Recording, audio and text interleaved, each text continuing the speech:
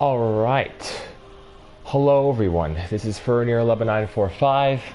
Welcome back to NieR Replicant version 1.2247448739. This is part 20, in which we are going for ending D. So I'm going to share the stream real quick. As always, we will get started. Man, this is going to be fun. I'm very excited.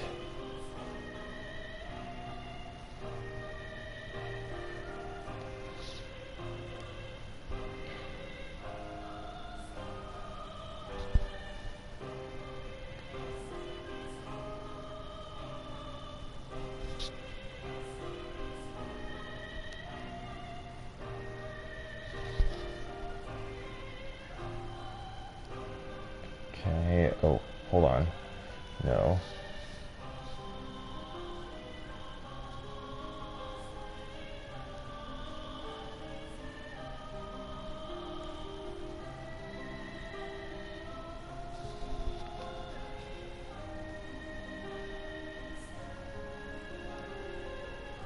Wait. I think I got it.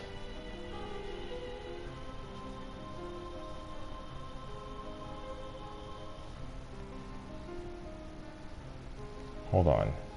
No, not like this.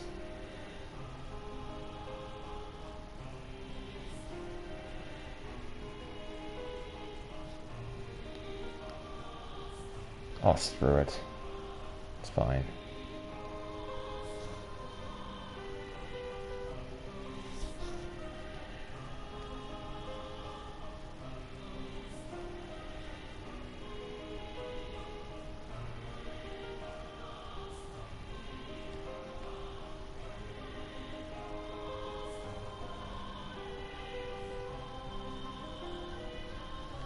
Okay, well, I think it's about time we get started here. And the last time we left off, we were in the area. I tried to stream this last time, but things went horribly. So, we're going to rectify that right now.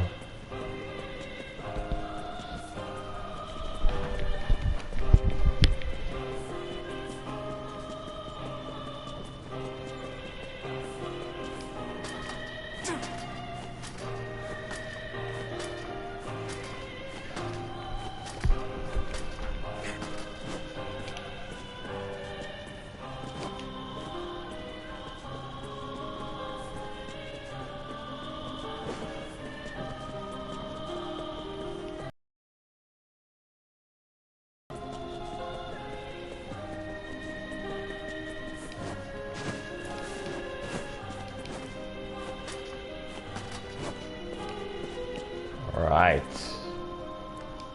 Hello? We're here from Popla's village. Time to talk to the chief. We came to ask about the letter you sent. Our days are numbered. Our village is doomed. As cheerful as ever, it seems. You're the one who wrote the letter, right? I don't know about any letter. What the hell is going on here? It may be faster for us to take our inquiries elsewhere. Let us ask around. Someone must know something. And we shall do that.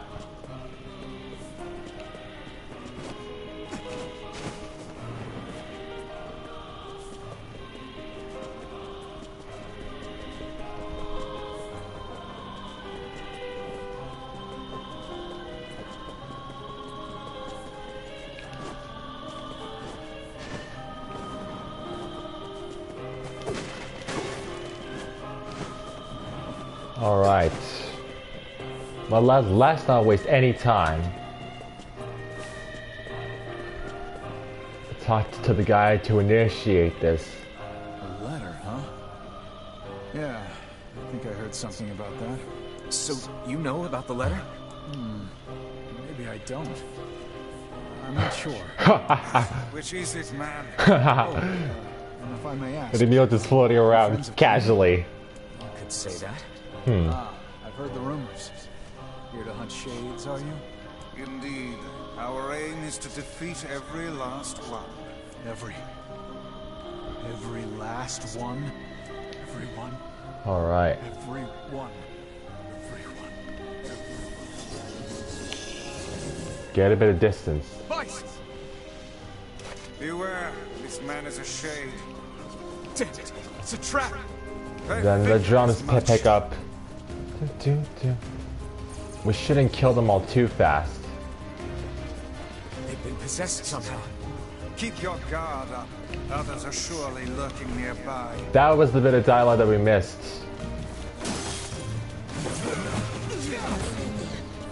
Strength capsule helps take him down faster. We'll definitely need to use that on hard.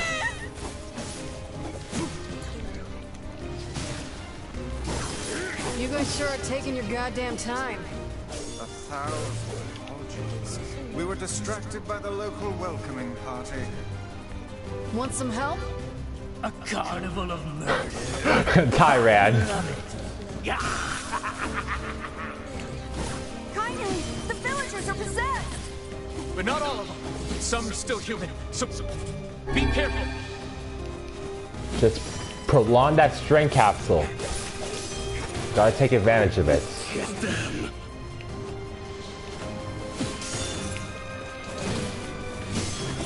Just straight into the action. A great way to start off the stream for ending D. Right? Sure. He's a shame. My husband's a shame.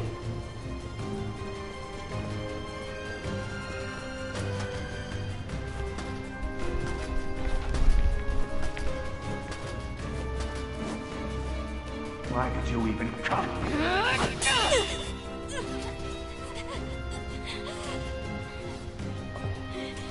Get out of here! No way! I'm not going to abandon my own sister! Kaine, what's going on? Don't be fooled by this lady. She's a shade.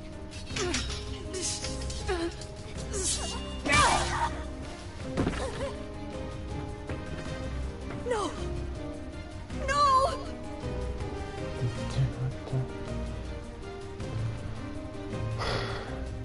Sad. Monsters here! We really are, aren't we? That kid. Your sister is one of them now. I don't care what she is! She's my sister, and I love her. Here we go. The drums fade out.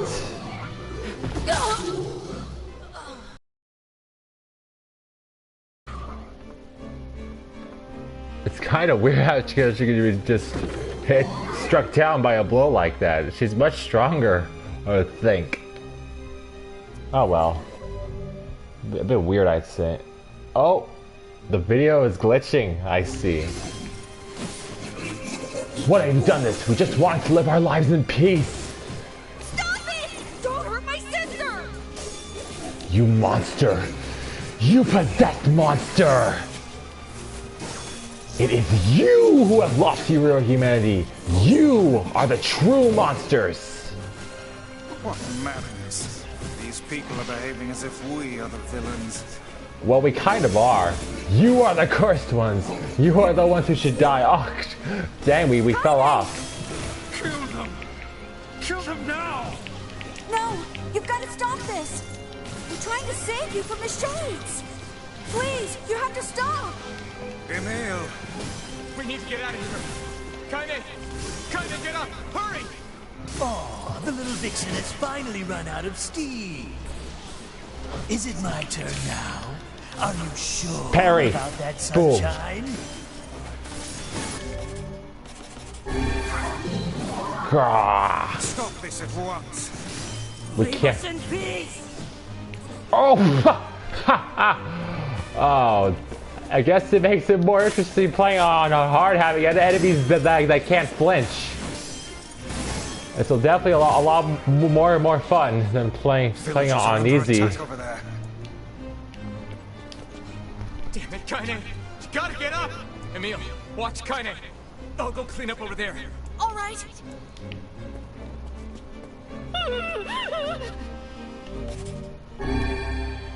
It is kind of cool hearing just the instrument layer though. That violin, oh my gosh, it's my favorite part of this song. Go away. I can't deal with this. Just leave me alone. What could those black swirls be? We'll find out. This is where the stream cut out last time. We had major issues, but I think we'll be okay for tonight. Put down that weapon, please. I beg of you. I reset my internet. We can't stop fighting. I wish we could somehow. I can't tell who's human anymore.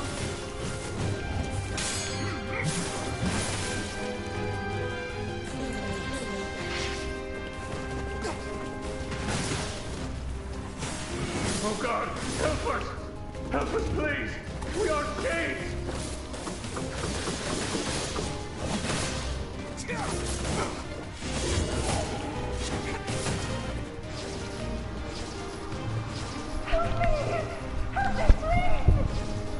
All right.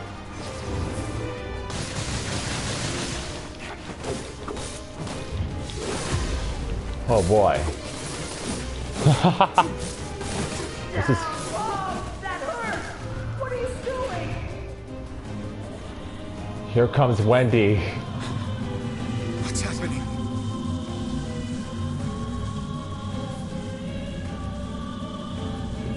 Yep.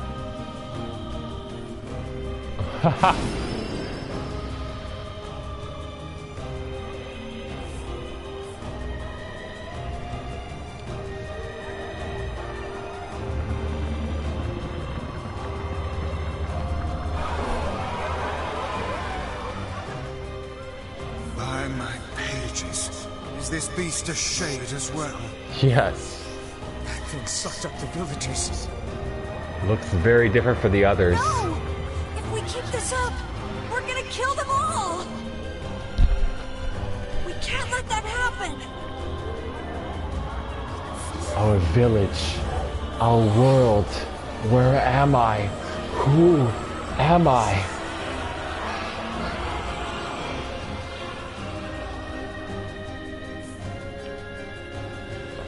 I feel something from within the creature. How the heck are these bigger shades even born? And that thing is 2 eyes, I think.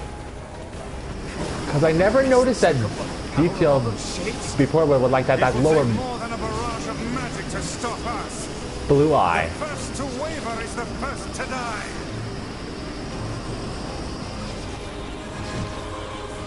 I sense magic coming from the center of that eye. Freaking bullet hell action RPG madness. It's freaking a lot of fun. Oh boy. Wait! I think those are actual people! Hold nothing back. Those are shades. Oh gosh. Okay, well we're definitely feeling the challenge playing on hard. Whoa. Surrounding tentacles appear to deflect magic. It definitely makes things more fun though, I'll say. Having an actual challenge, because we're level 51 with fully maxed out weapons.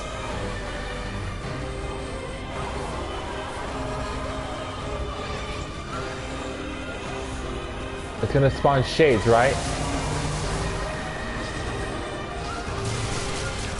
Yep.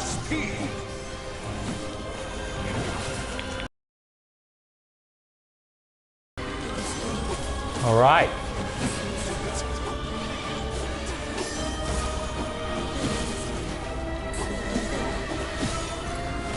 I don't want to rush through the fight too fast. This.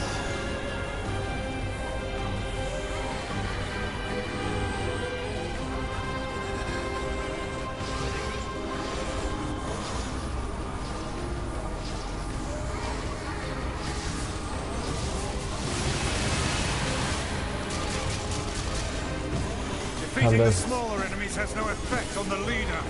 I know. I'm just trying to take my time, killing the boss.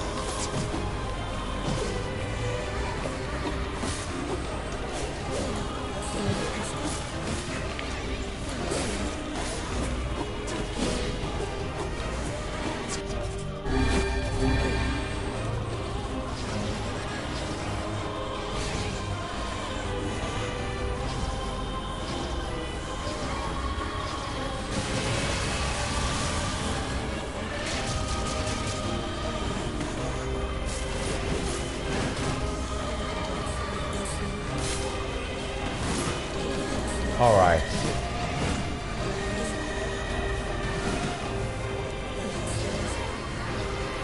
Let's go for this again.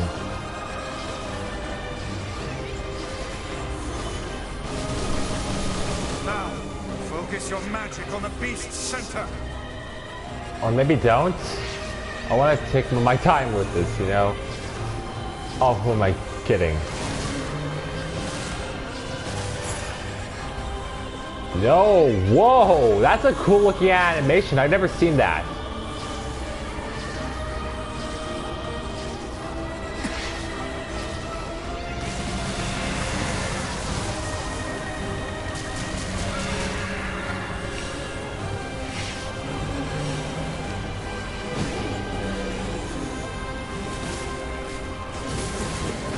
I just want to see those recovery animations. Now, focus your magic on the beast's center. Alright, this time I got it. Okay. Let's go, Emil.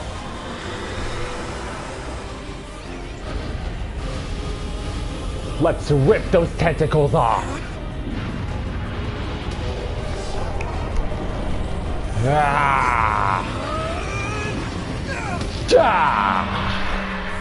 All right. Oh. Boom. The satisfying stabbing sounds. The big beam clash. Cinematic and epic boss fight this one is. Personally, I would have to say out of all the bosses in the second half, this one's my most favorite. Its weak point is located around the back. Try attacking it from above. I'm on it. It's chasing us with that laser though. Emil! Wait, let's see that in the background. Emil! I'll keep it busy. You should be able to attack from behind. I'm on it. Go around and get it. Please, hurry. Emil can handle this. We must circle behind the creature at once. I got it.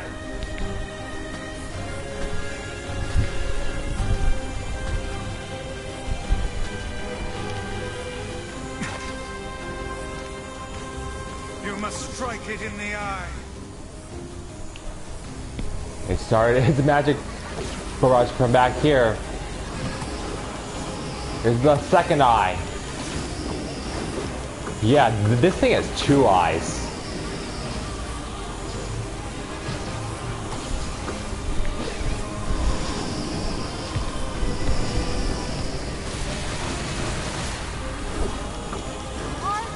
Are you there yet?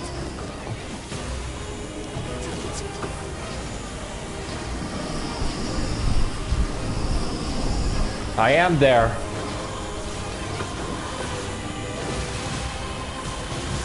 Oh gosh. Ooh.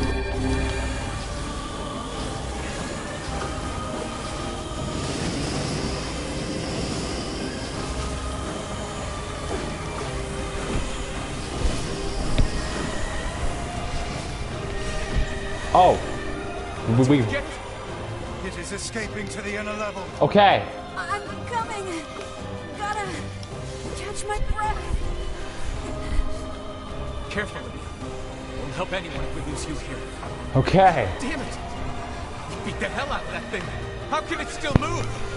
Its combined powers are beyond even my greatest suspicion.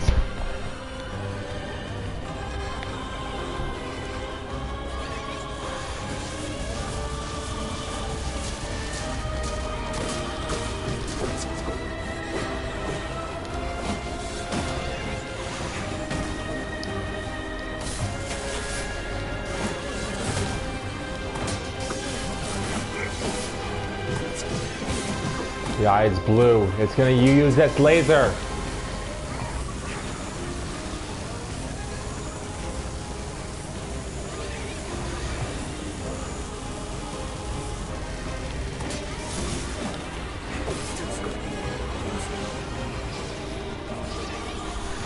Okay.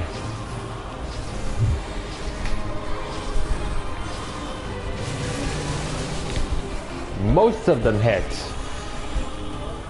That's good.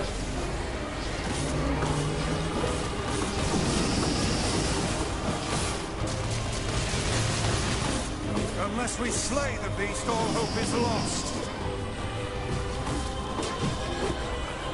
Trying to do that, Vice.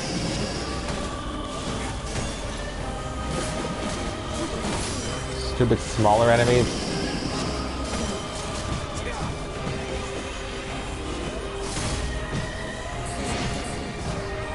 Wow. Jeez. These smaller guys don't let up, do they? Okay.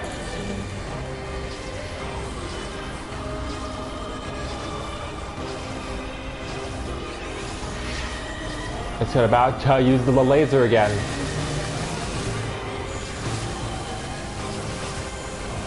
I guess you can't stop it, huh? Nope. Well, once it starts charging that attack.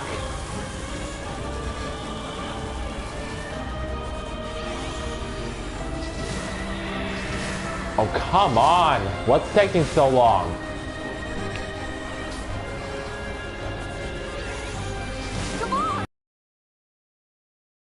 Honestly, I want to see its recovery animation.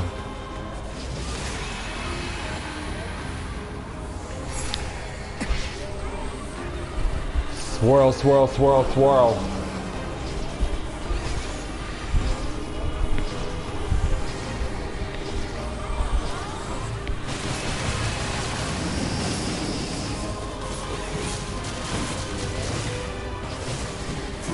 Okay, we're not wasting time with these guys. Alright, we're not wasting time with the smaller enemies. We're just going for it. Now the big one. Giant lance. Big laser.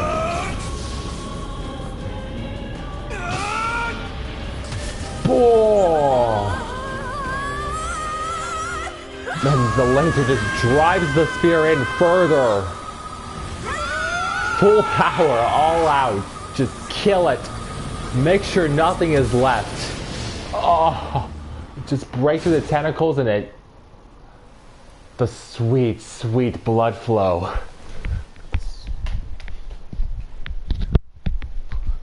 Although the result of one clonation syndrome picture makes ours an imperfect solution, we reason to expect some positive results. As it will begin on the previously selected subjects, record keeping procedures of something.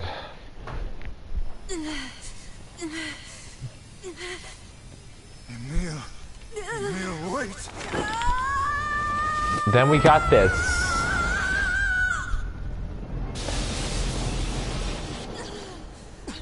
Emil! He's gone. His instincts have taken hold. Emil's dream. The weapon is being deployed. Yep. And everything is being erased. Ah, fuck.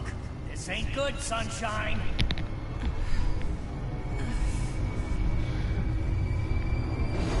Nope. Everything is being wiped away.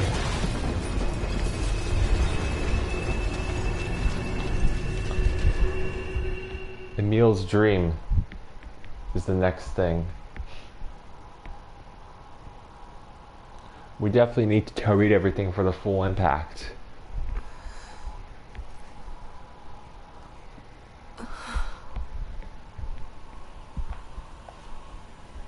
All that power.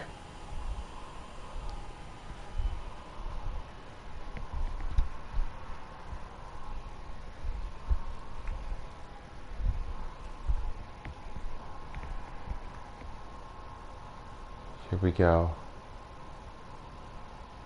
Emil's, it is a dream of a beast, a record of tragedy, an inedible sin. Enter Emil's memory? Yes. Uncontrollable magic. I have to protect the people I love. That was my only thought as I unleashed a magic powerful enough to destroy not only the Shade, but everyone else as well. All of them. So many innocent lives. Destroy, eviscerate, crush, kill. These are the dark impulses that override all other thoughts. As a being that was created to be a magical weapon, these are my instincts. Or maybe it's better to call them our instincts. Emil's dream. Rampage. A klaxon sounds from deep within the bowels of the laboratory. Thick metal shutters drop down, sealing off the room with a series of dull metal thuds. Abort the experiment! Number 6 is out of control! Everyone get out of here now! Get out of here! The researcher's words are abruptly cut off as a massive hand materializes out of the gloom and lifts him high into the air. The researcher begins to scream. He screams and screams, the sound echoing off the walls of the laboratory until the hand squeezes down, coating the room in a deep crimson hue. The rest of his colleagues stand in silence, mouths open, unable to process what they have just seen. Then a female scientist takes a step back and lets fly with a heartbreaking wail. But this is a terrible mistake, for the sound of her cry suddenly brings forth a monster in all of its terrible glory. Its body is a bloated corpse, its head a grinning skull, and it is massive, many times the size of a human. The head lolls from side to side as it tromps about the room on all fours, bringing to mind the wild maneuverings of some wretched, starving beast. This creature, this thing, is experimental weapon number 6, also known as Halua. No! Oh no! Please stop! Oh God! Save me! Save me! I don't want to die! One by one, the maddened cries of the researchers are silenced. If number 6 understands their petitions, it pays them no heed, instead continuing its rampage of destruction and slaughter with a focus that borders on obsession. After an eternity, the screaming stops. The alarms fall silent, and only then does the creature make a sound, howling out an unfathomable roar that echoes up and down the empty halls of the blood-soaked laboratory. It's a sound that curses those who would dare bring such evil into the world, and yet one that also seems to be bleeding for help.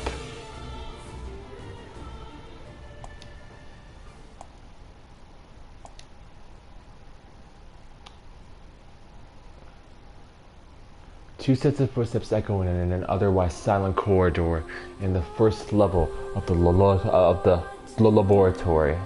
One set belongs to a young boy, his eyes blindfolded and his hands restrained. The other belongs to a severe man in a long white coat. The man drags the boy along by means of a long chain attached to a set of shackles on his wrists. Rubble scattered here and there across the floor of the corridor, making the journey an exceedingly difficult one for a boy who cannot see. Excuse me? Could you please walk a bit slower, sir? I'm not used to being blindfolded and... Rather than stopping, the man only increases his pace, causing the boy to stumble in an attempt to keep up. This last humiliation proves too much, and the boy finds himself unable to arrest his fall. Without the ability to brace himself, he topples to the floor, smashing his head on a pile of debris and causing a trickle of blood to worm its way down his pale, frightened face. Agonized by the pain, the boy inadvertently opens his eyes, causing the falling drops of blood to emit a strange crackling sound before transforming to tiny white rocks. "Close your damn eyes!" roars the man. Yes, sir!" stammers the boy as he slams his lids shut. He hadn't realized the blindfold had slipped off during the fall, but now he keeps his eyes squeezed shut so tightly that sparkles appear against the black of his vision. The boy is Emil, also known as number 7. He is a magical weapon whose eyes are capable of turning to stone anything that falls under their gaze. "Don't look at me!" barks the man. "Never look at me!" "I'm sorry, sir. Look at the ground now, so you just hand me the blind..." Instead of waiting for him to finish, the man extends one foot and presses Emil's face to the floor with a heavy black boot. "Sir, stop! You're hurting me!" "I told you to keep your eyes and your mouth shut, so do it!" The man knows this boy, this weapon, could wipe him out with a single glance, and yet, subduing him in this way gives him a sense of relief. After making certain the boy is sufficiently cowed, the man leans down, retrieves the blindfold, and knots it tightly around the boy's quivering head. "Right then, on your feet, let's move." Emil staggers to his feet, trying to ignore the red liquid oozing down his face. The blood doesn't matter. The pain doesn't matter. All that matters is finishing the job they had set out for him to do. The second level of the laboratory is in even worse shape than the first. The environs are littered with rubble and rock, making the thought of a decent foothold laughable. When the man's eyes linger on a section of rubble stained a deep red, he has the sudden image of warm, gooey brownies slathered in a strawberry sauce. His stomach lurches at the thought, but when he attempts to avert his eyes, they land on the remains of a human being rendered into what could only be described as paste. The man blinks. His mind goes strangely blank before attempting to determine exactly how many humans had to be sacrificed to create the scattered piles of flesh around him. After a moment, his thoughts simply cease altogether, as if his mind realizes that trying to put such a thing into form is folly. You can go the rest of the way on your own, says the man in a voice much weaker than he wishes it to be. I mean, what does it matter? You're not even human! You're a monster! With this, the man spins around and dashes back down the hall. A helpless Emil simply listens as the footsteps of his erstwhile captor fade into the distance. Emil finds himself alone in a room with the stench of death and blood. For a moment, he considers opening his eyes, but the thought of the horrors that await him quickly squashed this plan. Instead, he stands still and listens intently. Eventually, a far-off sound reaches his ears. That's the howl I heard before. Emil resumes walking, using the sound of the distant voice to guide him, almost as if it was calling him home. By the time Emil reaches the third level, he is moving on memory as much as sound. His hands and face are covered in fresh wounds with numerous falls, but every time he thinks about giving up, his mind returns to his sister. We studied together, we ate cookies together, we cried together, we laughed together, and sometimes I was the only one who got yelled at. That's why I was never lonely. Our being together allowed me to stay strong. For Emil, his sister was all he had to live for. So holding that feeling close to his chest, he presses on one slow step after the other. Finally, Emil finds himself drawing close to a certain experimental chamber in the deepest part of the laboratory. The howl is very close now, and as he touches the switch that controls the door, he thinks about his mission. Number 6 is the ultimate weapon. She is his sister, and he must turn her to stone. The door slowly opens, revealing the massive interior of the experimentation chamber. After a few steps, Emil removes the blindfold and slowly opens his eyes. His sister lurks before him, but she looks nothing like the girl he once knew. Instead, he sees a savage beast crawling on all fours through the shredded remains of researchers. As the thing that had been his sister stops and tilts its head in Emil's direction, he focuses his gaze on it. A series of soft crunching sounds emerge from the creature as his magic does its terrible work. First the fingers, then the hands, arms, legs, head. What little color the beast once possessed fades to a dull, ashen gray, and yet somehow, it summons what strength remains and pulls itself toward one slow lumbering effort at a time. Wailing, the massive monstrosity closes in. Is she worried about me? Or is she coming to kill me?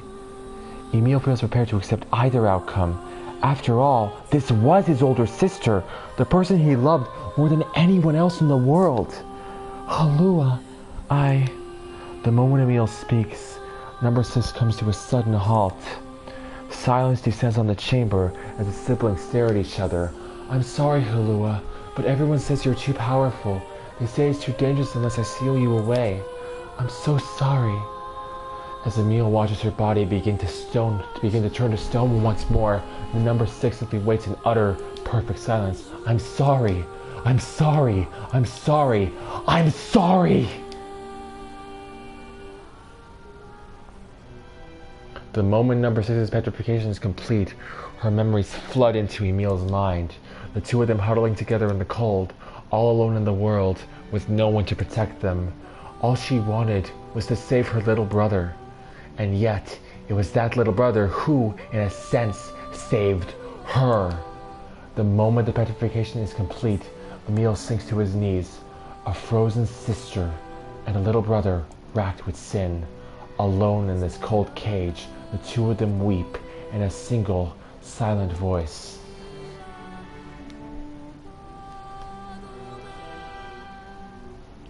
So much pain. It was our combined power that destroyed the Aerie. Whole existences, entire lives, even their memories. We took it all. We took everything. My sweet, gentle sister, turned into a monster, and the same thing will happen to me now that I have her power. If my instincts as a weapon win out and destroy me in the process, if that power ends up hurting someone I love,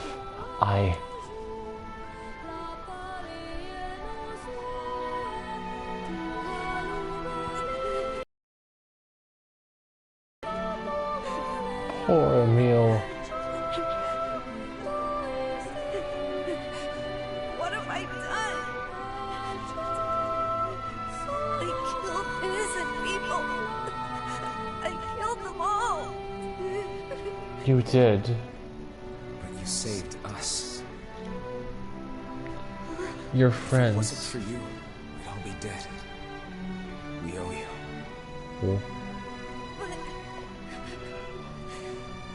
But It's all right. I'm crying, but no tears are coming out. It hurts. It hurts. Really. Don't look back. It hurts so much.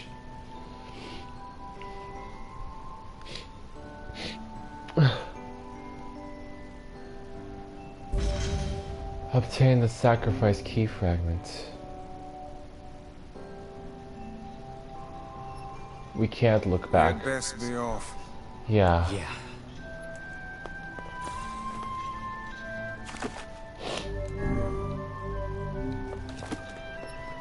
Yeah, sometimes I swear this game is just too much.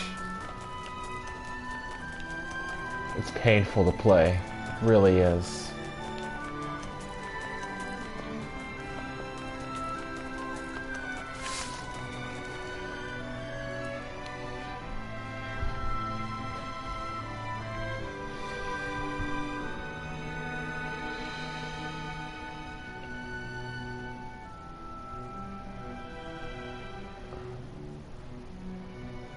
Well, what next? We either do the mermaid boss or the junk heap. I like getting the key fragments in order, so mermaid. Maybe Popol has found some information about the Shadow Lord. Let's drop by the village. Very well. And before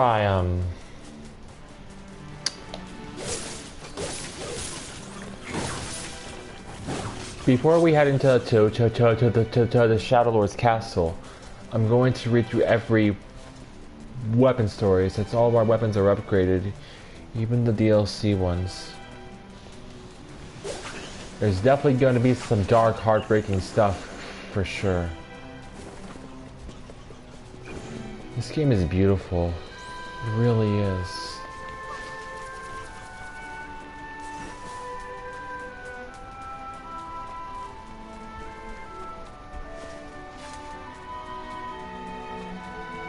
Emil's sacrifice, and the key is called sacrifice. Wow.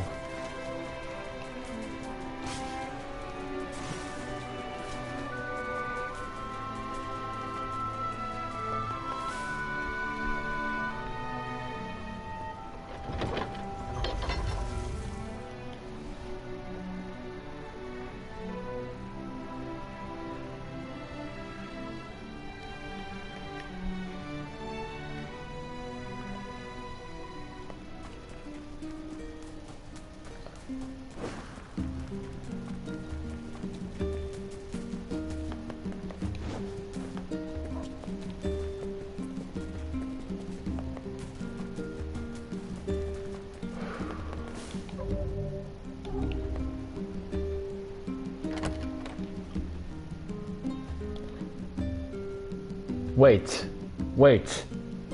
If we check the boat... Hold on a second. If we check the boat, I think. And then we'll just jump in the water.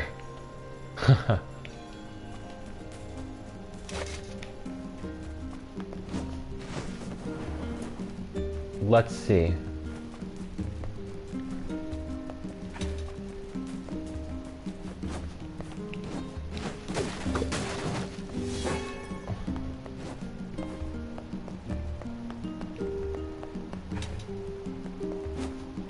It seems the ferryman has abandoned his post. Guess that means we're walking. Yep.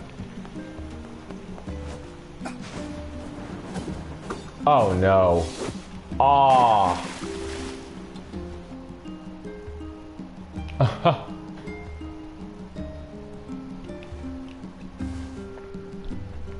Everything in working order? Yeah, Vice. I'm good.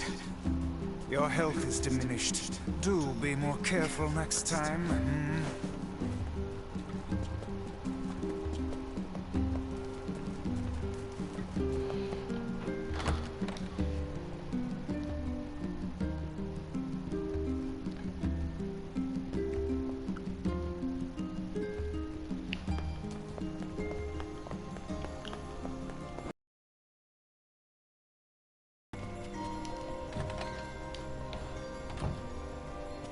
Hey, Popola. Ah, you're back. Have you learned anything more about the Shadow Lord's key? I'm sorry, but it's going to take me some time yet. I see. Well, can I take something off your plate in the meantime? Oh, how about this? You know the ferryman with the red bag, right? Well, he's been skipping out on work lately.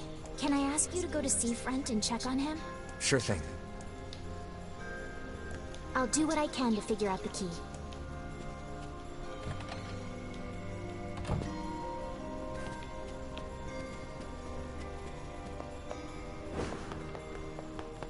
Okay.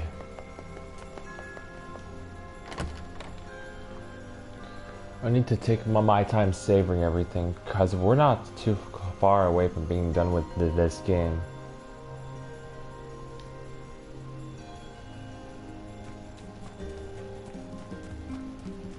This feels alarmingly familiar. I'm sure that couple is merely having another one of their inane spats. Let us do our utmost not to get dragged into it this time, If only it were that simple, huh?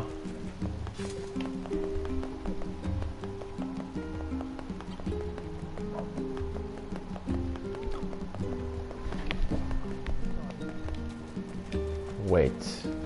Oh, hey, we can just go to the item shop in Seafront.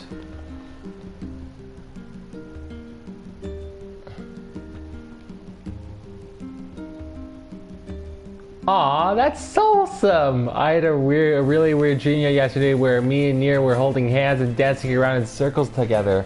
Aw, that's so sweet, though! I haven't seen that one. Oh. Oh no, I do not want to deal with this. But we have our most powerful weapon, don't we? We have fools like... Hey.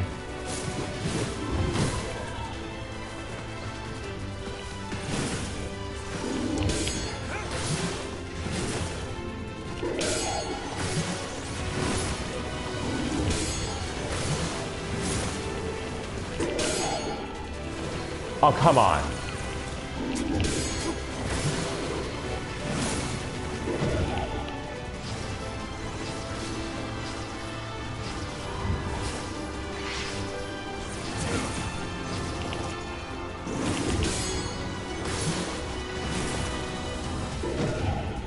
Oh. If we get hit, it gets canceled out.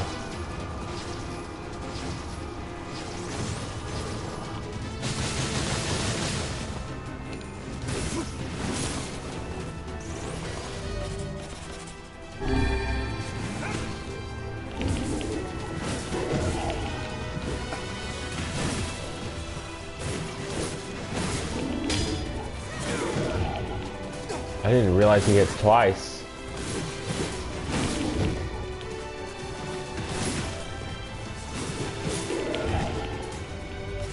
Because we're in the middle of an attack animation. I blocked too early, dang it. Too late. There we go.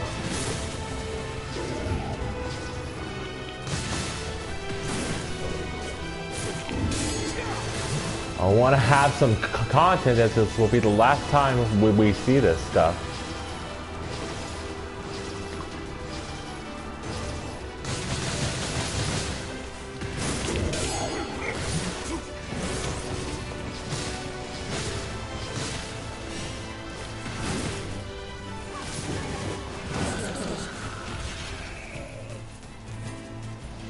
Huh. Guess it's random if he drops that thing. We're almost level 52 though, so that's really good.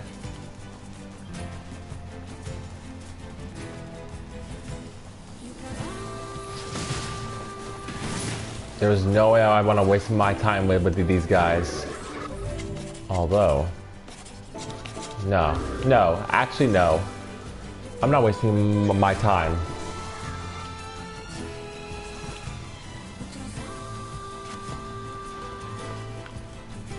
That big shade was enough. I really need to buy some medicinal herbs.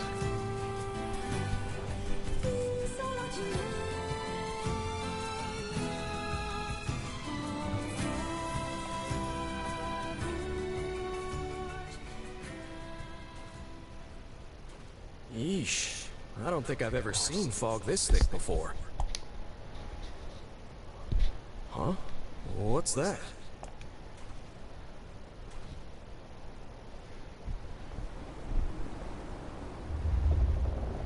Fair postman finds the shipwreck. Those ominous wind sounds.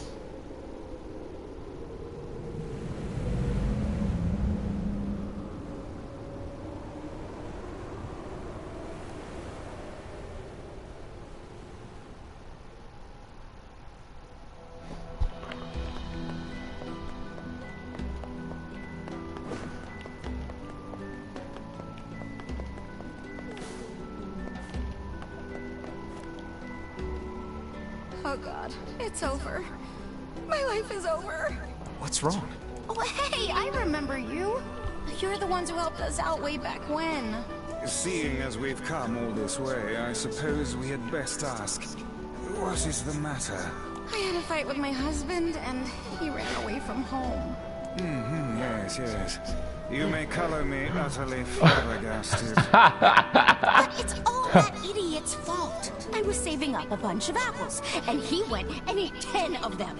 That's actually sort of impressive. It is, yeah. Sure, I may have lost my temper a little, but I can't believe he just up and left. He's been gone for a week now, and it's... All right. We'll help you find him. Really? Oh, thank you so much. And here we go again. Shall we begin by asking around at the tavern like before? Sorry my stock's so low yet. Okay.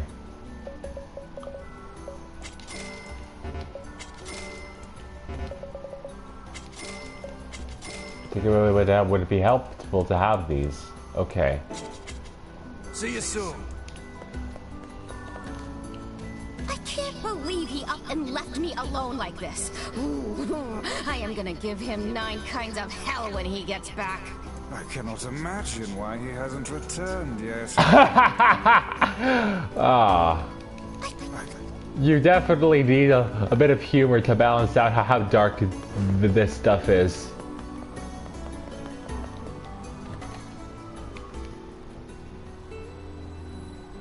Hey there. I'm looking for the guy with the red bag. You seen him around lately? Really? Is that couple fighting again?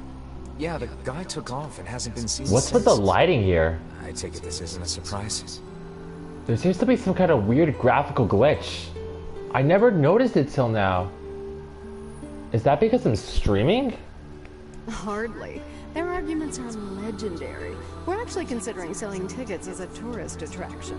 Anyway, I think he's from that village with the library. Maybe he went back home. I think his brother is a guard there or something. Thanks for the tip. I'll see what I can figure out. I think he has a brother who's a guard in that village with the library. You might want to check that out. Say, you're pretty handsome. Care to buy a lonely woman a drink? Yeah, I'm good. Oh, changed your mind, handsome? Sit down with me. I'll even buy you a drink. No thanks, lady.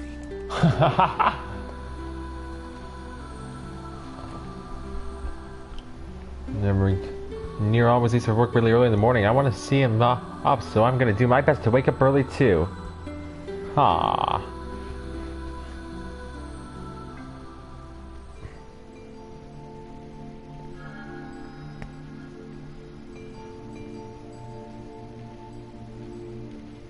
Hard to believe a ship of this size managed to run aground.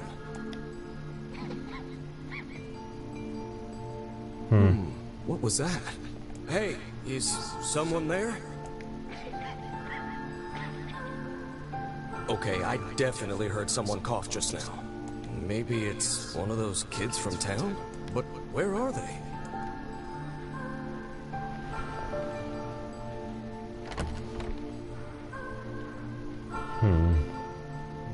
This is Luis. There you are. What are you doing here, kid? And who are you, anyway? Were you a passenger on this ship, maybe? Yeah, the graphical glitch isn't there anymore. Hey, it's okay. You don't need to be scared.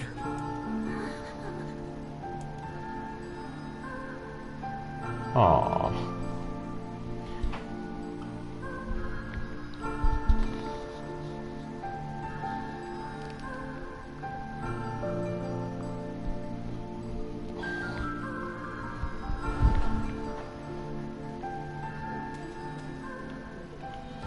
Okay. To think that couple's petty squabbles have become something of an attraction for the locals. Doesn't surprise me in the least. Seeing people like that puts a little spring in your step, you know? You humans truly are a maddening bunch. Such buffoonery does little more than wear this old tome out. Haha. Buffoonery. I decided to go look on my own. I ended up causing trouble for NieR. I hope he doesn't hate me. That's about the lunar tear.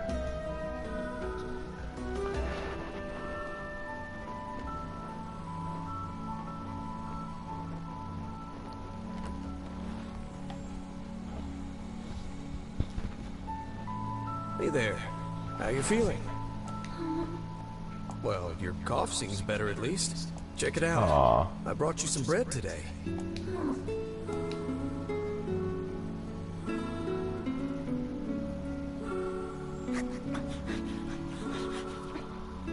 Aww. Whoa, easy there. Jeez, you must have been starving. Well, look, no one's gonna take this from you, so just take it easy so you don't choke on it, okay? Aww. So, what were you doing on this boat, kid? Actually, scratch that. First things first. I can't just keep calling you kid. You got a name? Aww. Fast? Let's see. Louise. Yeah, what about Louise? I mean, it just sort of popped into my head, but what do you think? She likes the name. Guess you're okay with it. Well, it's nice to meet you, Louise. Aww.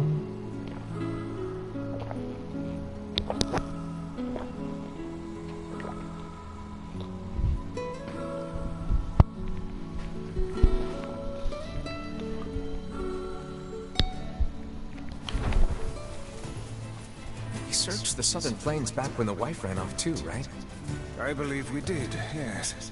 Lots changed since then. So it's kind of nice when we find something that hasn't. The fact that a couple is still arguing almost fills me with, I don't know, hope, I guess. If you ask me, that particular couple could benefit from a little change.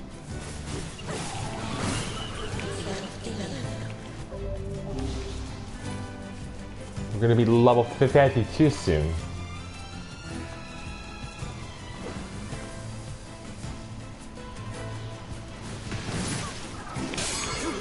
Nice! And finish.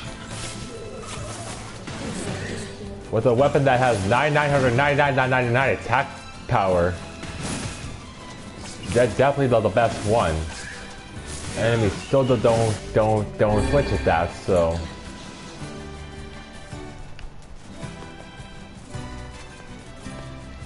Oh, hello. I'm so glad that someone decided to join. Just about to start the mermaid event. Well, actually, I already started it, but I'm about to go talk to the guard in the village. Oh, you left.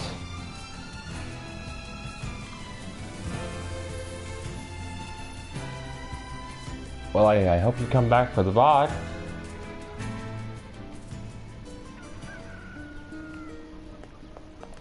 Oh, hey, it's you. What's up? You're related to the ferryman who carries a red bag around, right? Yeah, he's my little brother. Haven't seen him in a while, though. A shame. Have you any idea where he may have absconded to? Not a clue. Like I said, I haven't seen him. Oh, that's unfortunate. Oh, but the last time I did see him, he said something about using his ferry to deliver letters. Maybe you should try talking to someone at the post office. I guess we could ask the postman over in Seafront.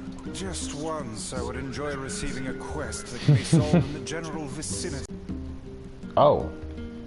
Slight lag on the stream, but I think we're okay. I cannot believe how many trips we have made simply to track down a single man. It's alright to do this kind of thing every now and then. I only pray this is not the calm before some manner of storm.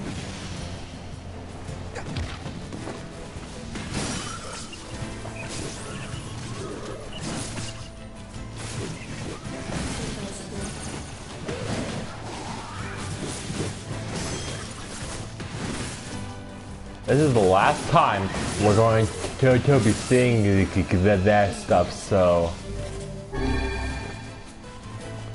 You say there, lad, have you ever penned a missive? You mean a letter? No. I'm not big on writing. It always takes me forever to figure out what I want to say. What's to figure out? One simply takes quill in hand and unleashes their soul upon the canvas of the page. Whatever you say, Chris. Oh no. We really are having internet issues, huh?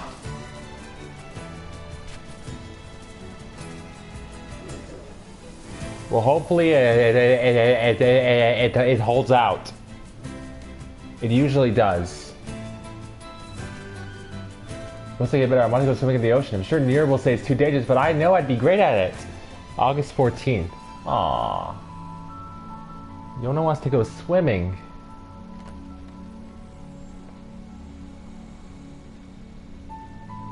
Hey there, Louise. Say, where'd you get that red bag? Found it on the ship, did you?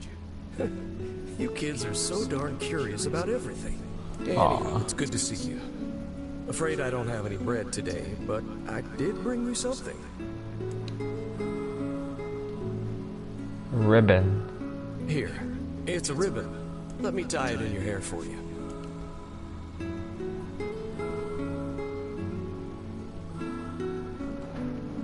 Well, what do you think? Pretty nice, huh? Huh. What's that on the floor?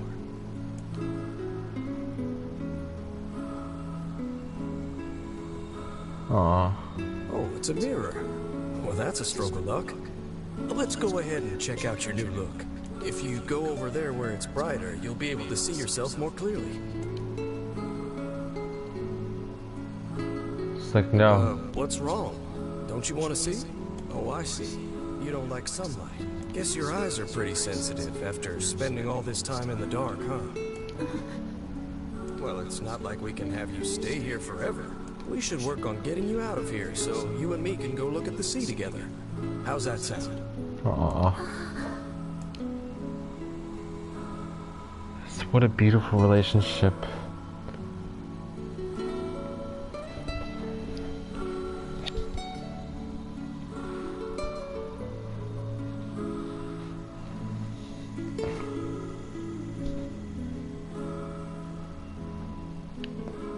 As long as that internet issue doesn't occur early in the stream, I think it isn't a bad thing. I think we'll be okay.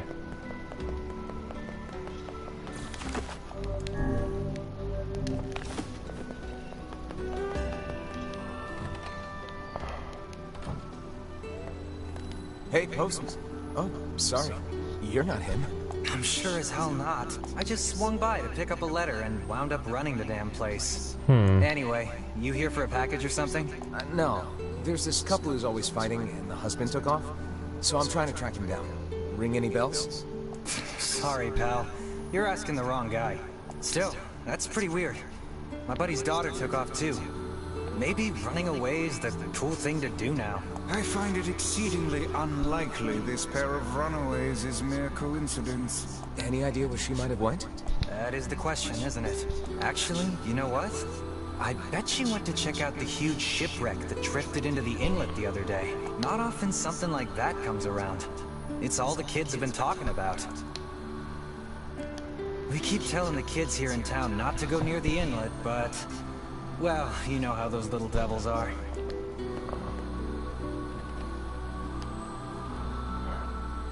Then what? Billy came over to visit today. She drank a bunch of something called hooch. She loves it. It was cute when she started meowing like a cat. Ah.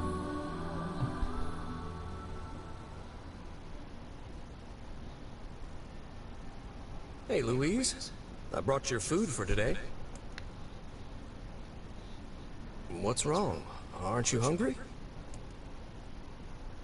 Huh. You haven't been eating much lately. Are you okay? It's because she's been eating humans. Well then, let's try this. Fleeting words. I'm gonna have my heart broken twice because I'm gonna see both endings to this.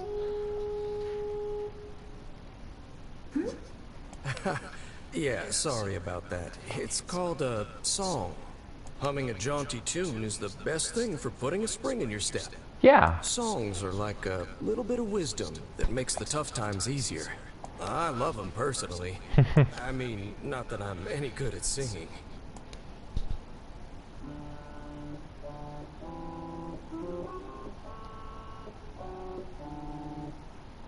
Whoa, your voice is a bit rough there, but you're actually pretty good. You know, I knew someone who lived in the town lighthouse before she died. She used to hum this same song a lot. I heard it every time I stopped the lighthouse lady. Something, and I guess it just kind of stuck. Of course, that was quite a while ago. 5 years.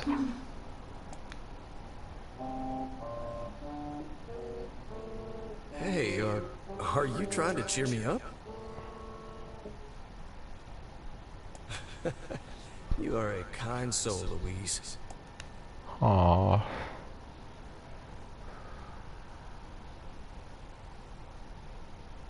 But then we're gonna get like Heine and Emil's scene, I think.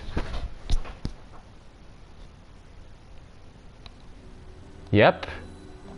I'm sensing some really weird magic going on here, Sunshine. You feeling it too? Yeah. Is it a shade?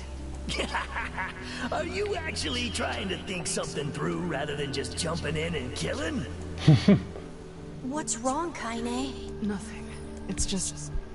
I'm sensing a presence from seafront. Something like a shade. A shade in the town? That's not good.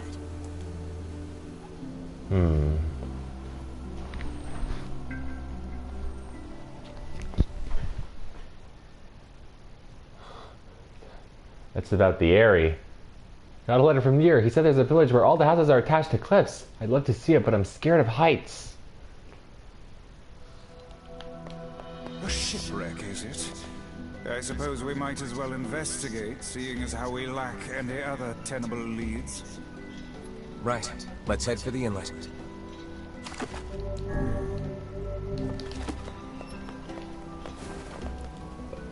A huge ship ran aground in the inlet. I want to go explore it.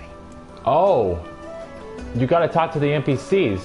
I try to keep tight purse strings on the family budget, but my husband still manages to find money for alcohol. What am I going to do with that man? My husband spends all his days drinking. Apparently the world is just too sad and depressing for him.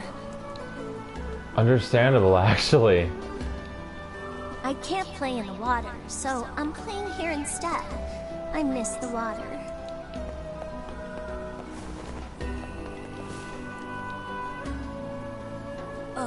They haven't found me yet, right? What? Oh, we're playing hide and seek, eh? Sometimes when I make a delivery, the customer gives me this huge grin.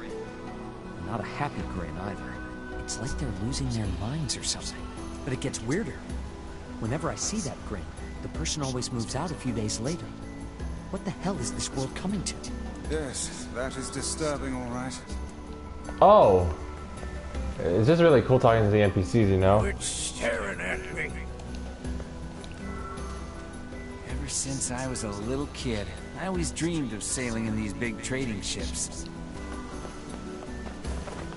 I think these guys won't. The ocean's been angry lately. I hope it's not a sign of more climate change headed our way. Ooh, climate change. Oh, there's that guy over there. Now that I got my own boat, I understand how hard the fisherman's life is. But I'm not gonna let him down. I gave that man my boat when I retired, although I wasn't expecting much. But he surprised me by working hard and not complaining at all. Here's this guy. My Energizer and the Sleepy Gone have been selling like crazy. Why didn't I think of this before? Well, that's good. It seems like the shades are getting smarter. I don't know how much longer we can hold out here. The damnable things are wearing armor now. I shudder to think about what's coming next. Well, these NPCs really don't have anything to say, it seems like. At least not the ones around here. Maybe the ones closer around the ship.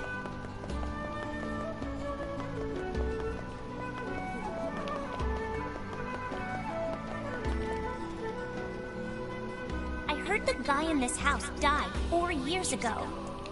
Oh. A huge ship ran aground at the city's inlet. Must have been some storm to wreck a ship of that size. No one was on board, though. Probably all got swept out to sea. Here we go. That married couple had another huge fight the other day. Where did that The fishermen are having a terrible time of it. I hardly know what to make for dinner anymore. There aren't too many entry points into town, but since it's so dangerous outside... Hey. I can't... Okay, we already talked. A huge ship washed up in the inlet. I wonder what country it came from.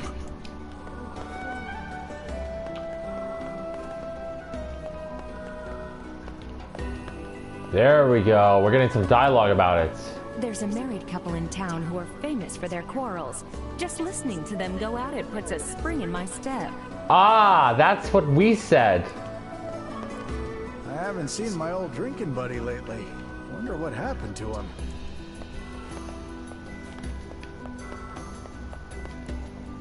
Why bother anymore? You can't catch fish like the old days. Might as well drink to pass the time. Just go easy, all right? Yeah. What are we gonna play today? We can't play in the ocean, and this place is cramped and boring. How lame. Okay, well, I think that's all the NPCs we can talk to. No, really, this guy. But isn't this the weapons guy? I hope to further my trading career, but we're pretty much cut off from the other towns now. Can't you establish some sea routes? The number of towns that can be reached by sea is too small to make the trips worth it, I fear. It's nice how we can actually get some dialogue from NieR and Vice. Where's everyone hiding? Okay, well, I think that's enough talking to PCs. Emil. Let's go for the ship.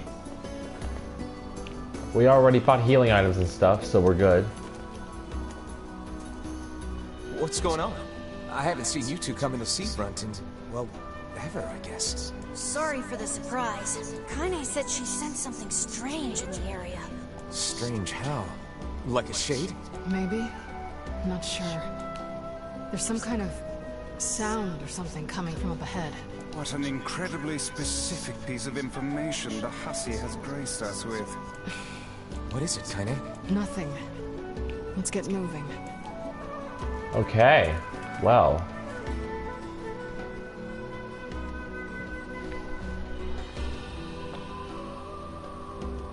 Look at that. It's the beach shipwreck.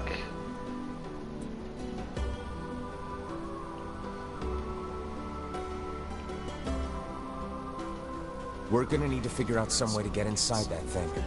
This ship is in a state of want and decay. Surely we can find a hole or some such if we put our minds to it. These planks seem to be covering a rather large hole. We can probably get in if we move them out of the way. I'm worried about whatever it is Kaine is sensing. We should make sure we're really prepared before going inside. No. Let's make sure we're ready first. Okay. Well, here we go. Mermaid section.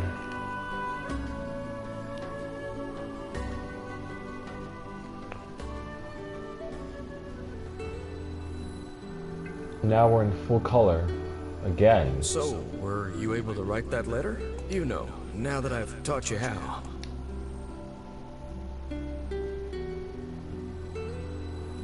Not yet, huh? Oh, there's blood on the There's ground. certainly no reason to rush. You know, it makes me happy that you've taken such a shine to me.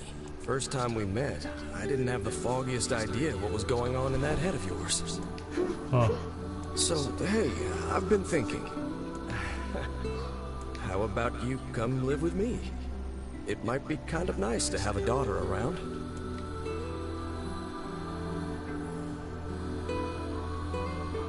Not into it, huh? Guess I should have figured. I'm sad to hear it, but it's your choice, of course. Then the blood. Huh? The floor's wet. Wait, is this blood?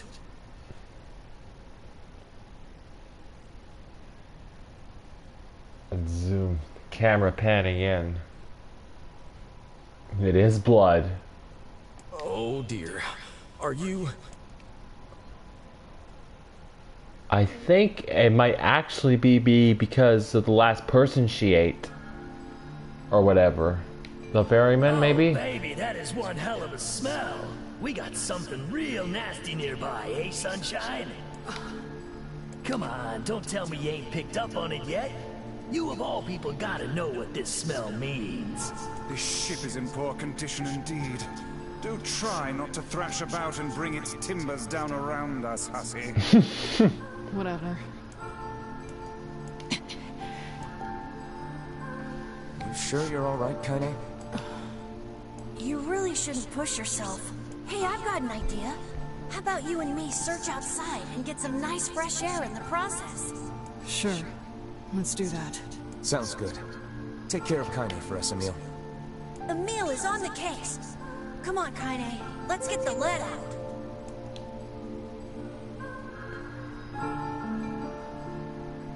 This place is pretty gloomy. I'm having a hard time imagining any townsfolk hanging around here. Well, as we've no other leads, let the search begin. I say, where are you going? We must search the ship for clues regarding the missing townspeople. It should say you cannot turn back from this point. Outside light is in short supply. I ask you, how are we to do any searching if we cannot see a blasted thing? We will need some manner of light source if we are to search any of these rooms. We will... It's locked. We require a key in order to proceed. Let us fumble about and see if we cannot find one. You gotta pick up the lantern. On the floor. I believe we have found ourselves a lantern. And there's still some oil in it. Nice. Obtain the lantern.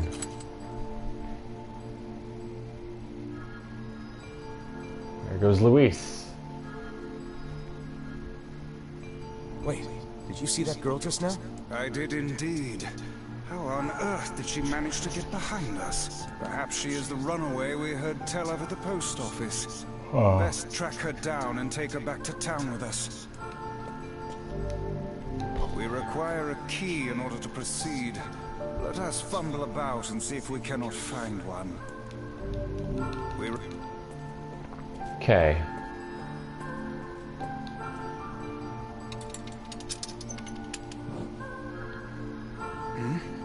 There's no one here. Weird. It's like we just saw a ghost. Foolishness. I am certain this room merely contains a secret passageway or the like. Maybe. But you never know. Obtain hold key. What is with this ship anyway? There may be clues somewhere that tell of how it ran aground.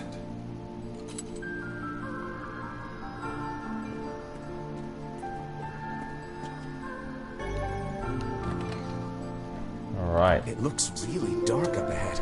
Then perhaps we ought to make use of that lantern we just found, Alright.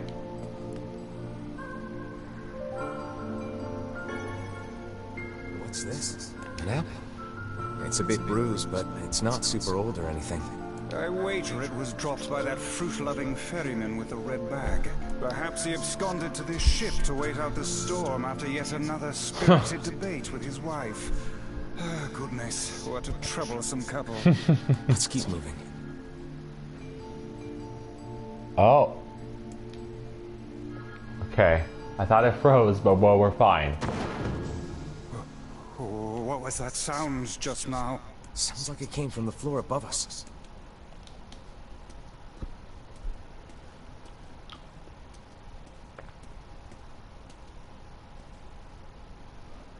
This barrel's been knocked over, and there's flour everywhere. Surely it was toppled by the girl we saw at the entrance. Wait. Cast your eyes to the floor, lad. Footprints.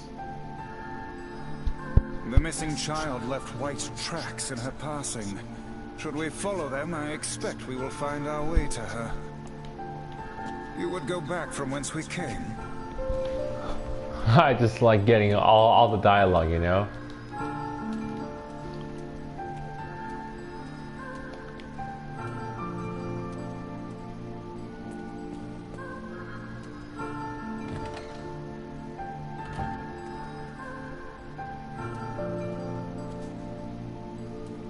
Man, this book's got some serious heft to it.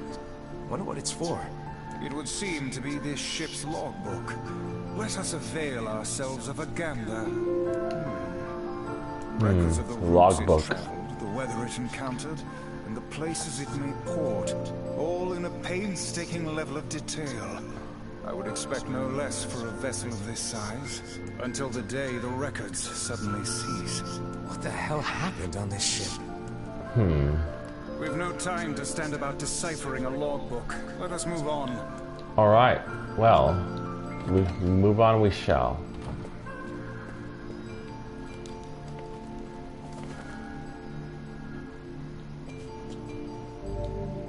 The white handprints on the wall lead in the direction of this door. That's weird. How is it locked if the girl just used it? Unless she's actually... I demand you cease your interminable chatter about ghosts at once. The simplest explanation is that she locked the door from the other side. I didn't even say anything yet. In any case, if we want to use the door, we'll have to find a key. Let's look around and see if we can find a key.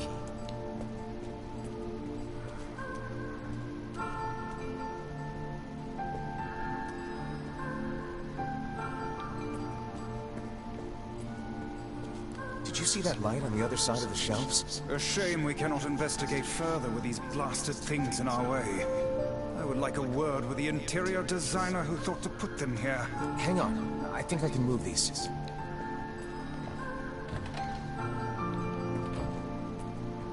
Hey, there's a notebook on this desk. Oh, wow, this thing is crammed full of information. A record of the cargo they carried, no doubt. Let me see. By my pages, this ship was used by slavers. How simply atrocious. Yeah. Wait, you're telling me they sold people? And made out quite handsomely from the transactions, it would seem. How could they do something like that? I do not know, nor do I care to ponder it. Let it suffice to say there are monsters who trade coin for misery in all corners of this accursed world. Right. 10 with 1,000 gold. There's a breeze coming through these shelves. That white vase is rather conspicuous. Try giving it a nudge. Stand around and do nothing. That white vase is rather conspicuous. Try giving it a nudge. Alright. A hidden room.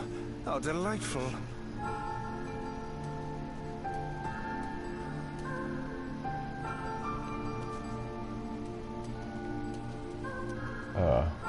We cannot change the grim truth of this ship, lad. So let us instead focus on what we might accomplish in the here and now. We can...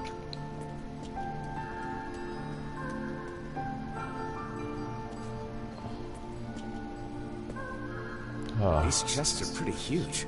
And what do they contain? Treasure, perhaps? I wish. Looks like a bunch of iron tools. Those are no mere tools, lad. They are instruments of torture. I shudder to think what evil transpired in this room. This ship holds many secrets best left unknown. The exit looks walled off, and I think there's something written on it? And in blood, no less. The smudging makes it difficult to pass, but I believe it reads, "Let me out." No doubt they can find their human cargo in this room. That's terrible. It is. We may be able to pass through here should we push the shelves in the outer passageway. We cannot pass through here unless we first move those accursed shelves. Alright.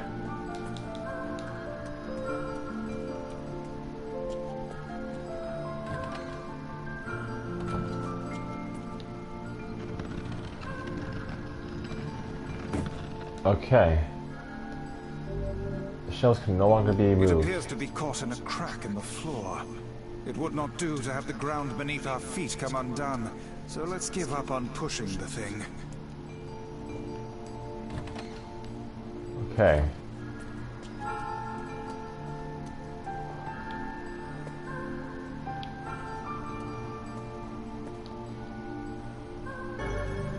Obtain passageway key. There don't seem to be any shades around, at least. Fortunate for us. Now let no more time be wasted in our search for the townsfolk. Alright.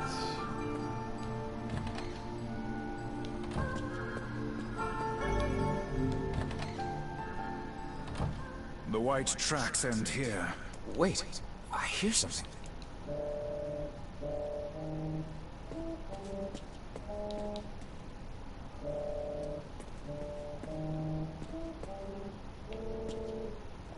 I have to sing and cheer myself up. Where did he go? Why do I feel this way?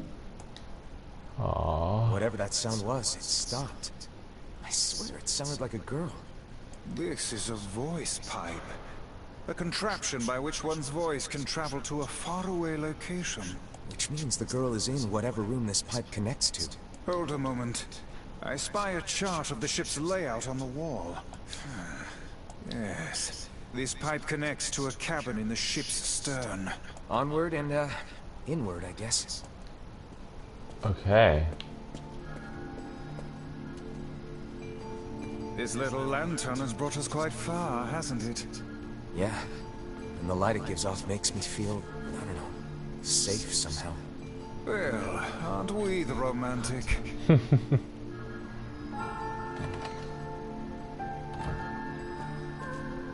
Looks like somebody's journal.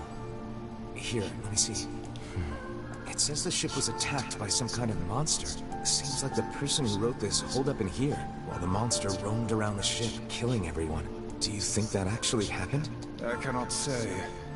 Though the term monster might well be referring to a shade. Oh, hang on. There's more. After the screaming died down, the writer would hold their breath whenever they heard the monster's footsteps. I think the person who wrote this... Look at all those voice pipes, too. This journal was likely the only thing keeping their madness at bay. Let's read a bit more. A whole bunch of pages just have the word help scrolled across them. See how the writing turns a darker shade of red? They must have started using their own blood after running out of ink. I think that is enough reading for one day. Stop reading. Alright, I think I'm done with this. Or... Alright. No. Picking up where we left off. Oh.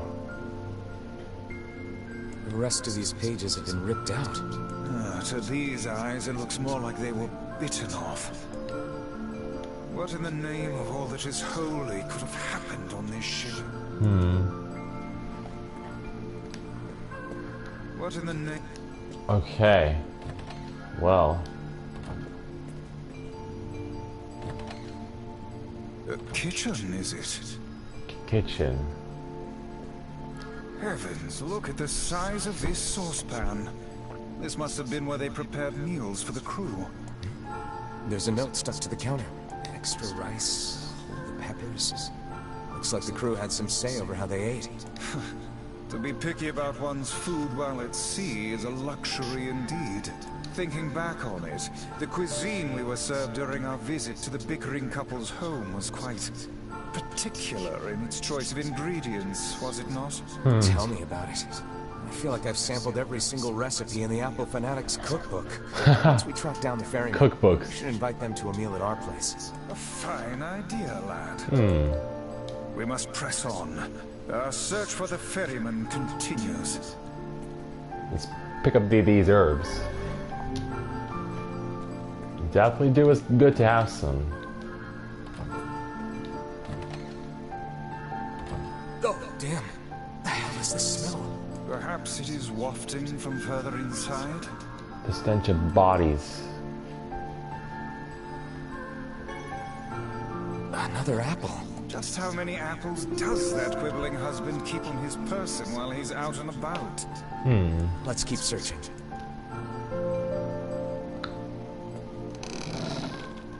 Vice? I think the floor is... We're gonna fall. Oh! Yep. Speak to me, lad. Are you hurt? Been better, but I'll live. I can't see a thing down here. We're in the dark I suspect now. We may have fallen into the ship's hold. The lantern got away from me during the fall. We'd better look for it. I think it should be all the way over to the left. Is that...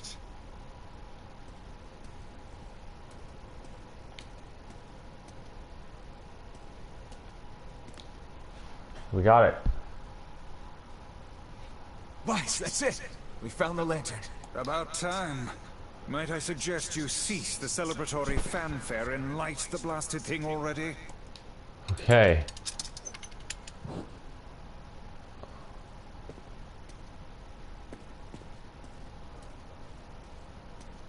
Oh dear.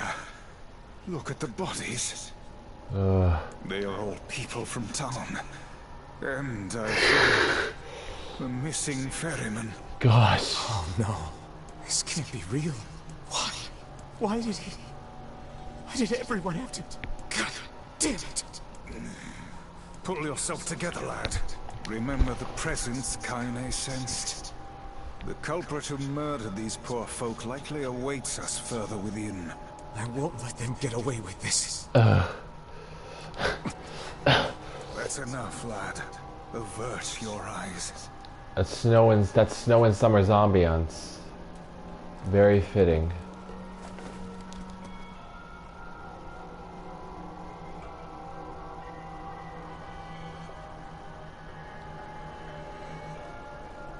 Why did things turn out like this? Did he leave because of this body? I just want to be able to talk with him. Aww. I don't want him to be afraid of me. I don't want him to hate me. Aww. This poor girl. I want to move in a human form. I want to look at the sun with my own eyes. I want to sing beautiful songs. Beautiful songs. So, if I can just eat more people, maybe then I can become a human. What a sad and twisted way of thinking that is.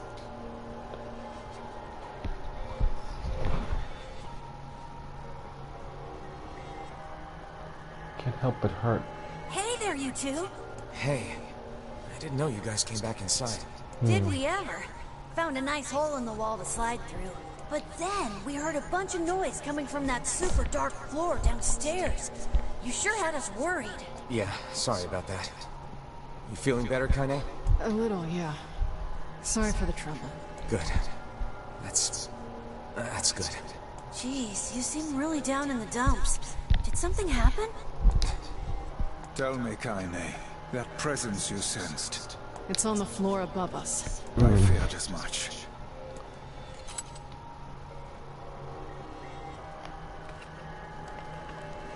You would return there. I'd rather not. That's enough, lad. Avert your eyes.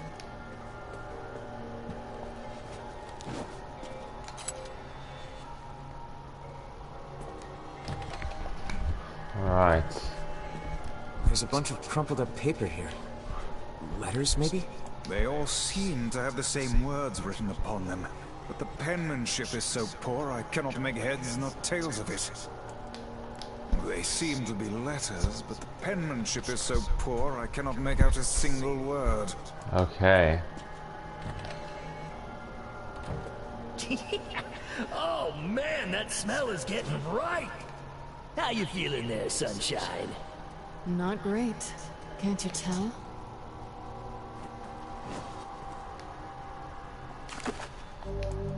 Alright, let's save.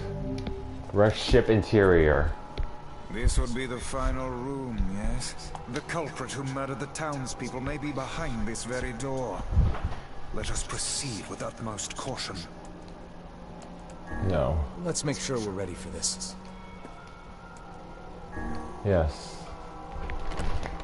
Here we go. Mermaid time.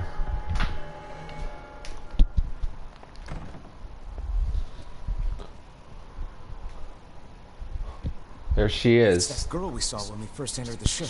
Old lad. This is a lone child sitting inside a hulking ship littered with corpses. Something is clearly amiss.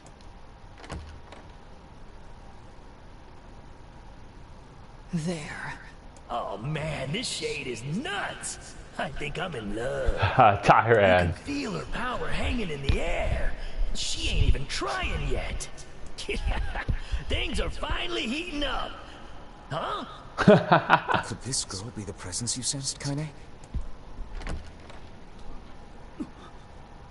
Postman. Oh, hey, it's you. Been a while. Wait, you're the postman. What are you doing here? Oh, I've been coming here a lot lately. I think this girl was on the ship when it drifted in. I've been keeping an eye on her until she's well enough to leave. Hey, so this is kind of awkward, but the girl is, you know, bleeding. I brought a bunch of bandages with me, but, well, how exactly does one deal with a woman's time of the month? Period. Sorry. Clearly crossed a line there. Forget I said anything.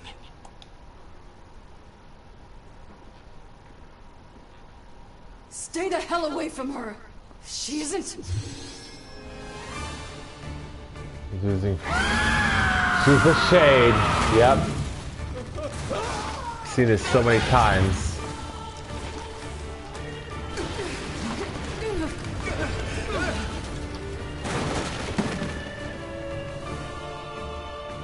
Kaine! find a way to get the hell out of here. The two of them will be fine, but you and I must withdraw. Alright. Time for this fight. The ship is collapsing. We must leave at once. Very much aware of that, thanks. Let's go. Shit! Damn it, they're in the way. We didn't just take everything down in single hits.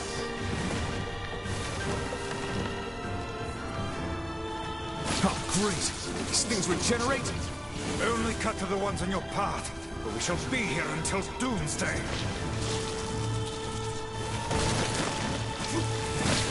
Looks like we can get out through that hole up there. Alright. Let's go.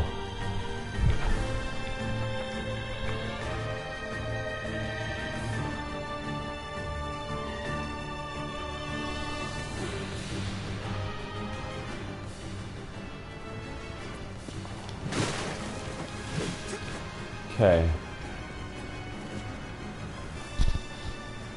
Glad you two made it out in one piece. Yeah, we're good.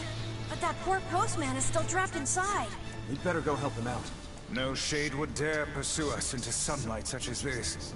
We should use the opportunity to ready ourselves. Here we go.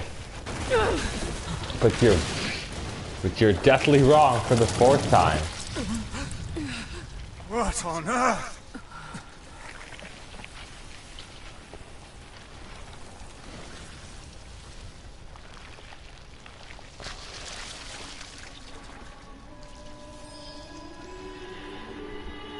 Fleeting Words, Phase 1.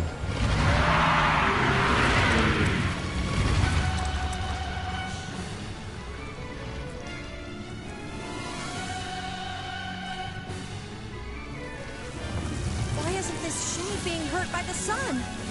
That is not precisely the case. It most certainly is being burned by the sunlight.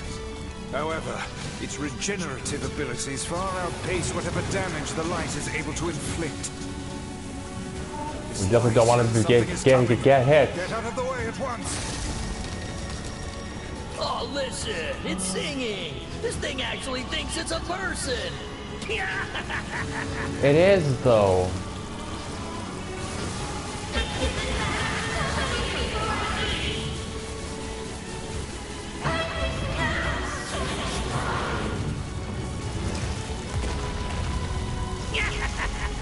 I don't know where the singing lessons came from, but I do know it's sure as hell trying to eat us.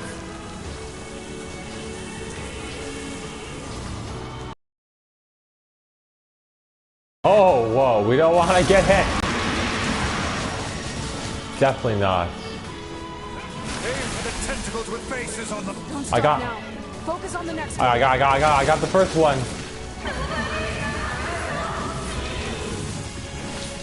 That voice.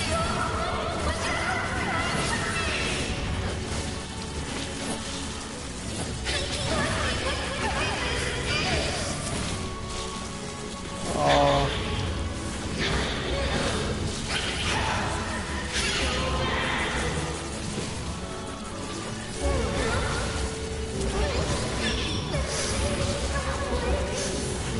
Oh.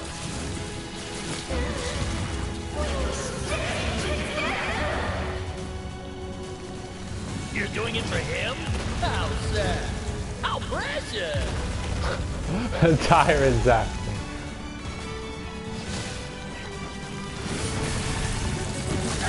Now is our chance. Attack with all that you have. No. Oh, just one hit for that weapon.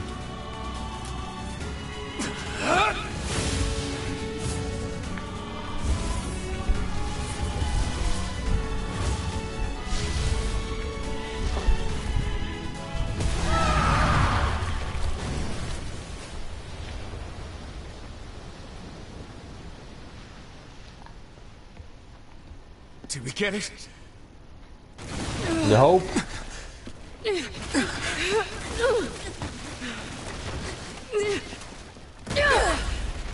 You gotta jump.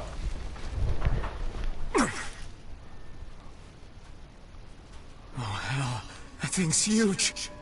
I want to do the bad ending. Because we have her translated dialogue now too. But I haven't seen the bad ending, which is the first one.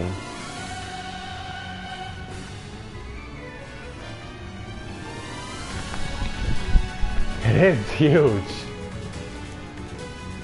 To think it could recover from such a grievous wound. Ordinary attacks aren't gonna do shit against this thing.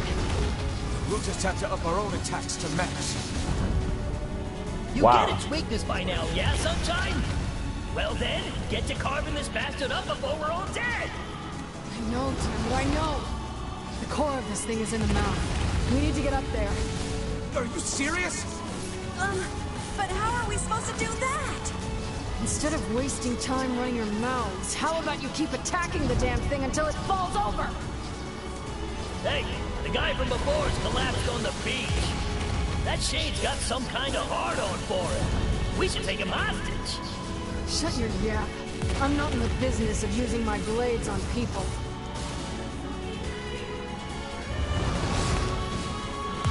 If we hit one, I think both of the gauges go down.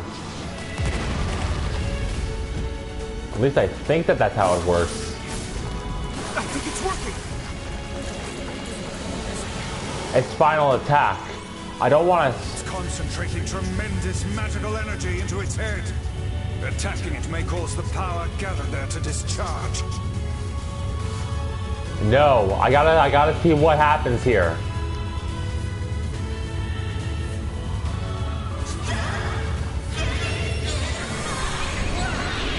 You need the translated dialogue for the first ending to tell this fight.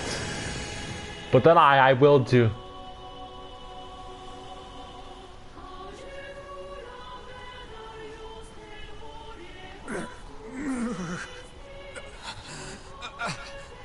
I think we're in trouble. What the hell are you doing? Stop him already! My body won't... Damn it! Fuck! Kaine and Emil are over there. Oh wow, you actually get a game over? So you don't have a choice if you actually die in NEC, and wow, I didn't know that. So it's the only... Wow, okay. Okay, well now that I know that... To think it could recover from such a grievous wound. Ordinary attacks aren't gonna do shit against this thing. We'll just have to up our own attacks to match. You get its weakness by now, yeah, Sunshine?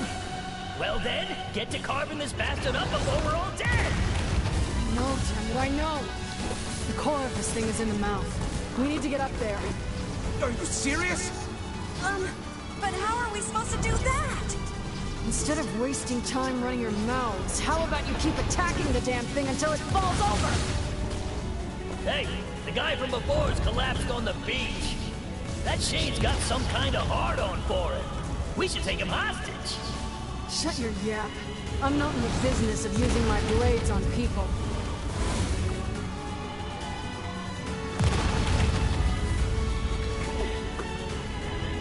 Oh boy. That's just someone online.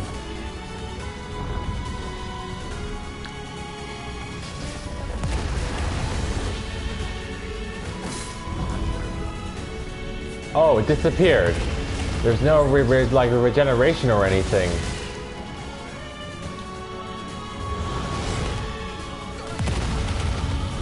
Wow, okay.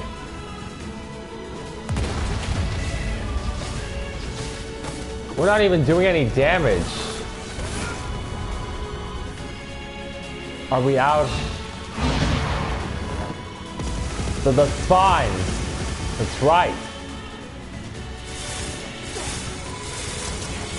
As long as we're over here, I think we're okay. My word, if this continues... Oh boy, they're exploding. Hey, over here!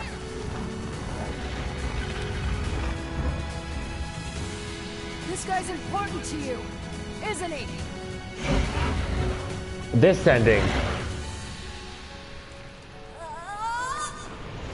There we go. I think we got this ending now.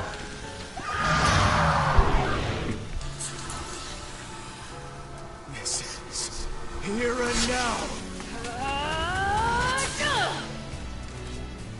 Boom. Flash. I gotta get all the content that I can for this. This will be the last time I see this for a long time.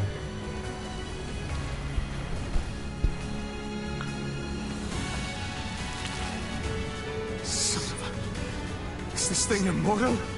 How can it withstand such an onslaught? I'm really scared, guys. We will be in grave danger if it unleashes that attack. We must stop it. Wait. Is it just gonna give us a... Is it just gonna give us a game over again? Is it just gonna give us a game over again?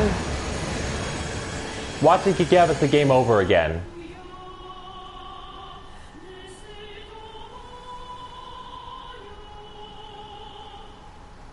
We're gonna...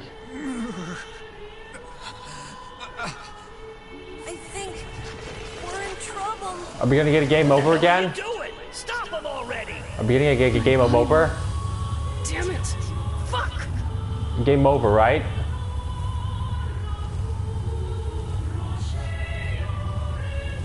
No! We got the first ending to this fight. The betrayal ending.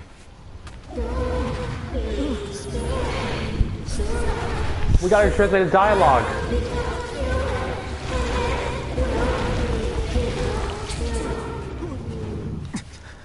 What are you doing? You're gonna get yourself killed. I wanted this ending. We got the betrayal ending.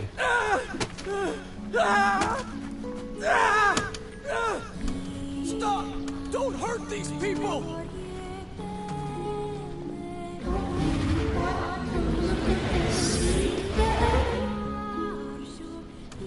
So you've been lying to me this whole time? You told me to stay.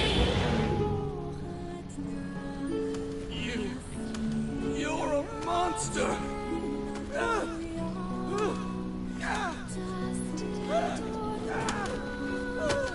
It stopped. Focus on the source of its magic. Aim for the head.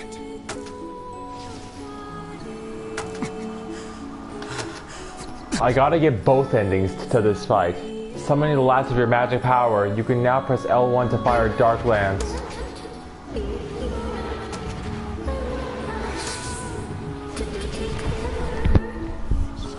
If only that was possible.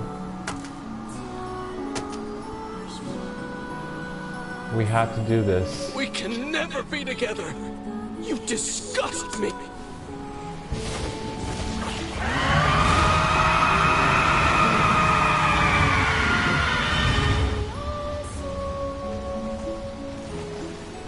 Oh. This doesn't feel satisfying at all.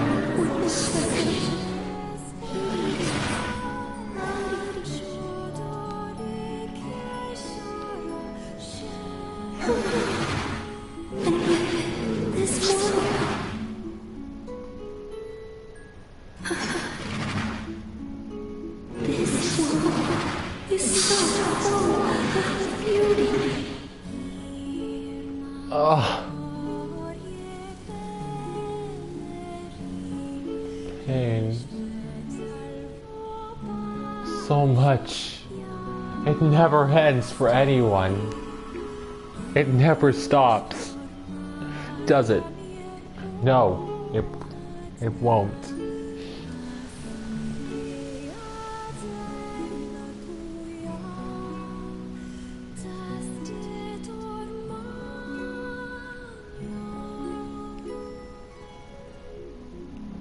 Patients found in some continuous cell structure. Rising mental disorders believed to be caused by external factors. Airborne transmission most likely mechanism. Research to prevent treatment is underway. Case report May 18, 2004.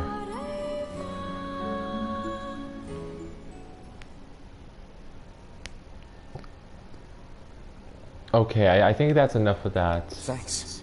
You really saved our bacon. You've all done so much for me. Offering a little refuge is the least I can do. I don't have the words to express how townspeople were out there being eaten by a shade. But I never imagined I was taking care of it this entire time. The fault lies with that foul creature alone, Postman. Not yourself. I hope I can believe that someday. All right, well, we'd better get going. There's someone else we need to break this news to. Fair enough. I hope to see you out there on the old letter trail again soon. Really, I can't thank you enough. Hey, did you find my husband? Yeah. The thing is... Wait, why are you hesitating? Is he alright? Please tell me he's alright.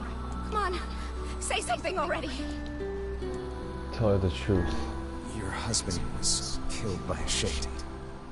I'm sorry. We tracked him down, but it was already too late. No, it can't be true. Big idiot. Always carrying his bag around. Thinking about me all the time. Oh God, this can't be happening.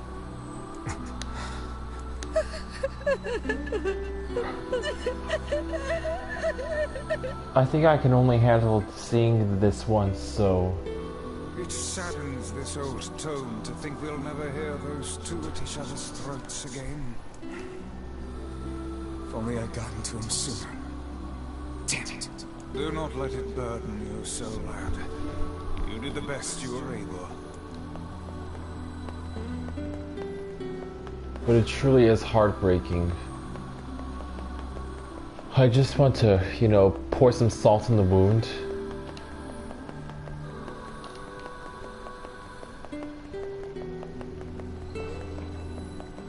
Everyone did deserve.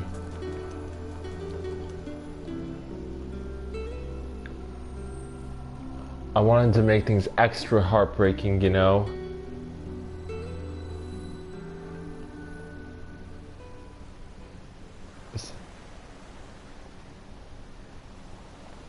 Is she just gonna tear it up because we got the first ending to the fight? I assume that that's what would happen. The hell's this, Sunshine? A letter. That thing wrote it for the postman. Ha! Man, that is some grade A chicken scratch. She probably copied the letters as best she could. So, what's it say? She's gonna give it to him, right? Oh, no! It depends on the ending you get to the fight. Up soon. Let's go. Oh. So, okay. Well, no, I can't live with seeing that. No.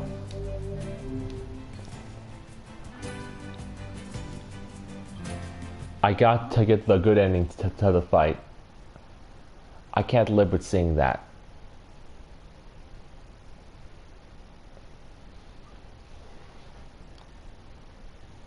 I am gonna skip the cutscenes though. This would be the final room, yes? The culprit who murdered the...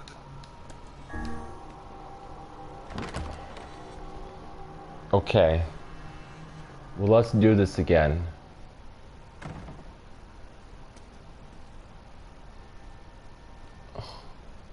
It's that girl we saw with... Oh.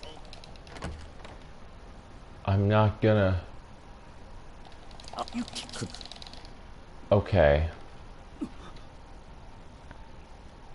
Oh, wait. Oh, I've been... Hey, so this is kind of awkward, but... well... I'm not skipping the cutscenes, actually. Stay the hell away from her! She isn't...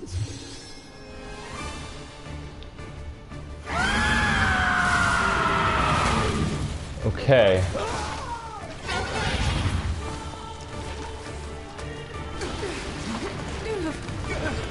Okay. Kaine! Emil! We'll figure something out.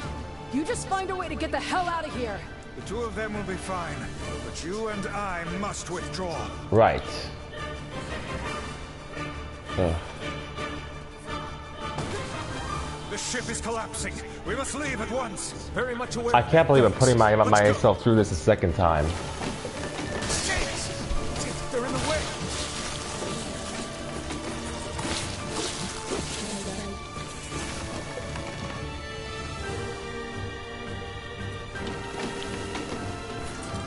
Oh, great. These things regenerate? Only cut to the ones in your path, but we shall be here until doomsday.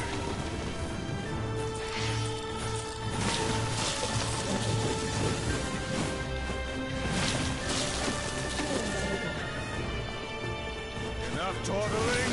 The ship is going to collapse. I want all the dialogue.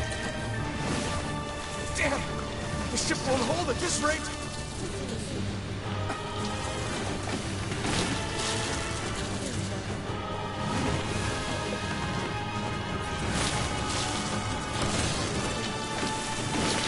Looks like we can get out through that hole up there. Okay. Don't stop, lad!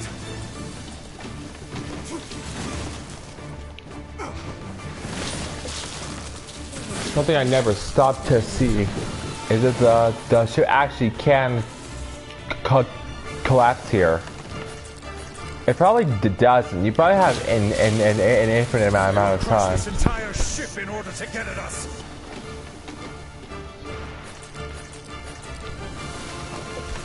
I'll just wait around actually. Kaine and Emil will be fine. We must make good our own escapes at once. There is more dialogue.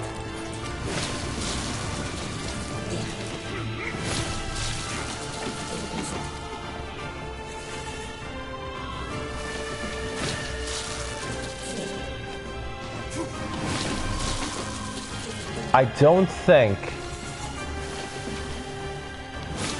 I think that's it.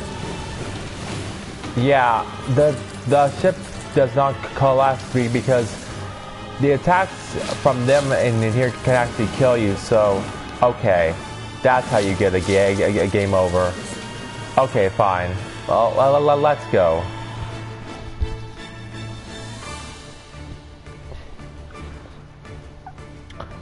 We gotta make this more emotional, though.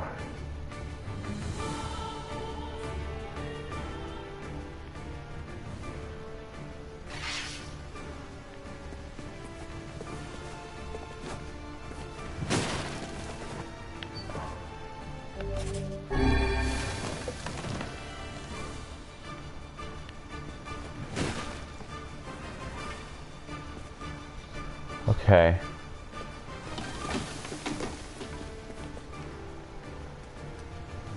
Glad you two made it out in one piece. That instrumental Deep Crimson Foe, nice. Yeah, we're good. But that poor postman is still trapped inside. You'd better go help him out. No shade would dare pursue us into sunlight such as this. We should use the opportunity to ready ourselves. If only it were that easy, huh? Okay. Let's do this again for the 5th time. What on earth? So there are 2 opportunities to stop its final attack.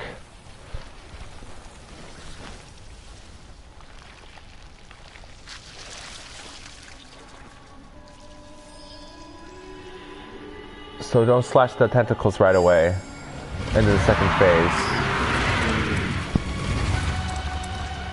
I'm not missing a single thing.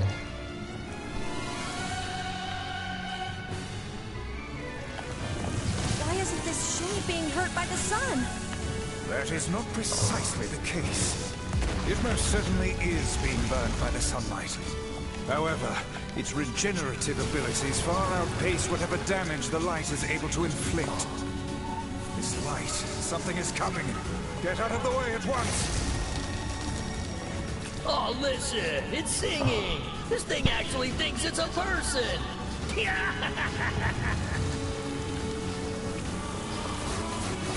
I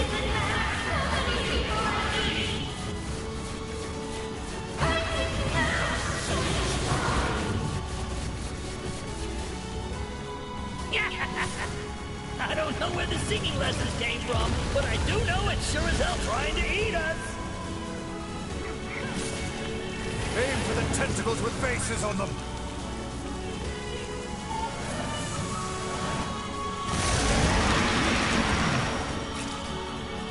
Hi. Got it. Don't stop now. Focus on the next one.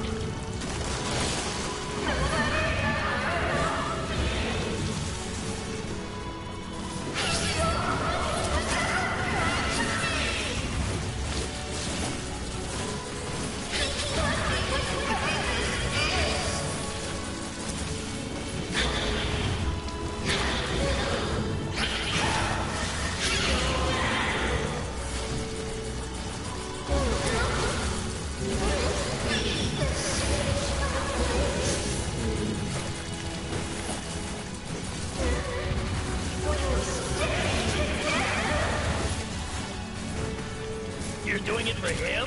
How sad. How precious.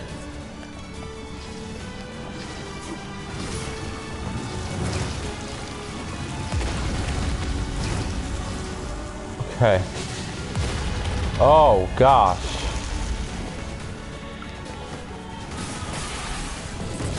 Now is our chance. Attack with all that you have.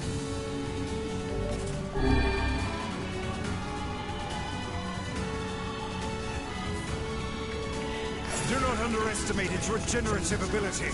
Make its end a decisive one.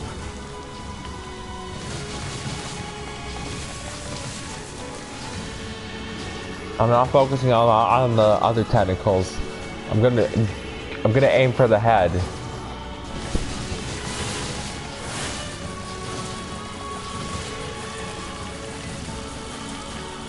Actually, we have to get rid of the smaller ones, right? No, not necessarily.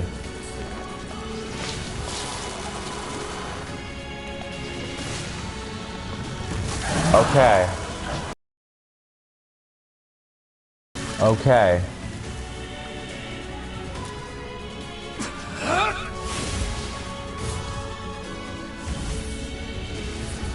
We gotta make this as dramatic as possible.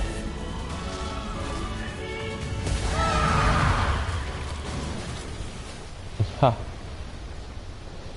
Oh, hello. I'm actually doing this. Oh, hey! There's two people now. I'm so glad you all decided to join. Ha. Oh, now one person. Ha. Still, it's good to have you here. Oh, hell. That thing's huge.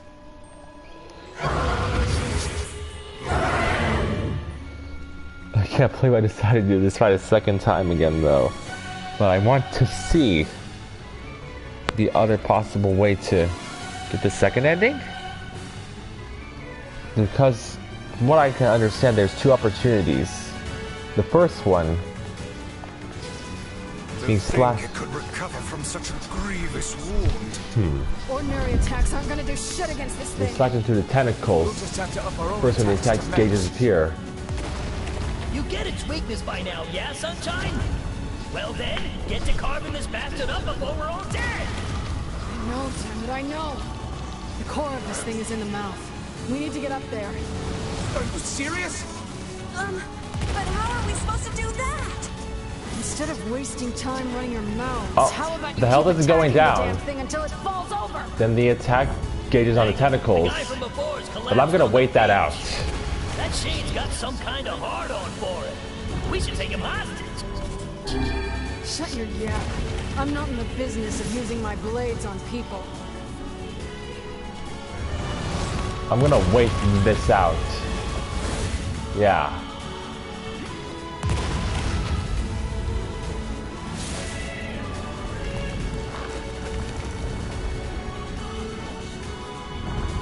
Because there are two opportunities.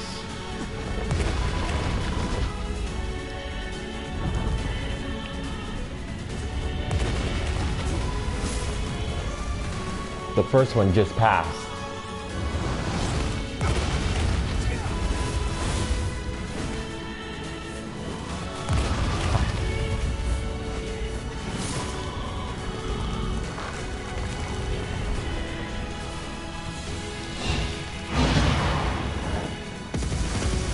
The spines.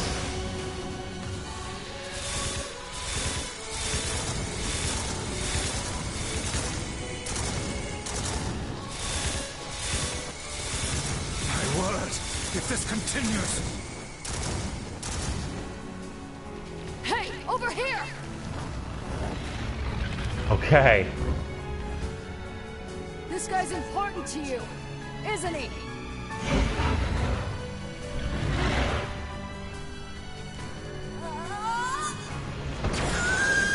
Yeah, we gotta make this intense. Just shoved off the laser, it seemed like. Here and now. Now! See this again. Boom. Just cut through that giant thing.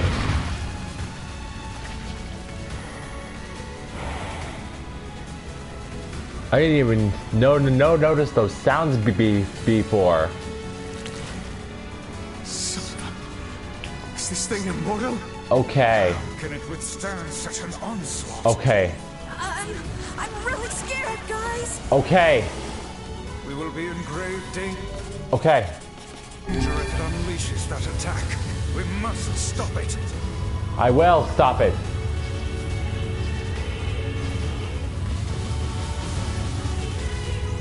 No.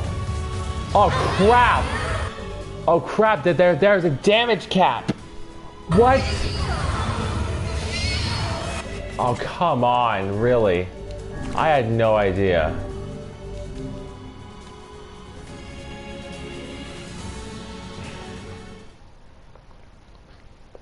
Well, the longer the stream is, the better for me, but oh boy. Whew. I might not get enough sleep tonight, huh?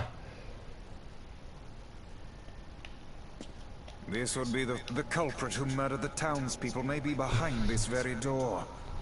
Let us proceed with utmost caution. There are not two opportunities then, there's only the one. Okay, well. I won't neglect to strike this time, so I'm not skipping any dialogue at all. Or anything. It's that girl we saw when we first entered the ship. Old lad. This is a lone child sitting inside a hulking ship littered with corpses. Something is clearly amiss. Okay. There. Oh man, this shade is nuts. I think I'm in love. You can feel her power hanging in the air. She ain't even trying yet. Things are finally heating up. Huh? They are, finally. The third time, then. I just want to experiment with different things on the boss. Hey, it's you. Been a while. Wait, you're the postman. What are you doing here? Oh, I've been coming here a lot lately. I think this girl was on the ship when it drifted in. I've been keeping an eye on her until she's well enough to leave.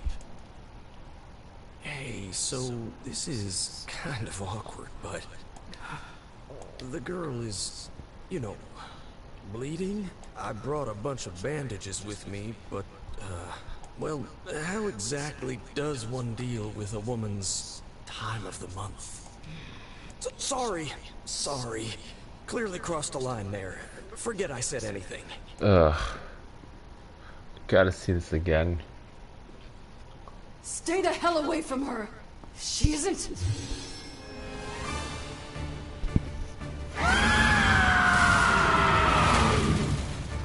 Okay. Let's do it for real this time. No more delays.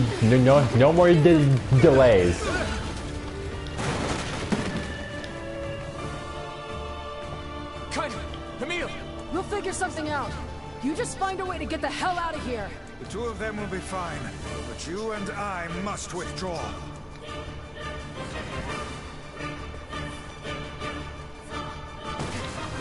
The ship is collapsing. We must leave at once. Very much aware of that, thanks. Let's go. Shit! They're in the way.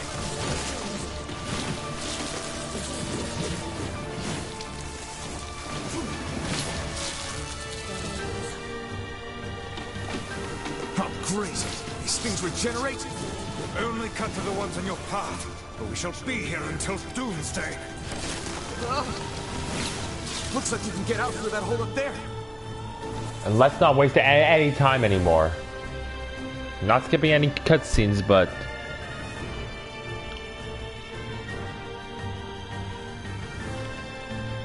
Okay.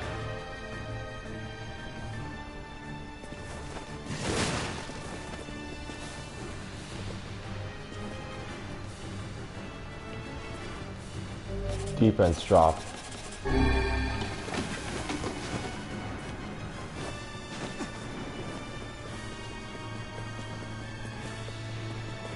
What? Is it bugged? Glad you two made it out in one piece. Oh. Yeah, we're good. But that poor postman is still trapped inside. We'd better go help him out. No shade would dare pursue us into sunlight such as this. We should use the opportunity to ready ourselves. Okay. For real this time, we will do the fight with the good ending.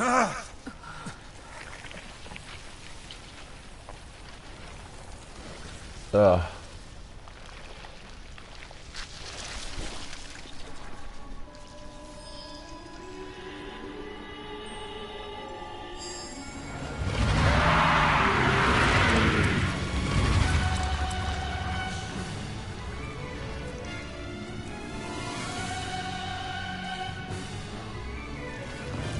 Why isn't this shade being hurt by the sun?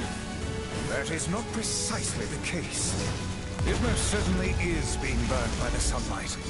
However, its regenerative abilities far outpace whatever damage the light is able to inflict. This light, something is coming. Get out of the way at once. Oh. Oh, listen. Too late. It's singing. This thing actually thinks it's a person.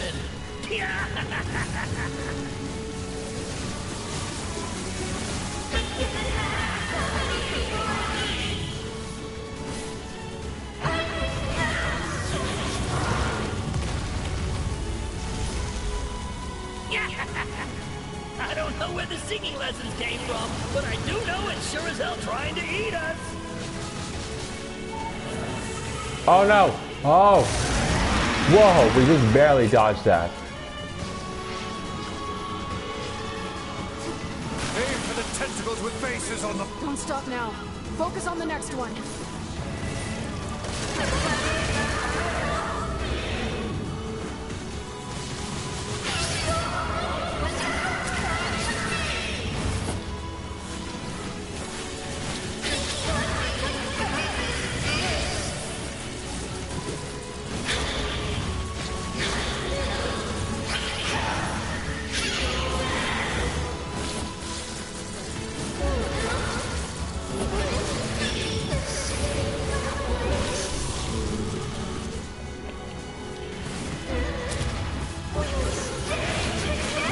Oh. You're doing it for him? How sad. How precious.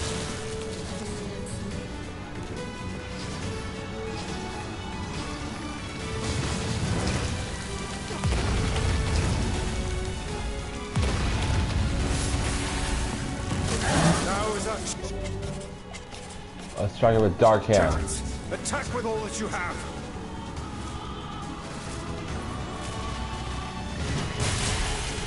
Smack it up. Because Dark Hand is the spell that we actually use in the cutscene, right? Let's match it up then.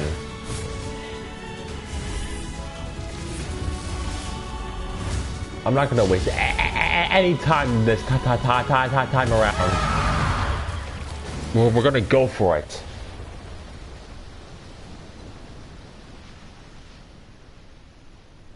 Did we get it? Nope. Now we will, though. So,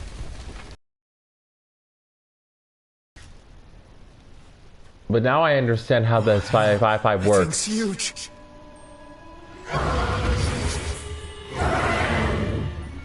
Once you change the route you're on for this fight, you can't undo it.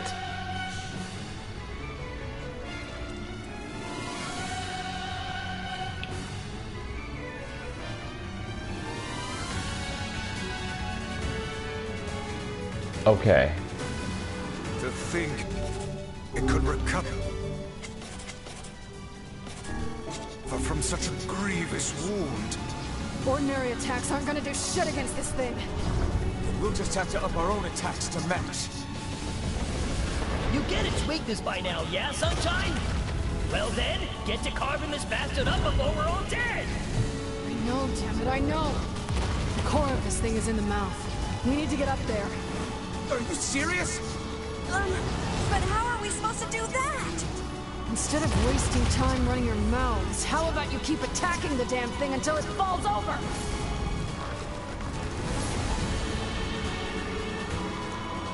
On it.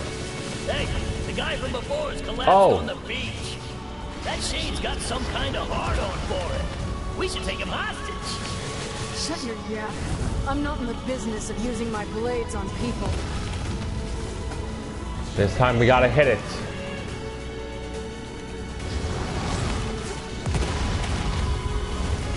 Oh, come on. I think it's working. There we go. Now we stop it. It's concentrating tremendous magical energy into its head. Attacking it may cause the power gathered there to discharge. Okay. No time to waste. Here we go.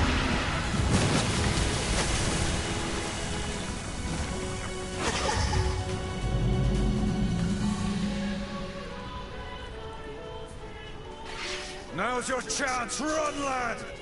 Attack the part of her that looks like a girl. On it. Watch your step, lad.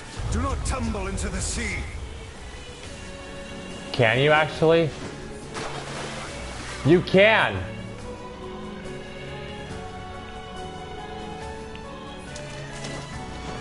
The Shade's core is inside its mouth. Hurry!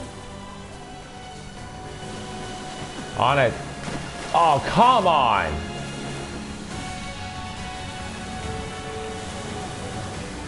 Okay.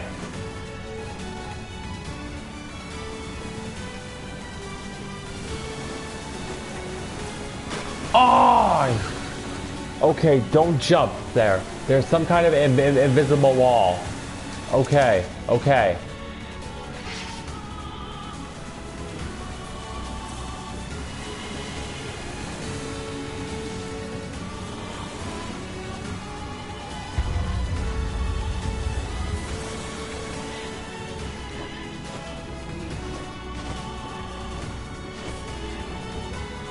Okay, we're good now. Here we go.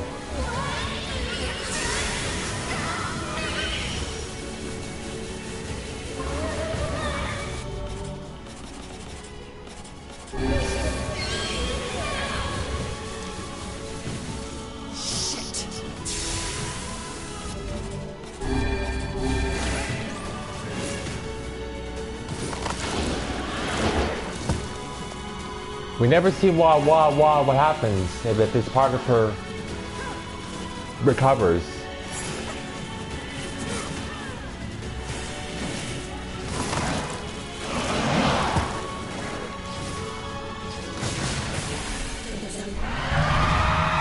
Okay.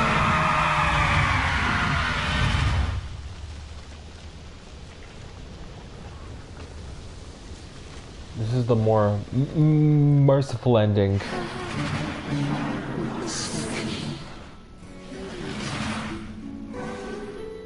Okay, I'm satisfied now.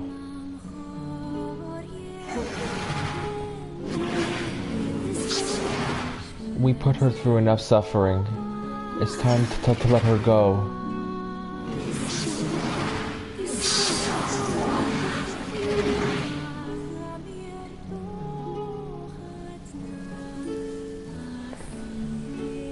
We put you through enough suffering, Luis. I'm sorry.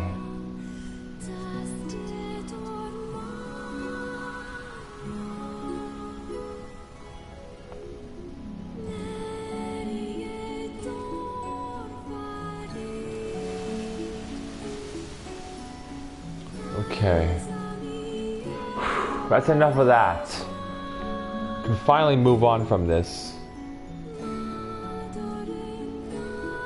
Death confirmation, March 31st, 2030. Death body 99.999% likely. That of a red eye. Death of red eye confirmed. 30 expeditionary force ordered home. Legion movements untraceable. 1 week later.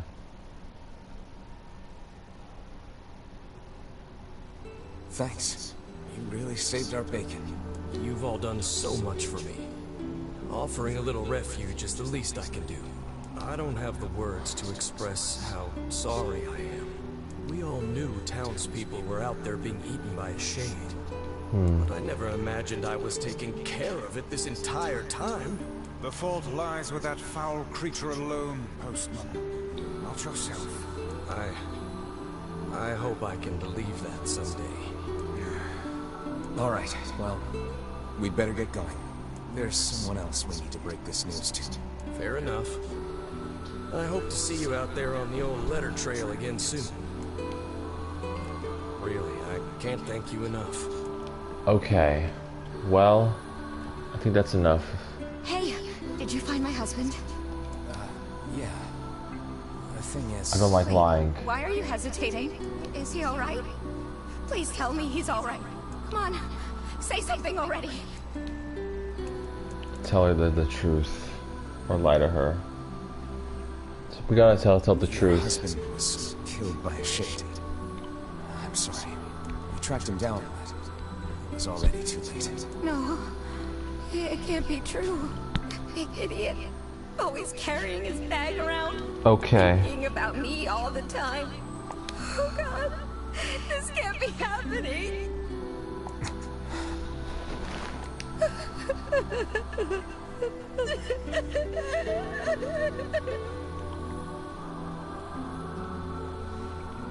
It saddens this old tone to think we'll never hear those two at each other's throats again. If only I'd gotten to him sooner. Damn it. Do not let it burden you so, lad. You did the best you were able. Alright, well... I'm satisfied now. We got the good ending to the fight.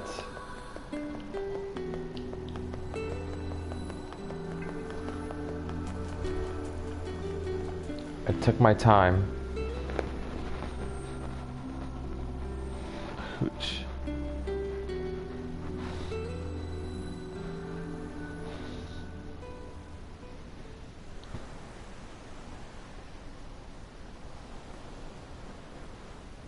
At least we get to see everything.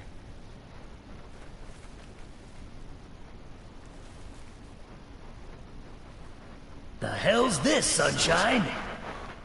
A letter. That thing wrote it for the postman. Man, that is some grade A chicken scratch. She probably copied the letters as best she could. So, what's it say?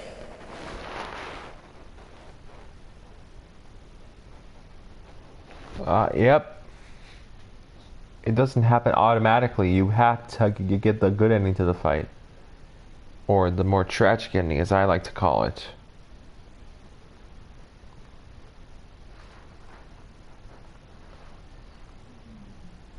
Several days later.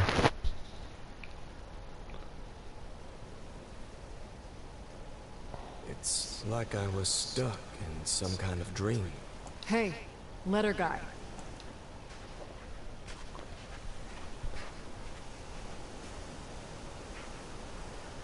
You're that... I mean, how can I help you? Got a letter for you. Wait, you have a letter for me? Yeah, it's from that thing on the ship. Louise? Let me see. Oh, it says, thank you. Wow, look at this. After all that time I spent trying to teach her to write, she actually managed to string together a few ugly little letters. Damn it. Why can't I stop seeing her smile or hearing that song she used to sing? I know she ate people. I know she was a monster. Oh gosh. This ending hurts so much more. I am crying, yes. I'm tearing up a little bit. Damn. But it stings so much more. Wait. The music. I think I just want to stroll to this. I gotta take time to appreciate this.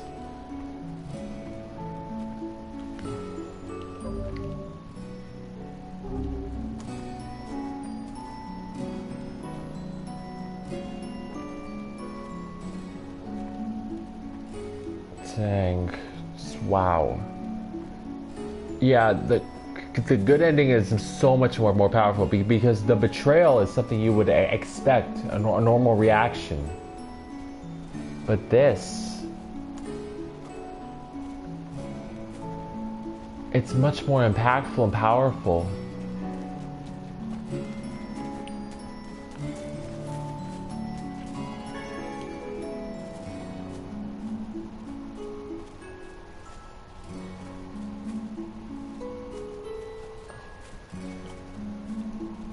This game is fantastic. It really is. It truly, truly is.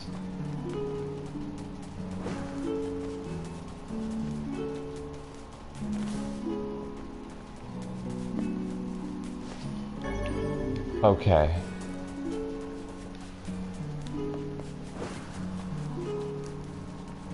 Well.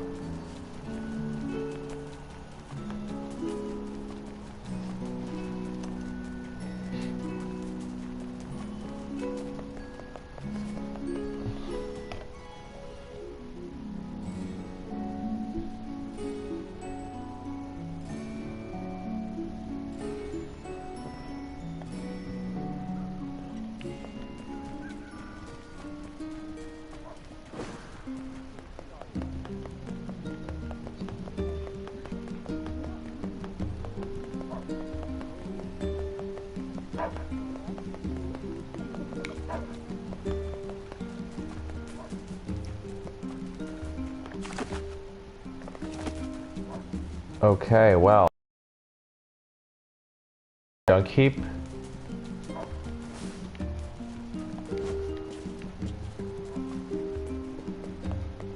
Oh wait. That's right. We are going to end up crying a lot because I know exactly what's coming next. I saw NieR Mom's diary. I tried reading it once too, but it was filled with all these hard words and I didn't get it all. April 22nd.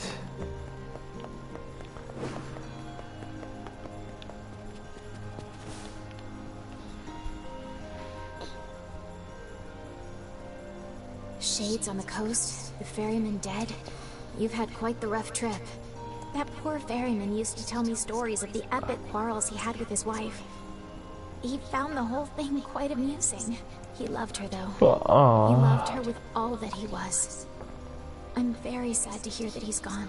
Still, you made it back safe, and I'm glad for that. Have you any new information about the key to the Shadow Lord's castle? I'm still working on the decryption, but I'm afraid progress has stalled.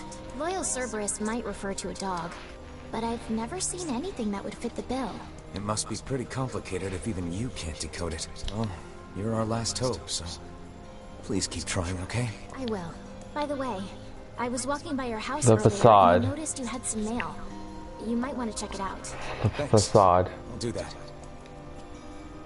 I'll do what I can to figure out the key. Oh, one last thing. Since the ferryman was missing work, I arranged for someone else to handle the job. I'll make sure they know to let you use the boat as before. Gotcha. I'll do what I can to figure out the key. Okay. Even without those we have lost, the world relentlessly continues to turn. Well, not much left now, is there?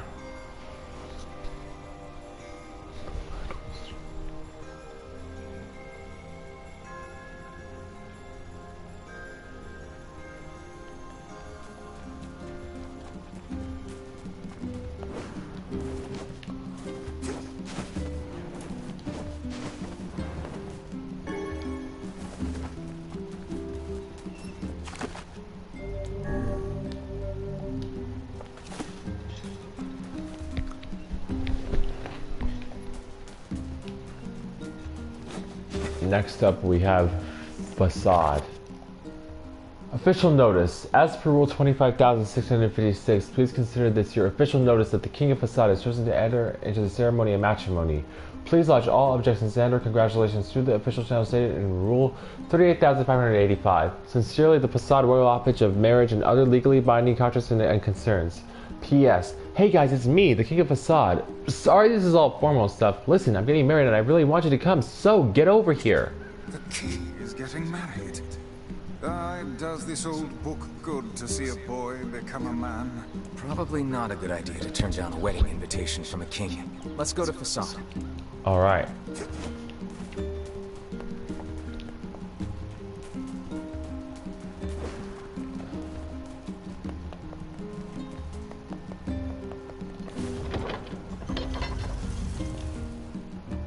Decided to go. Okay, we're not going to read the entries we already seen.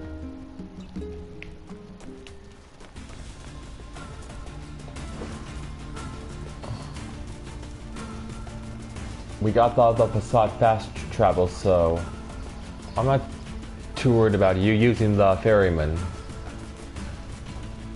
And we kind of just use him to travel to the northern plains quickly to get to the junk heap.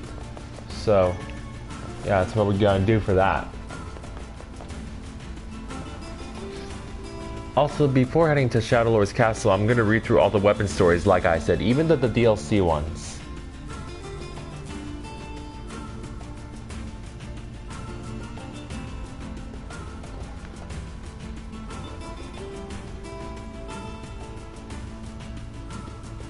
Actually, maybe it would be good to do that for tomorrow. They turned our beautiful forest into this. No, my brother. We cannot defeat these humans in direct combat. Have faith in me. I know they can learn to live alongside others. I know it well.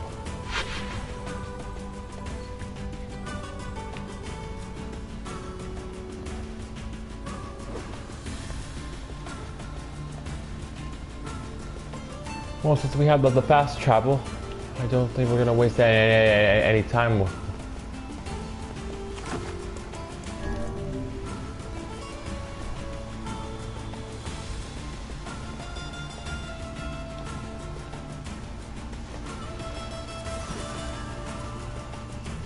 Don't touch them, please. Please.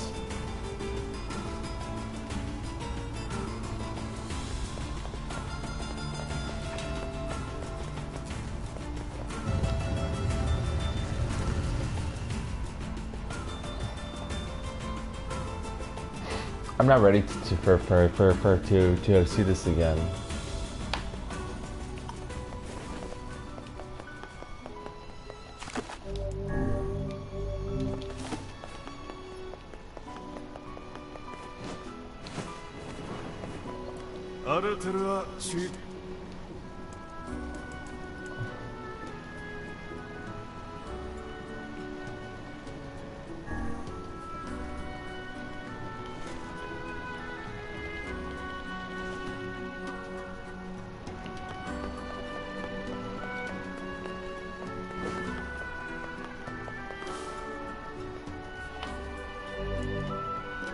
Yes.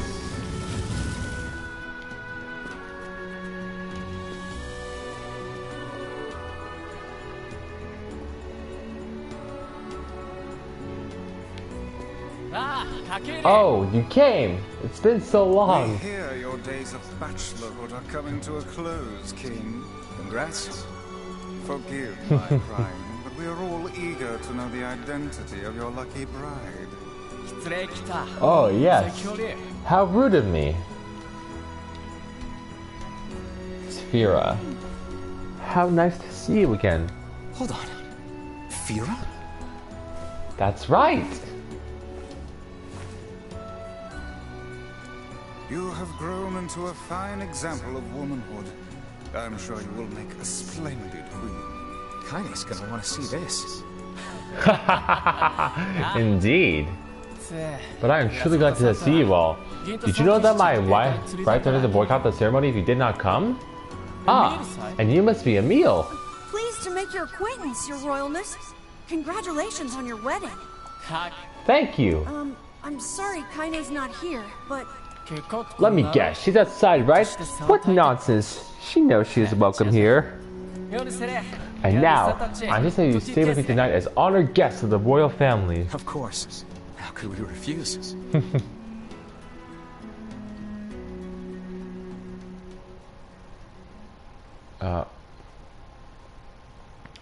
Well, I'm ready to bawl my eyes out again at the wolves. Because I freaking love these boys.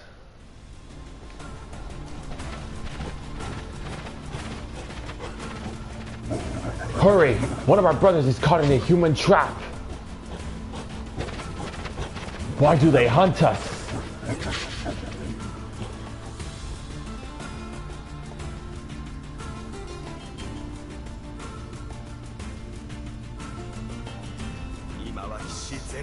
Bunch of flea-ridden curs. Can't let him spoil the king's wedding, eh? So they're being hunted, and they're retaliating. So they drew first blood. I hate to see them just dead like that. I really do.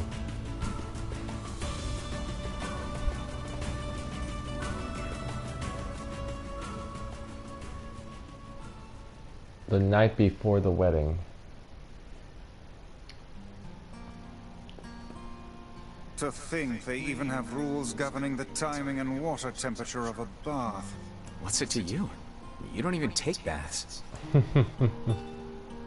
I think I'll go see the king and thank him for inviting us. Okay. Kaine? What is the matter? I don't like this. Weddings are festive occasions, you know? Should I even be here? We were invited here by the king, remember? Sure. But what about everybody else? This city isn't like our villages. It's all about the rules here. Hmm. Since there isn't a specific rule about you, I honestly think they won't give a crap. Yeah, maybe. Will you at least procure a new set of lingerie for the festivities? Some spring colors, perhaps? Keep talking, Book. Let's see how smug you are when I toss you on a campfire.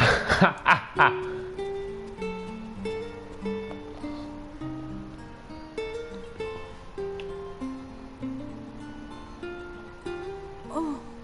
What's up? Just having trouble getting to sleep. Something bothering you? No.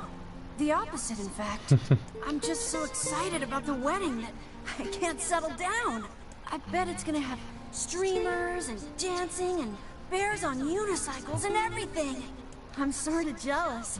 I wish I was Fira. You'll find a nice bride someday, Emil. Huh? Oh, right. Bride. You must be tired indeed if you misunderstood that simple social nicety.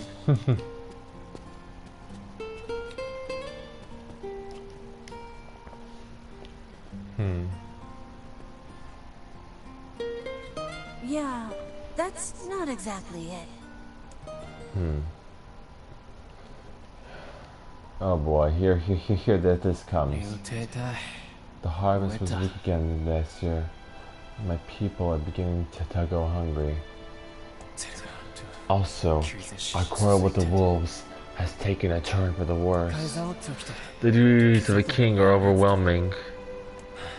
In truth, I feel somewhat guilty about holding a festival to celebrate my wedding. Everyone needs to blow off steam and celebrate once in a while. Indeed, your people have earned a moment of rest and respite. I guess that's true. Plus, you want to make Fira happy, right? Anyway, life is better when you have someone to fight for. That's not one of the rules, but perhaps it should be. Someone to fight for. Yes, I like the thought of that. Oh, no. No. No. Oh gosh. No.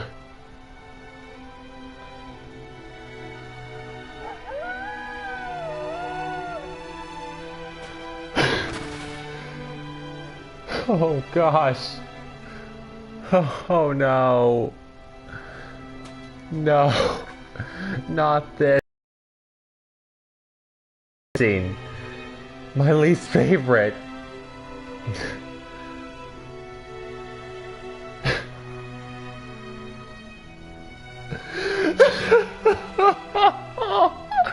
No, no.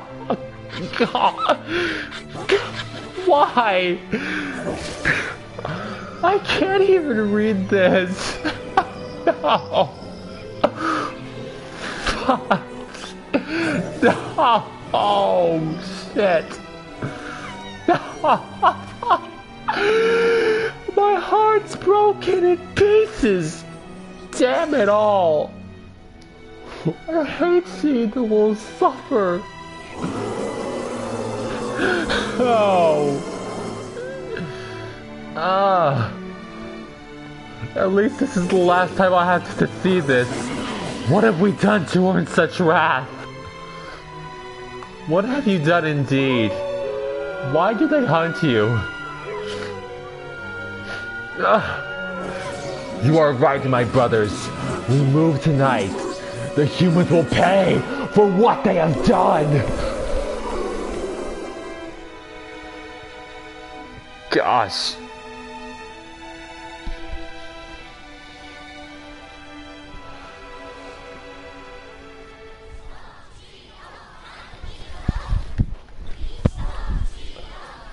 Aw, weddings are the best. There's flowers everywhere. Everyone's happy. It's just great. I'm kind of jealous. Aren't you jealous, Kaine? Oh, come on. Oh. I want to vomit so badly after seeing that. Oh. I gagged. It's disgusting to see that. And thus, in front of these beloved guests, and for Rule 904, I hereby request that you seal your union with a kiss. This sort of thing is always hard for me.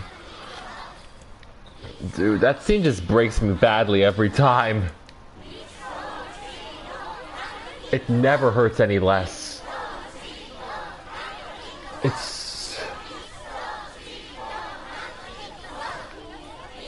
just kills me inside. Crushes me.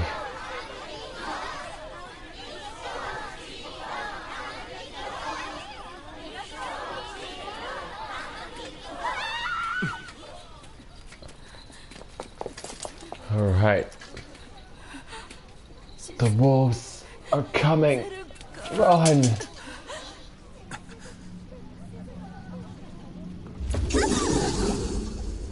Here's Rock. Zero! Here we go. That wolf is a shade. You raise our forests and poison our streams, and now you slaughter our young. We will abide your existence no longer, mankind. You will atone for your sins with blood.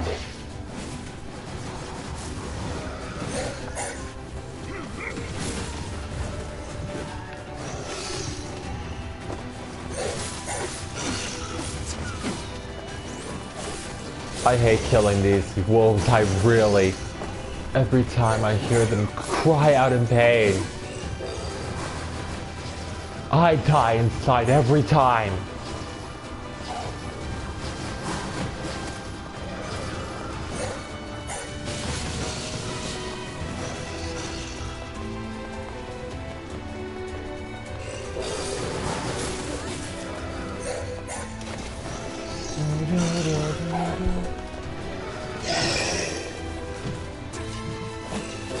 I don't want to hurt you.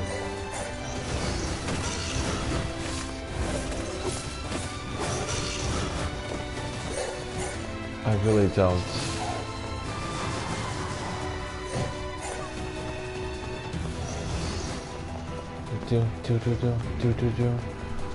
I don't want to hurt you.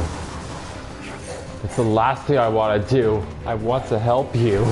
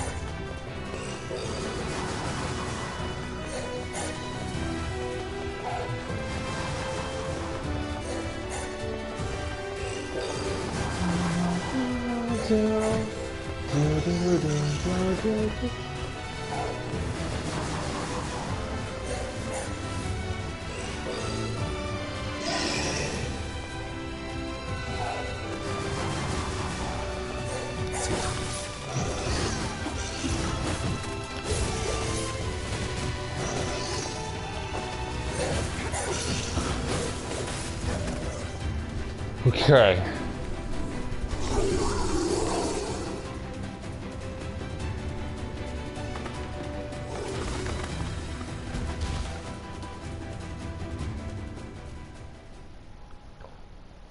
Vera!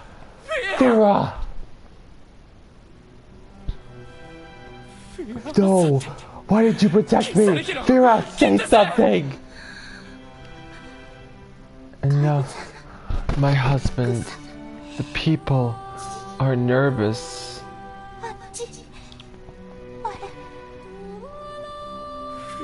Never mind that, Vera. You're... Thank you. You're going to be alright. Thank you for making someone like me your bride.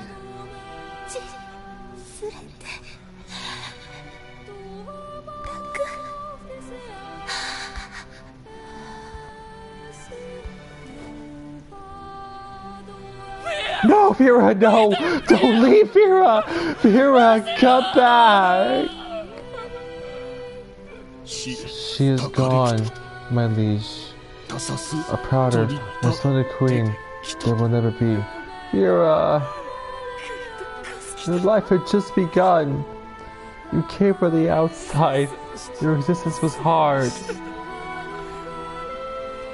But you were finally going to be happy. My liege.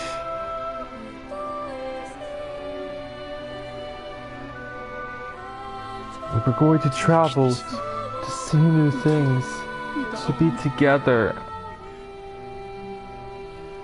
We were going to be together forever. We promised each other.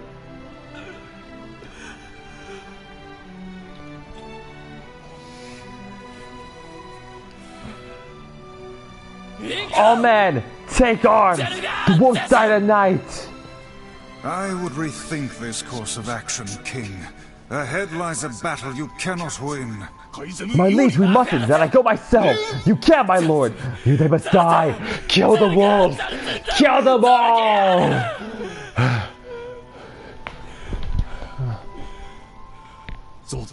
The Queen would very much frown upon this course of action. You are the king and leader of the massed people. Your duty is to your people and their homes. While the threat of the wolves looms large, we must first solidify Fasad's defenses. I beg of you, do not breach into the Queen's memory as a ruler or a husband.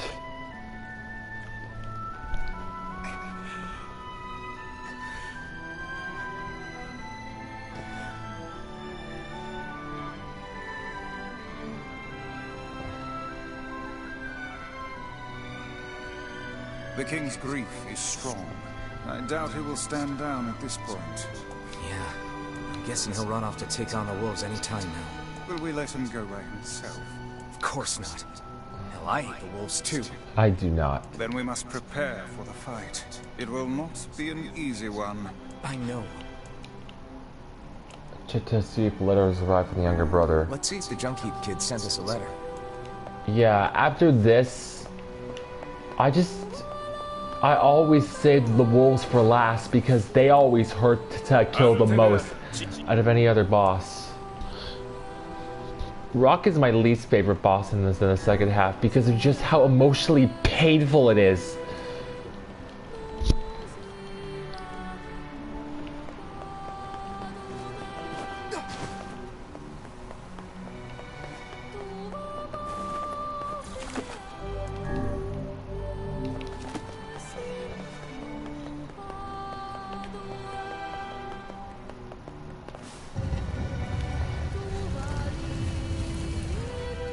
Yeah, we're just going to go over to the ferryman.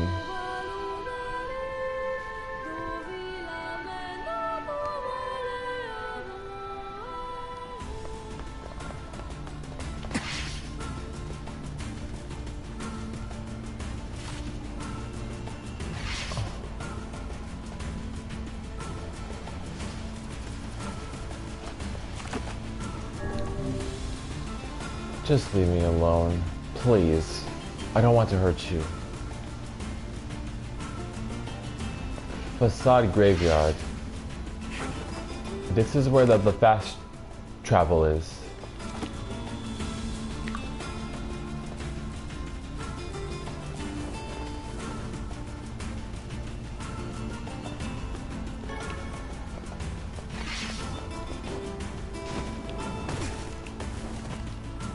Oh there. Pocola told me about you. Just tell me where you're going, and I'll take you there. No charge. Alright. To the village, then. National Weapons Laboratory. July 24, 2026. We have verified the level of compatibility between the donor bodies and the weapons bodied by the Accord Corporation. We will continue using subjects for research as we move forward with Project Weapon 6. Wait, the Accord Corporation, that means Accord wasn't involved with Emil's creation.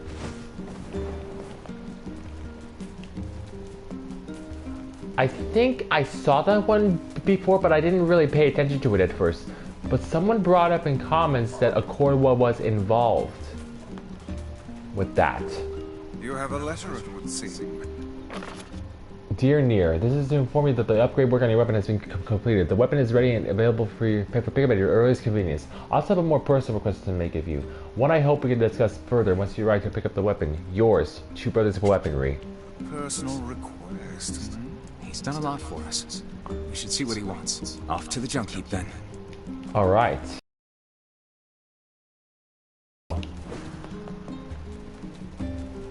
To the Junkheap it is. Oops, we did not jump high enough.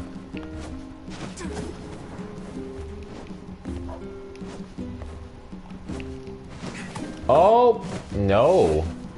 I guess we gotta jump straight up here. Dang, are you kidding me? Wow.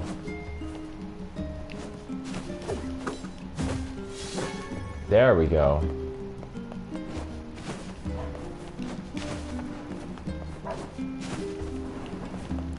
Oh there, getting on?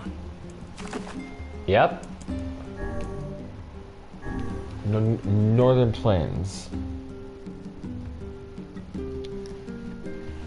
Oh boy, well, it's gonna end up being around 5 hours, isn't it? Yep.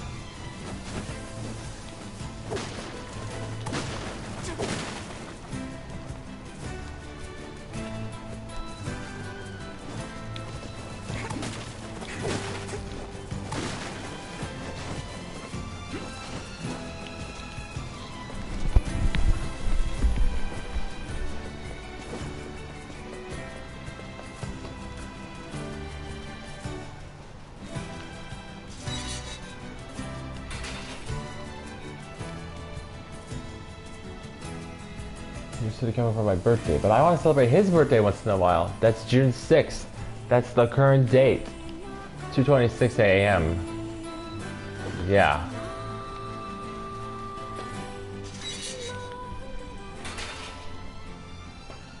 Hey there. Your weapon is ready to go. Great. Thanks. I'll take the two-handed sword, Iron Will. You know, with a weapon like that... You were going to say? I need to ask you for a favor. Oh, yeah? I want you to avenge my brother. That is a rather ponderous favor. It's my mission. It's the whole reason I've been creating these weapons for the past 4 years. I don't care about money. I only care about making a weapon strong enough to kill those bastards. Which bastards? The ones in the mountain. That little Shade and his robot. A Shade has joined forces with a robot? There's a Shade in there? Yes. And what have we decided? We're gonna kill it.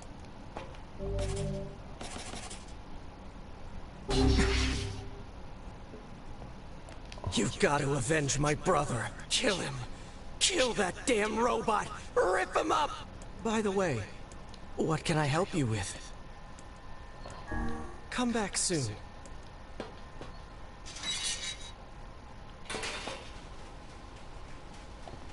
Well, I suppose we'll do it with the fully upgraded Iron Will.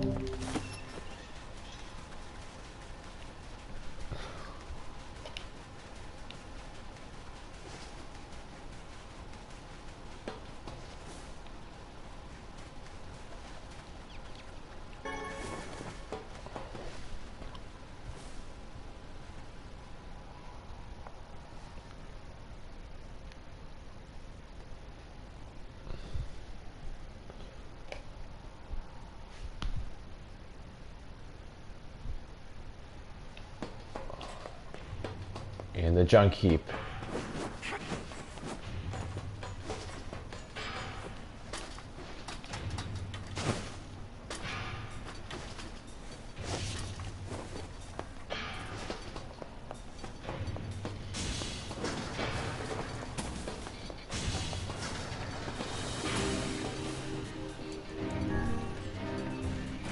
B2.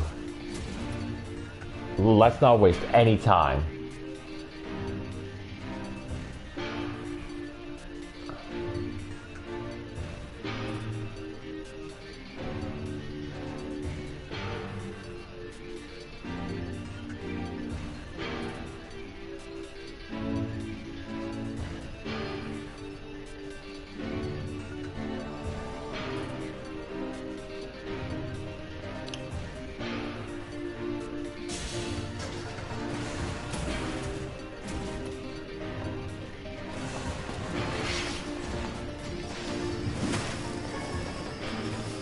Fluorite.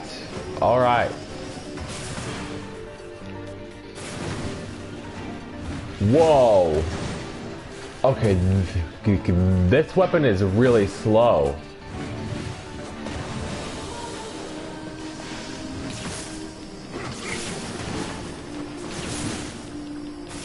But it's very strong. And it moves a lot slower than Fool's Lament, that's for sure. But having a slower weapon will be a more interesting challenge for sure. Pack the punch though.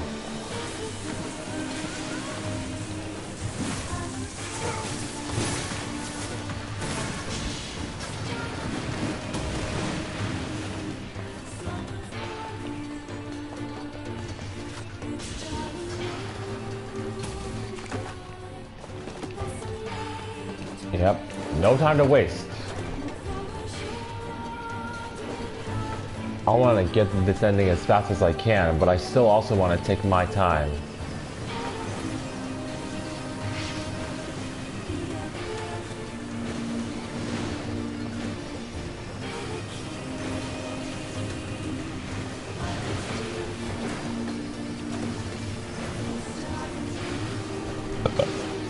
Excuse me. Okay. Through the junk heap. We go.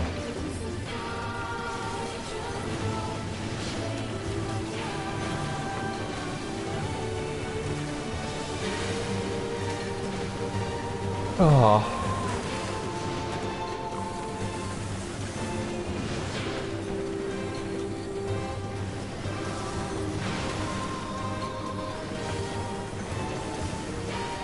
Okay.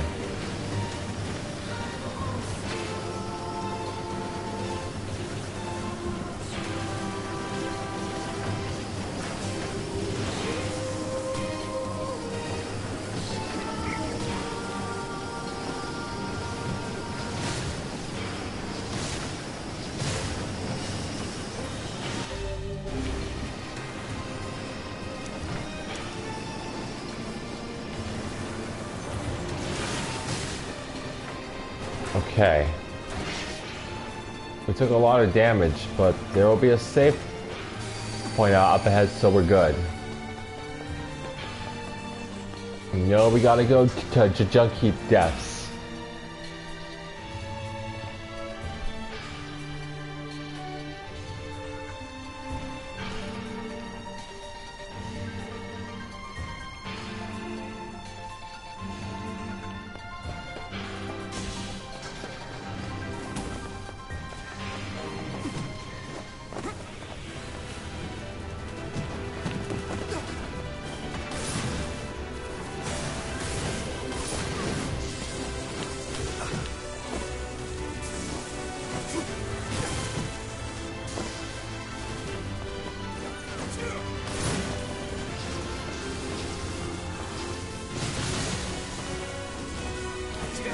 Okay, roll.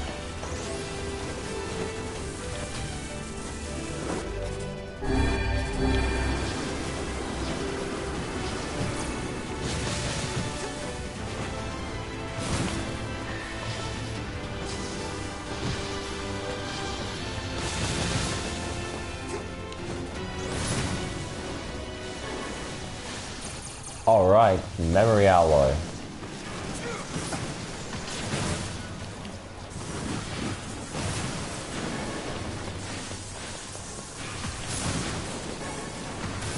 All right.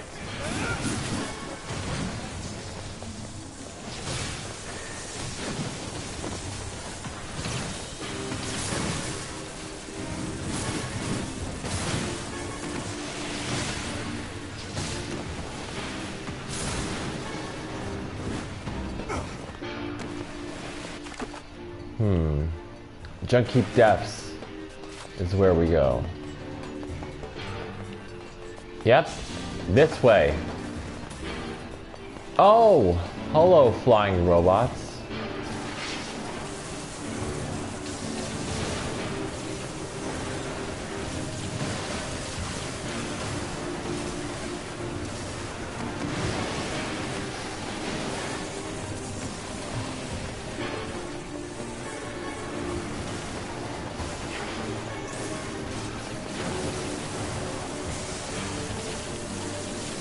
Okay.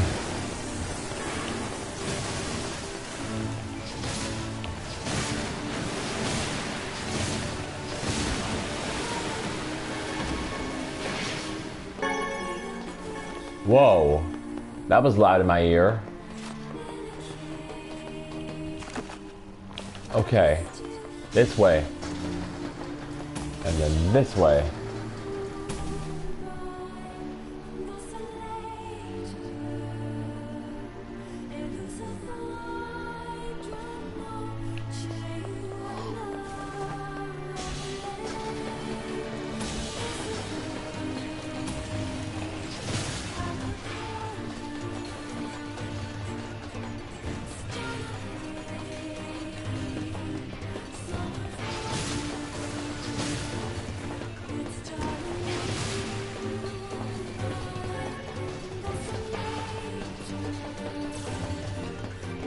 I've never heard of a shade living with a machine. What's that about? Don't know, don't care. All that matters is that we kill them both. Alright. Alright. Well. Let's not hesitate, shall we?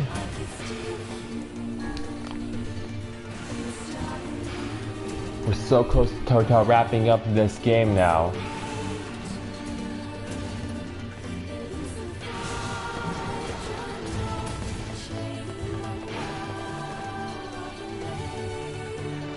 It seems we have found the entrance to our robot friend's hideout. Right. Let's head down. Are you mad? We've no idea what lies below. Beats going the long way around. Come on.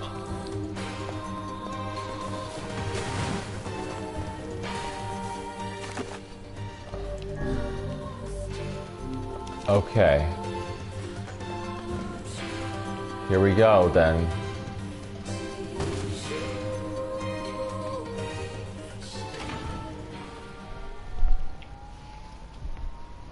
It's Beepy, P33, and Khalil.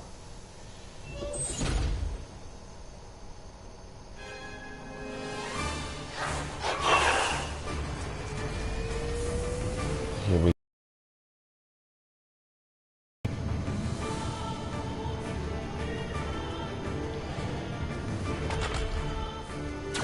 Intruder detected. Scanning. Scanning. Externally. fully upgraded iron will.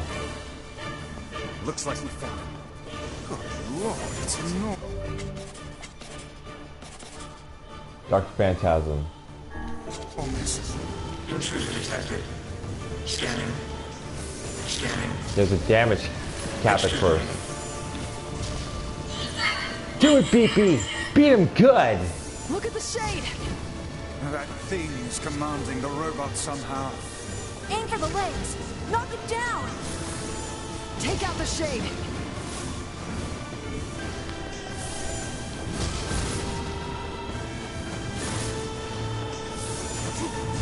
Exterminating. Aiming. Aiming. Aiming. Aiming. Beepy, wait! That's enough! You're gonna be destroyed if you keep fighting! Must defend my mission. No! I can't live without you! I don't want to be alone again! Oh, damn it. It's a shade. It's a shade! Kill him. Kill him. Feel the hate inside you.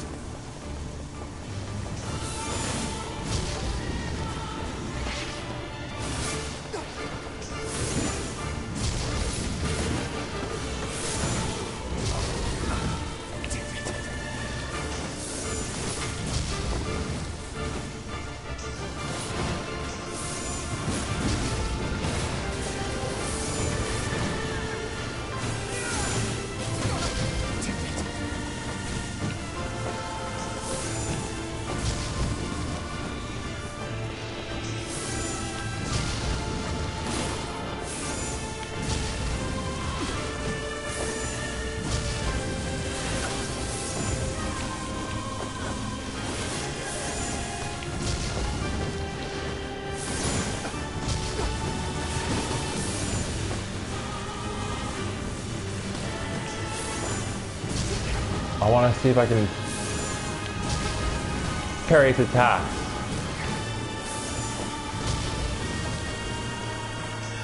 It has a very specific attack pattern though.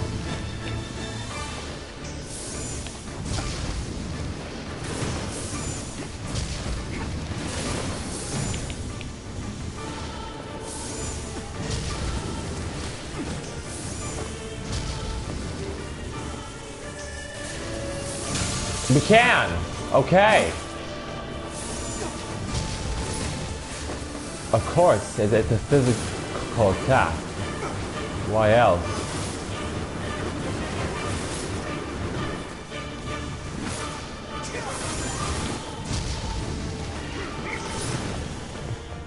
Okay. I like that we're not totally rushing through it.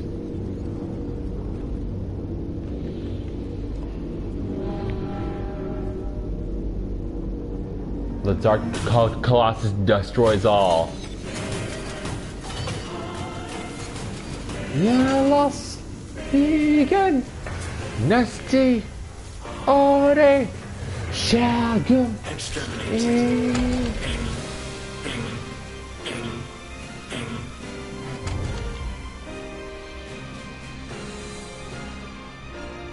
This thing can transform?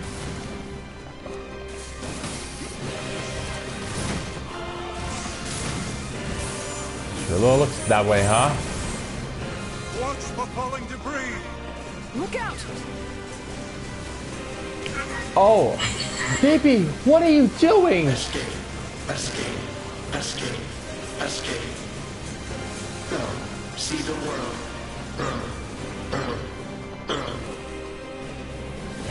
Wait, no! You can stop now! You've done enough! Must protect, must fight.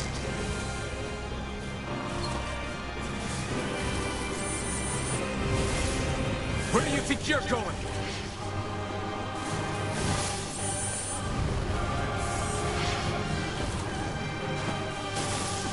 It's definitely landing and having impact.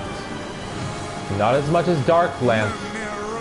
Face the majesty of Grimoire Vice. I can't concentrate with all this bullshit fancy talk!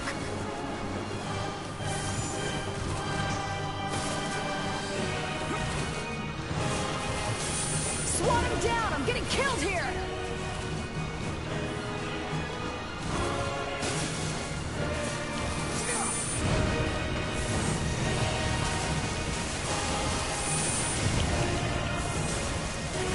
Okay.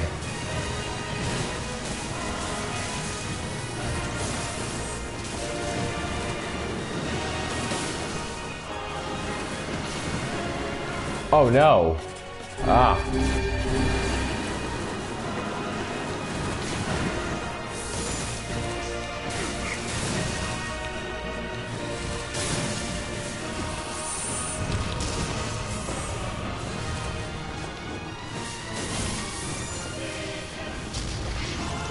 Oh, I didn't realize he had that attack. He has a ground pound.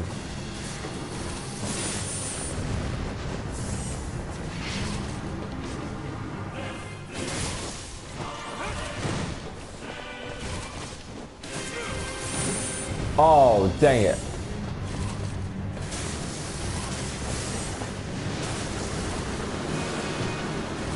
Oh, wow.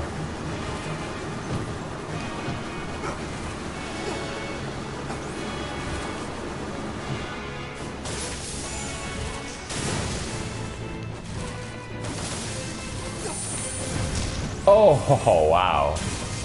This is a lot more fun on hard. I got it. Yep. Okay. Stop! Pee-Pee's my best friend in the whole world! Stop hurting him!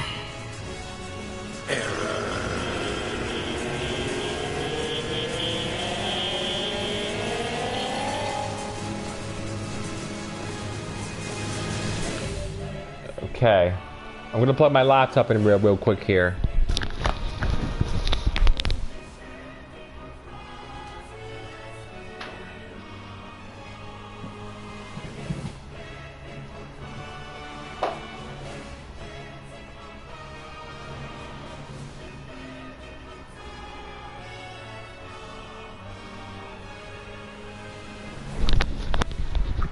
Okay.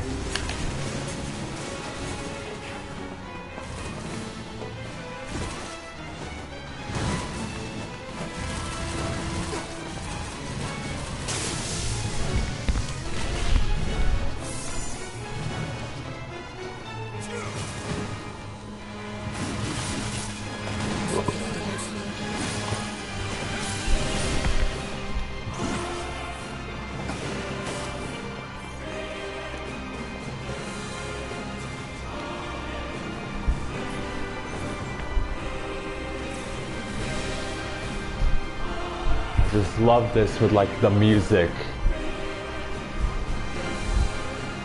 This is really cool right here. Oh! Yes! Got time with a chance.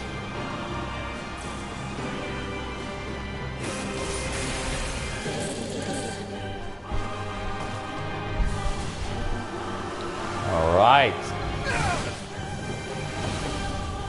And smash it.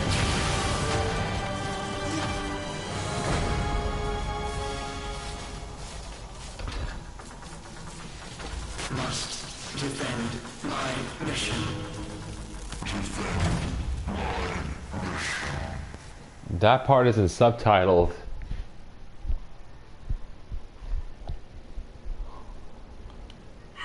Beepy, I'm sorry. I'm not strong enough. I wanted to be with you forever.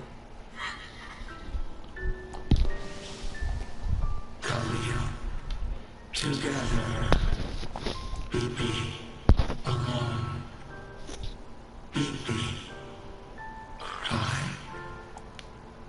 Aww. You stupid machine! You killed my family! You took everything from me! Why did you have to be here? Why you? Why? Beautiful. What a perfect example of humanity. Wow. Hey, come on. That's enough. I did it!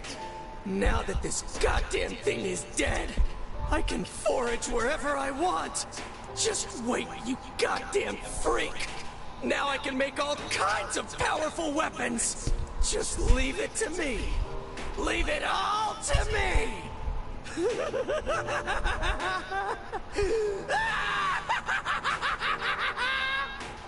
Look, we get it, okay?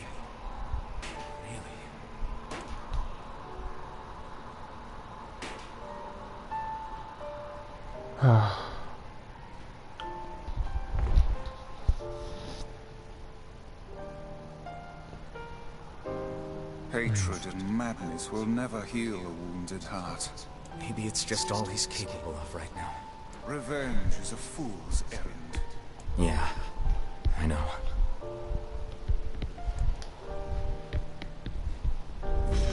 Obtain the law of robotics key fragment. He's not in there.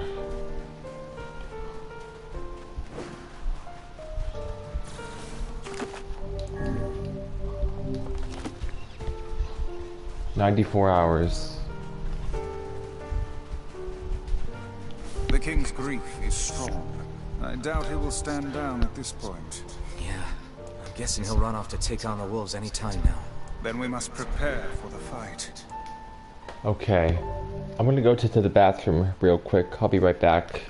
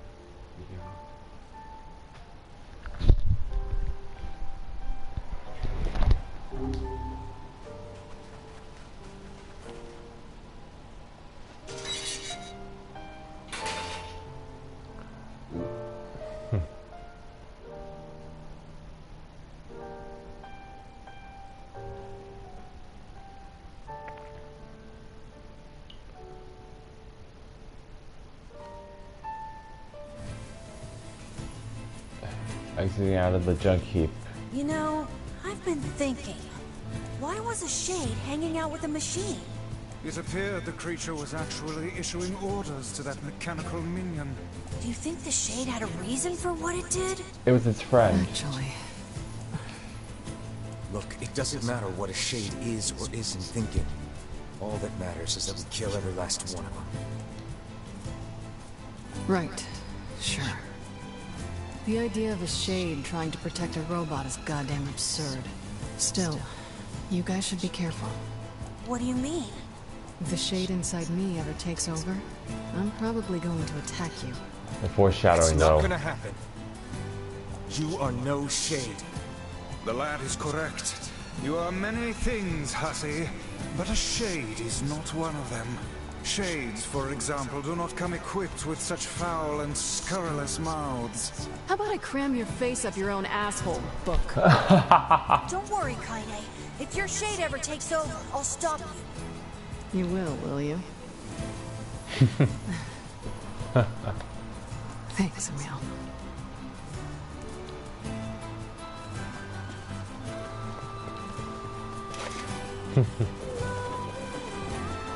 I know we can make this jump.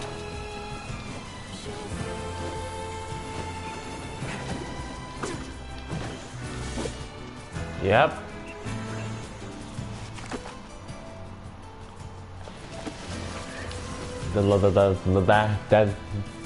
Then let's hit the fast travel and head for facade.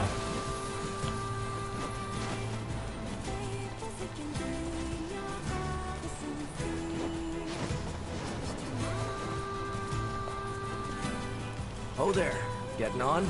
Yep. Desert.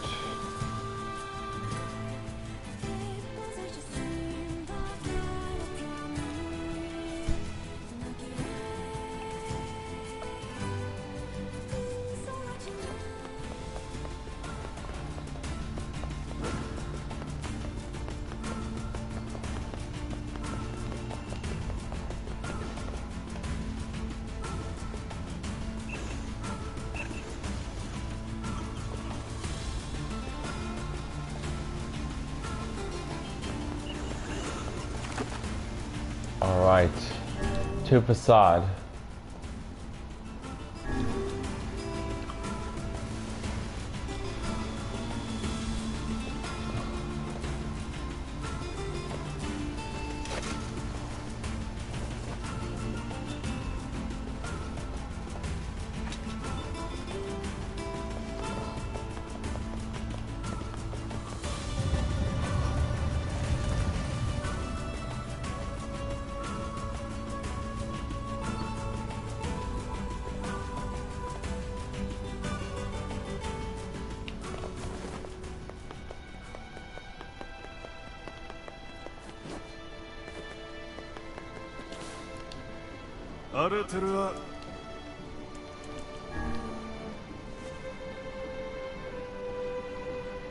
Let's take our time seeing this.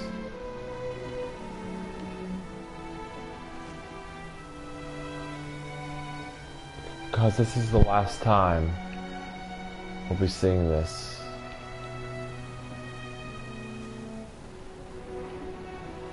Let's savor the journey as much as the destination. Wow.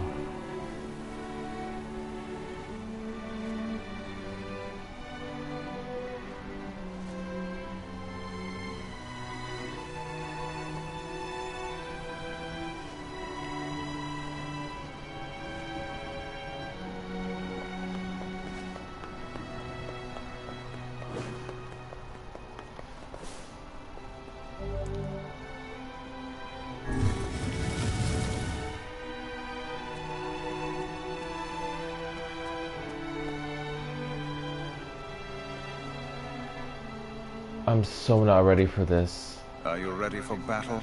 No. Hell no. No. We've got other things to do first. I am. Are you ready?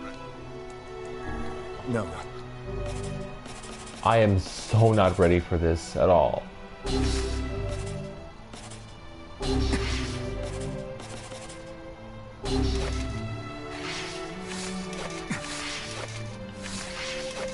interesting how you hear him grunt. Are you ready for battle? I have to be. Yeah. Time to avenge Fira.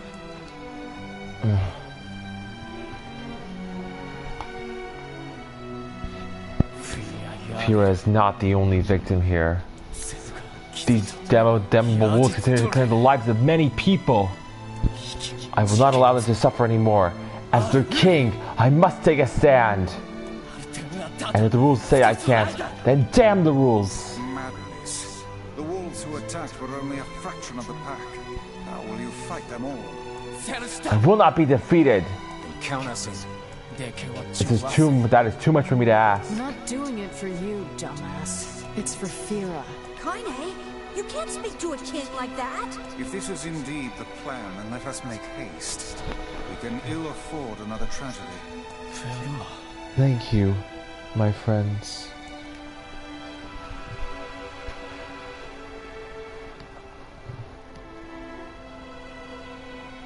Where are you going, my liege?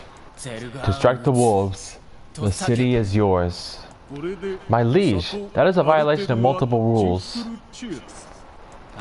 Did those rules keep Fira from dying? No, my lord. What did Fira ever do? She was so close to knowing happiness, and then she had it snatched away from her. Yes, my lord. Was it Fira's fault that she was so frail? No, my lord. Then get out of my way! I cannot, my lord! You are behaving like a fool. Clearly, you are still young. How dare you!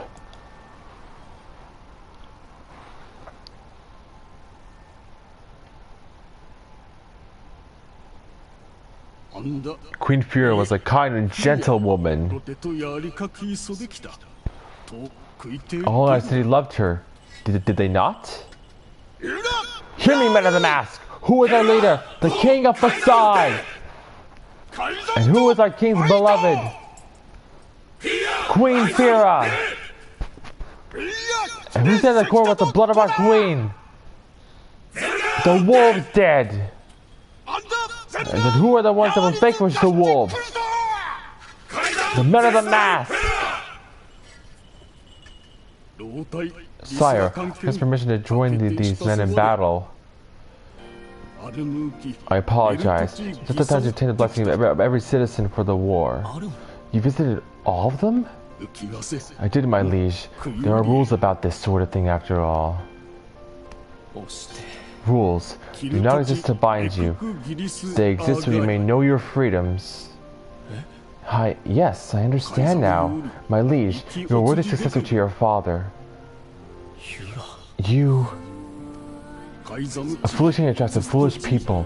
Do not forget this. You are foolish people indeed, to sacrifice so much for an idiot like myself.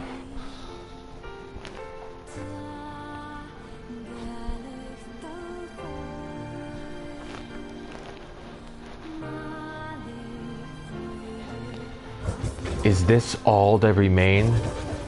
Rock. The humans will be upon us shortly. We can make our escape if we move now.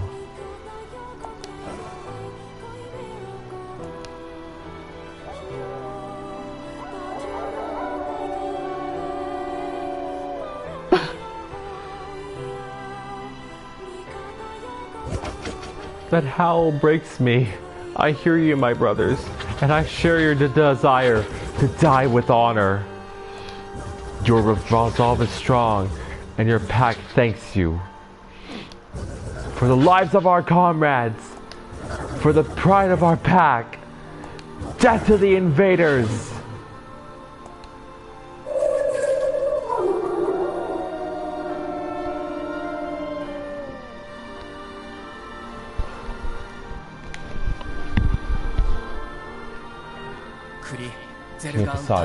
This is their den.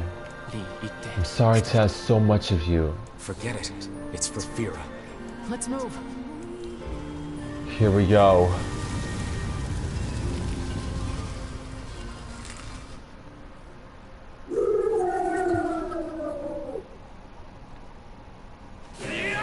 For the queen! The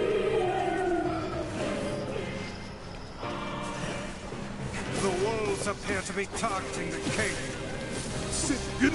Please be careful, my liege. We must attack the king and his advisor.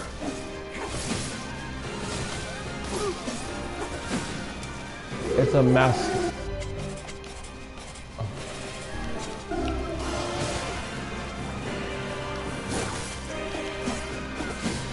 A massive wolf slaughtering is the last thing I want to do. Protect the king at all costs! Come, wolves, take this thing of our blade. I want to leave a single one of you alive. We can never forgive you, humans. There shall never be peace between us. Never, never, never. He seeks the king of facade. Such dogged, unwavering defiance. Why do these beasts hold so much rage? The smaller wolves are not infected shades. As for the leader, if even one shade is here, then I have to kill all of them.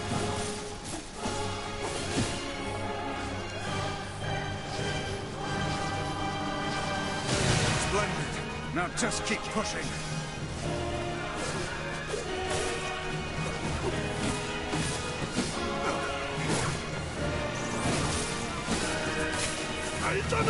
Protect the king at all costs.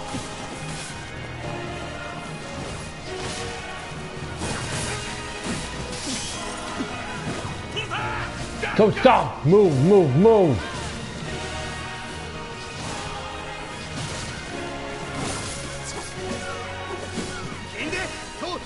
The Queen Fira! Above you, stay on your guard. I don't want to...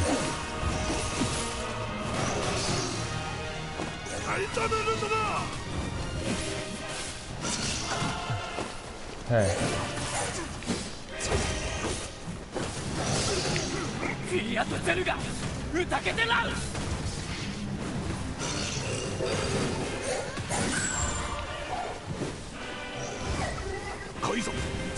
At least you are exposed.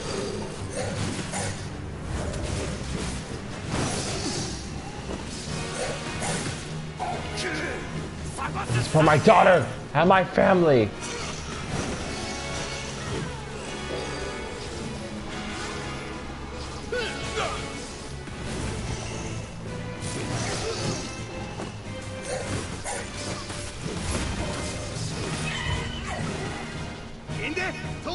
Queen Fira.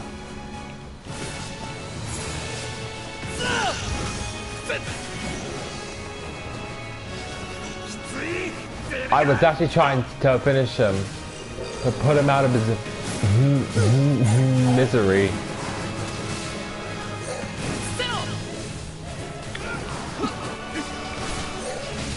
But... oh, come on.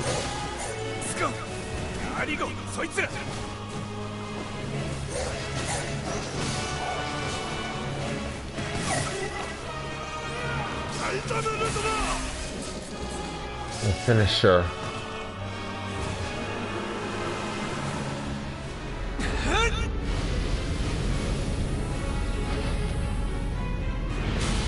Just one big hammer.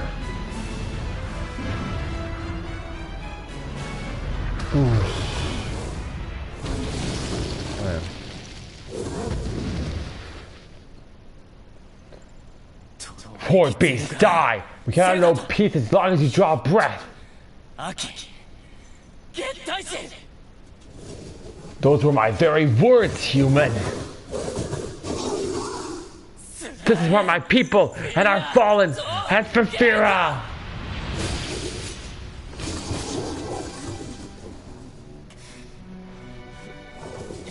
What have we done to deserve such a fate?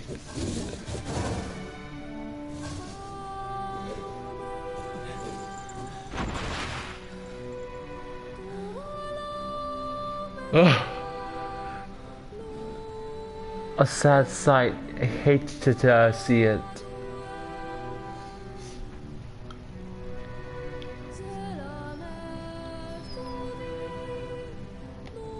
Past.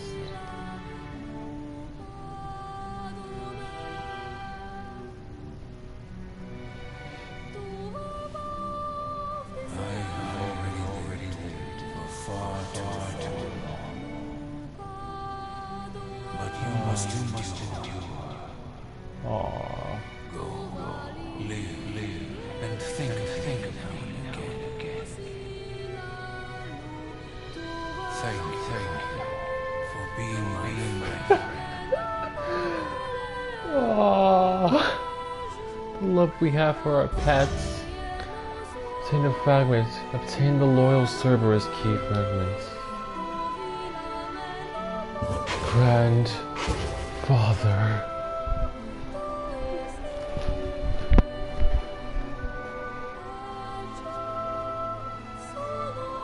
I didn't realize the camera pans like that. The most heartbreaking scene in all the game for me.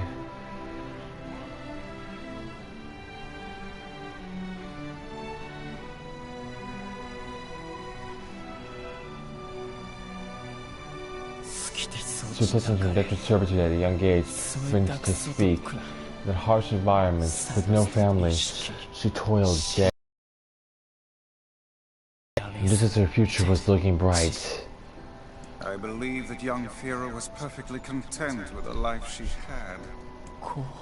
She was? Of course. Does this not sound like what she would say to you? She was terribly proud of her king. And now you must do all you can to honor her memory. I will do my best. I swear it. I'm sorry. I need to be alone right now. You can't use the life to shed tears in front of others. Is that another infernal rule? The people of the mass live and die by our rules.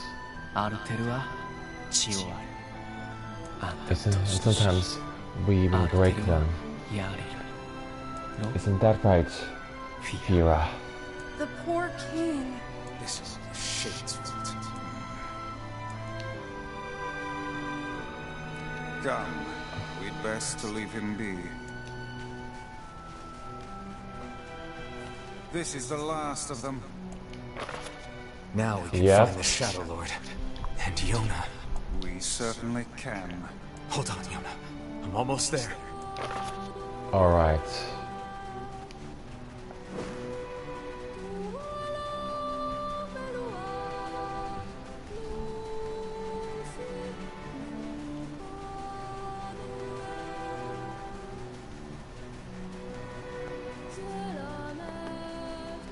We should return to Popula and see if she has any final words for us.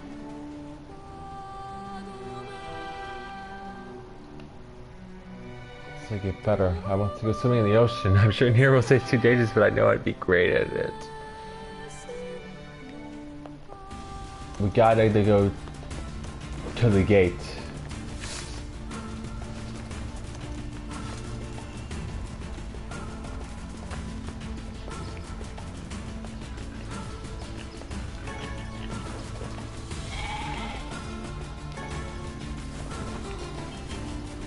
Hey, I didn't bother you.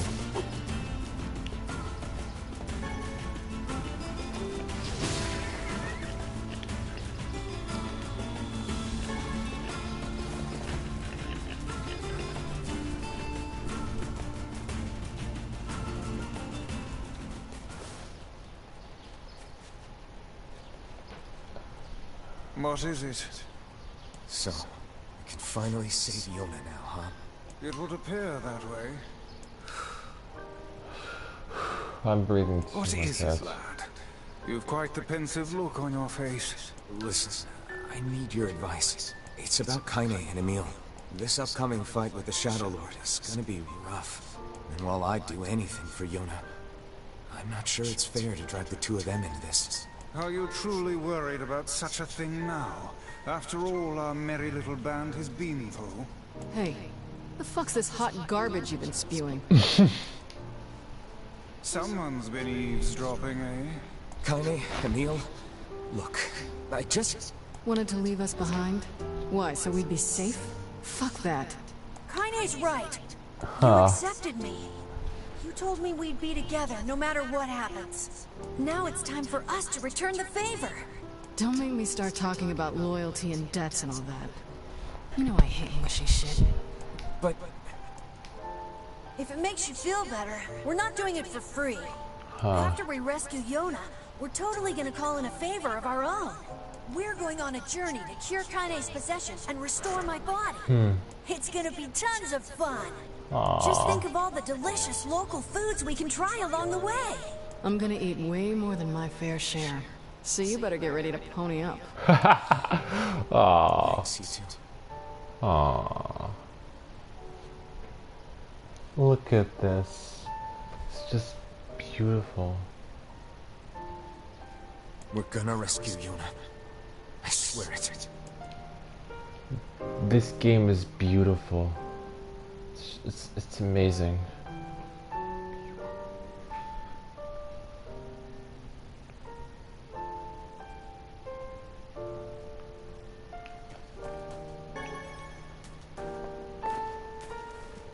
I marvel at how relatively simple a task this retrieval process proved to be. It is almost as if someone deliberately set us on this path. You're overthinking again, Vice. But... I don't care if it's a trap. Yona's waiting for me and I'm going. I see. We gotta talk to all the NPCs.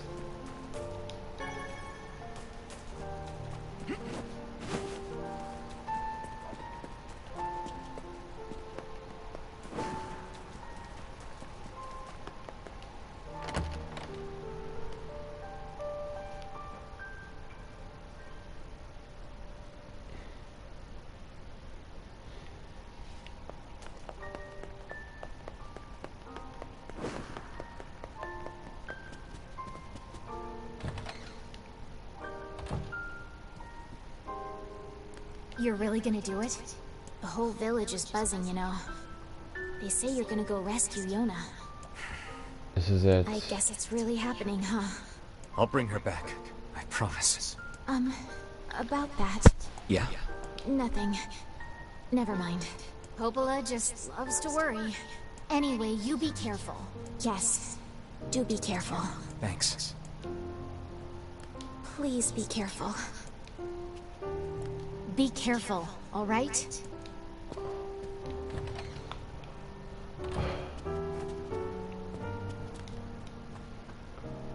Hey, mister? How come I can't see Dad? I'm sorry for all the trouble, sir. Wait. This room. We never looked at this. What is the purpose of this place? Beats me. Maybe it's Popola's hobby corner. These are trophies of all the bosses. This is the girl who was on the wrecked ship. This is... Top shelf. What's that? It resembles the shade we saw in the lost shrine.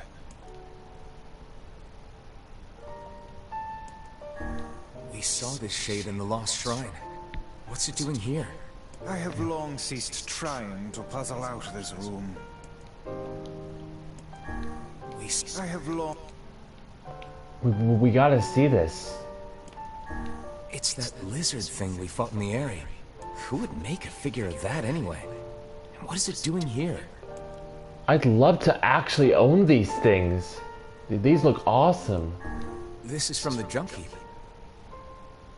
For a decoration, it's certainly in poor taste.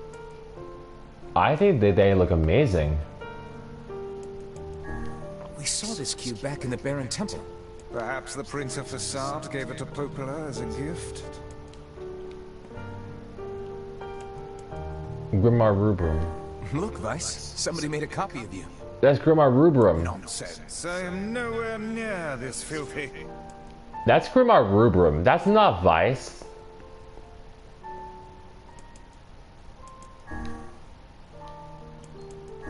It's a sculpted leaf. Right? Oh, that's for the Forest of Myth. This is the first sane thing I have seen in this room. That's for the Forest of Myth. It's a statue of a boy. What? Popola certainly has some eccentric tastes. What's the boy for? Wait. Wait a minute. Could that be... This looks like Emil's sister. Halua. An exquisite piece of work. It feels as alive as you or I. The robot from the junkie. Look, nonsense. Whoa. Whoa. Hold on. We killed this jerk in the junk heap. It was a fearsome foe, but under this environment it looks almost charming. A wolf figurine? I want that. A very fine construction, I would add. Rock. And then this... What the hell? It's the massive shade we saw in the area. I don't even want to know. This is the girl who was on the wrecked ship. Wow. So this is the boss. Why would Popola be trophy collecting room. figurines of the shades we defeated?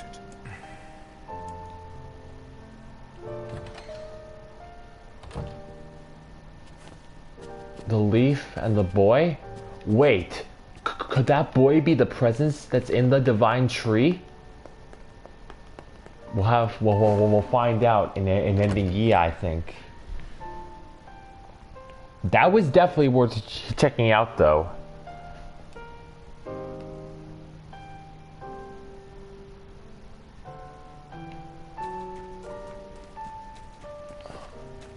Wait. I love talking to the... We got to talk to all the NPCs. This truly is the last run of the Shadow Lord's castle. We gotta make it count. I think I'm beginning to understand. Climate change wasn't the cause of our woes. It was only a symptom. The real trouble started when something terrible came down from the sky. It seems that this event turned the world into a metropolis of salt. I guess they're talking about how most of the city sunk into the ocean? Not quite. The white chlorination syndrome.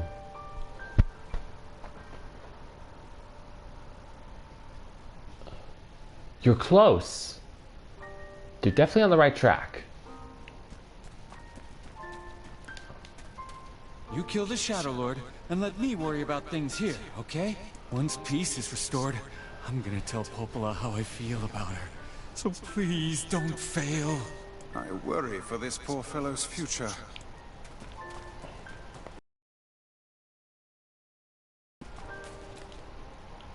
I can't stand the thought of young people being killed by shades. Please come back safely, you hear? Oh, I saw the stream glitch out of a bit just now. If worst comes to worse, I will start a new stream. If we can ever take care of the shades, I'd love to plow an honest field of crops right here.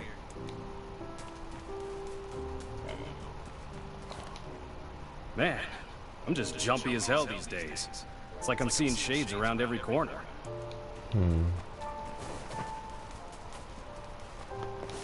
This village owes you everything. If there's a way we can help, just say it. You headed to the Shadow Lord? Yes. You know it.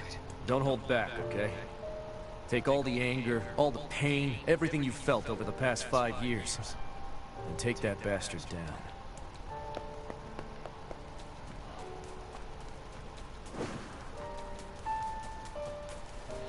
I will. Let me minutes and 3.5. You're going up against the king of the shades. Be careful. The village defenses are much stronger than they used to be. And yet, when I think about shades attacking again... I can't spend all day fretting about hunger, so I'll focus on your safe return instead. In dangerous times like this, families need to stick together. So go get your sister. It's been nothing but bad news lately. But if you bring Yona back, this village will throw the biggest party you've ever seen.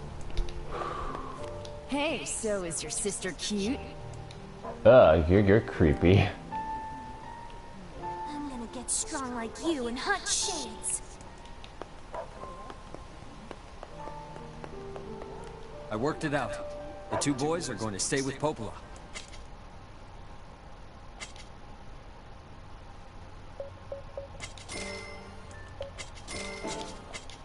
Come again once you get back, all right?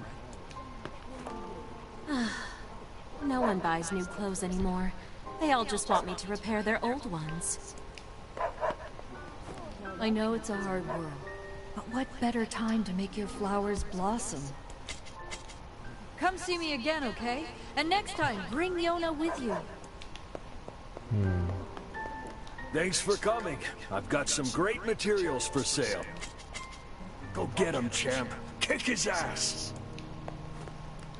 I want to play with Yona. Please? Come back with Yona. Our time is coming to an Let us know end. if there's any way we can help. Not much food here these days, but try and grab something to eat before you go. Everyone at the market is looking forward to seeing Yona again. Give him hell and come back soon.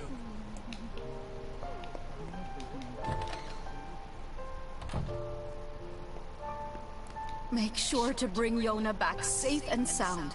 We don't need a repeat of this tragedy. I will. I promise. They say you're off to kill the Shadow Lord. Doesn't look like I have... She doesn't say anything new. You saved his life. You'd better come back in one piece. You hear me?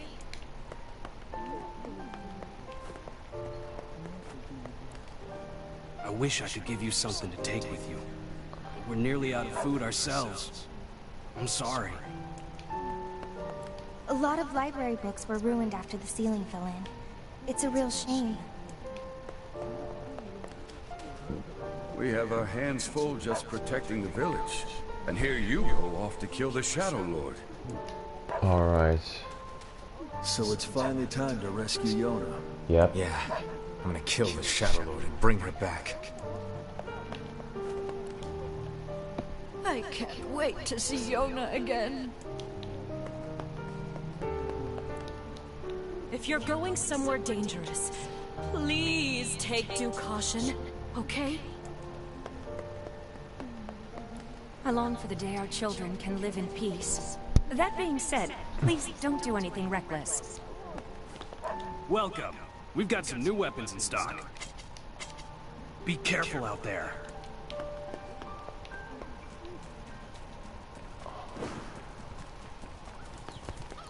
Heard you're off to kill the Shadow Lord. Be careful, okay? Heard you're off... The shades are growing stronger. Make sure you're prepared. We'll protect the villagers. You just focus on your fight.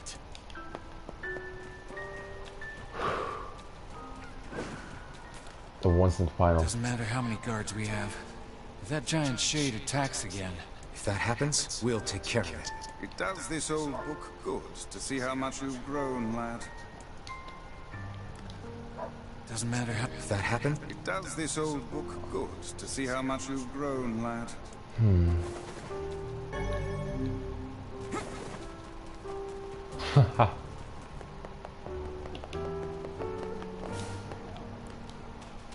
So it's finally time to rescue Yona. Yeah. I'm gonna kill the Shadow Lord and bring her back. Well, we haven't talked to everyone.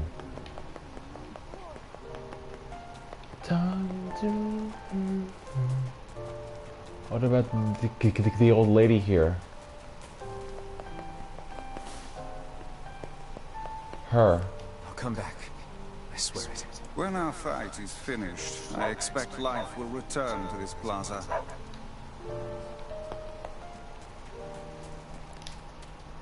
Take out that Shadow Lord and come back safely, okay? I'm glad we caught him. Eastern Gate. Time to rescue your sister, eh? Good luck.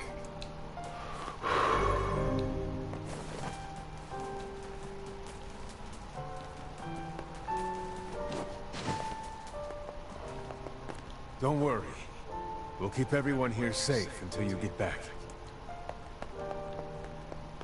Finally off to get Yona back, yeah? We're all rooting for you. Thanks. Alright. Well, I think it's finally time as soon as we talk to the people and up above the boat landing.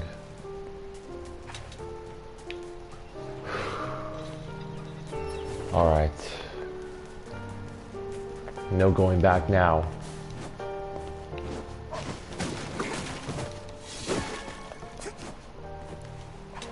Do you think Yona will play with me when she gets back?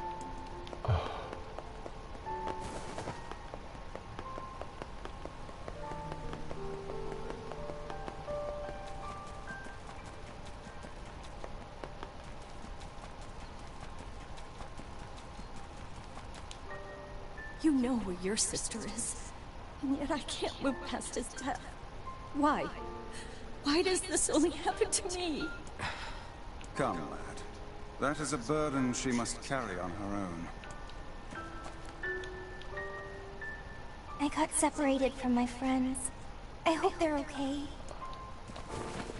Well, this is it.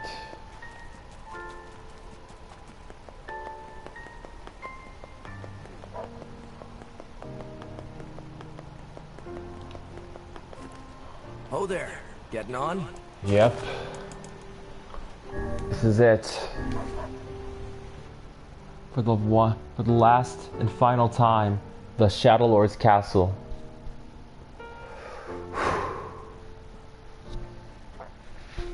Well, now they can finally enter the Shadow Lord's castle. Yes, but we can't relax just yet.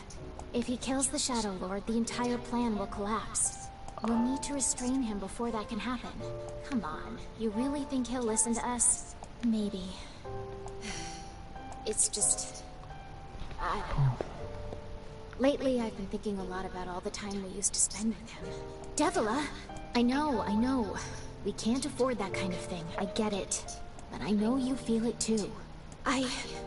Even if I did, we have no choice.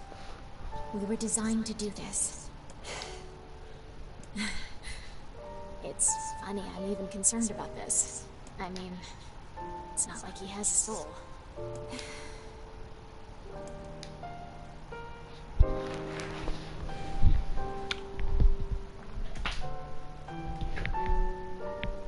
Well, it's time.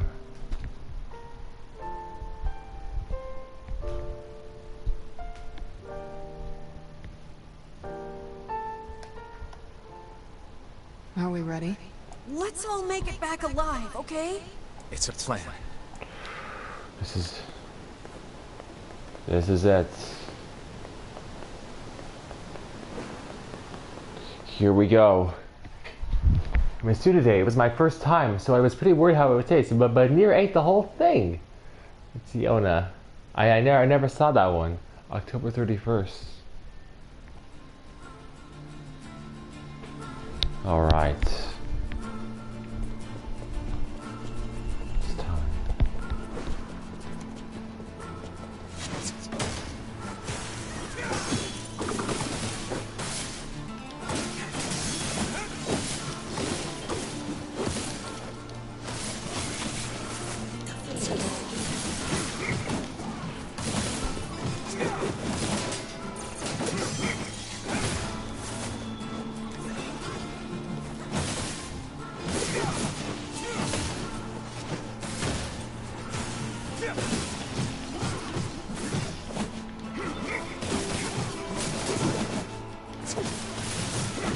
This one is using magic to enhance the others.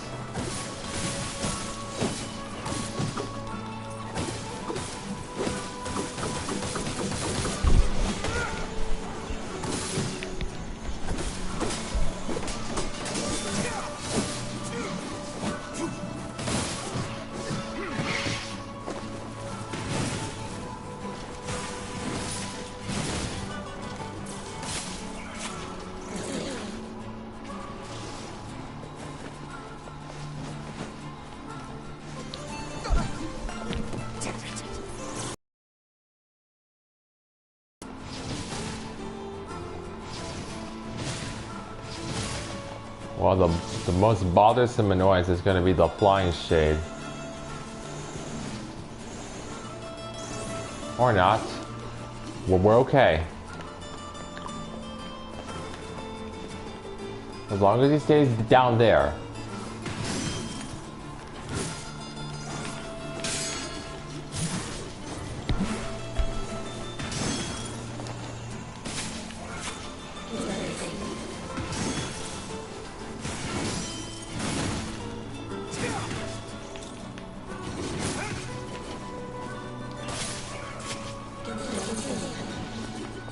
Okay.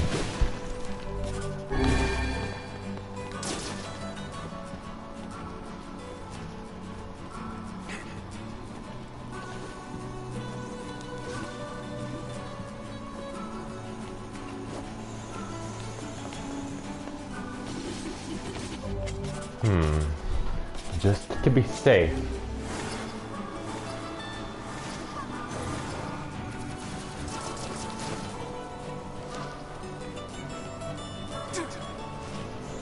Because I know sometimes when we get knocked down,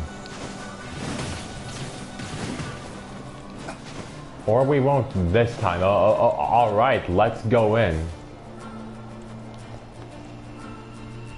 Okay, well, snow and summer ambiance time.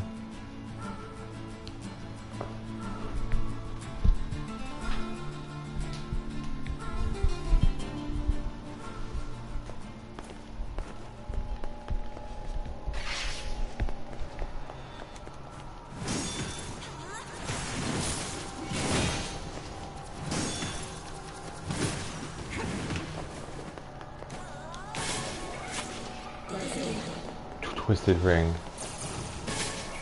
Another one.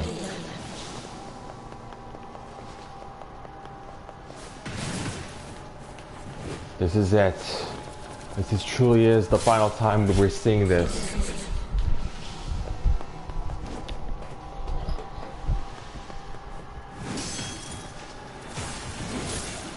Whoa. Okay. Ho ho. He fell.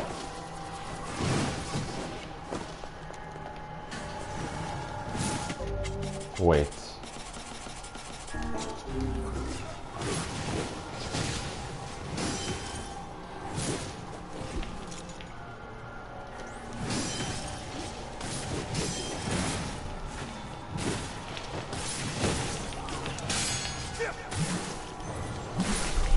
Okay. So many twisted rings.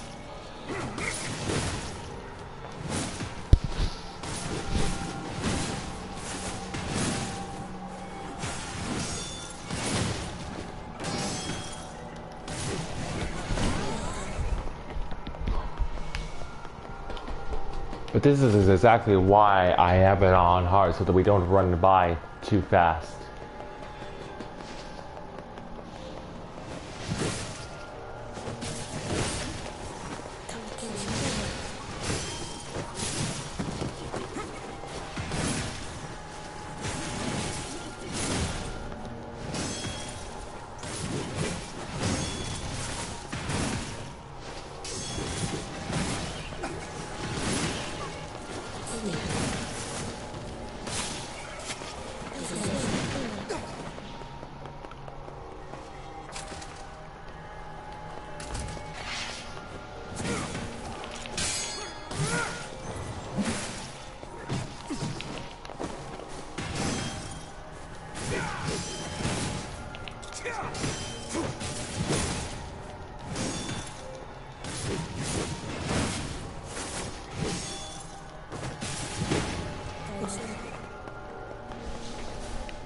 Okay.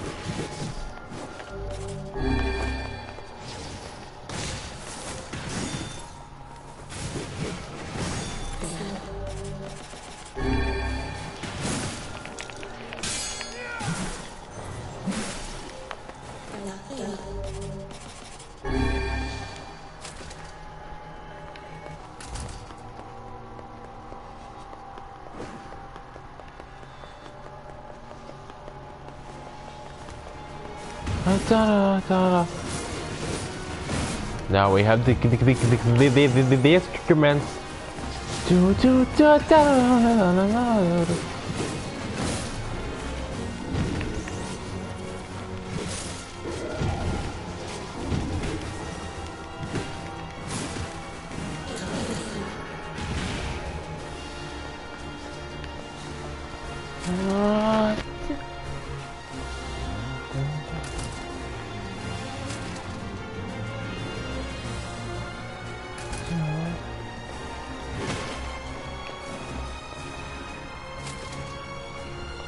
Here we go.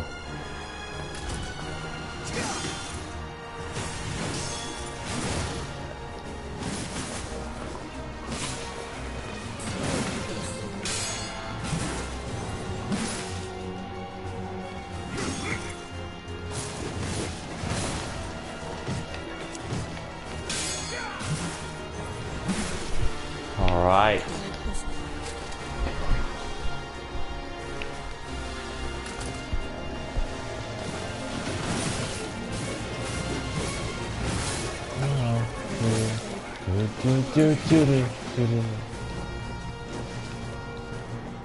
Dun dun dun da da da da da da.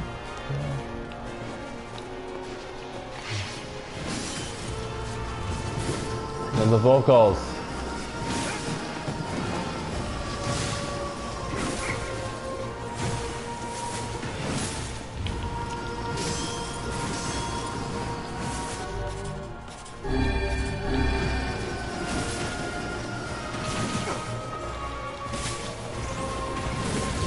All right. Take care of these guys. And the big man.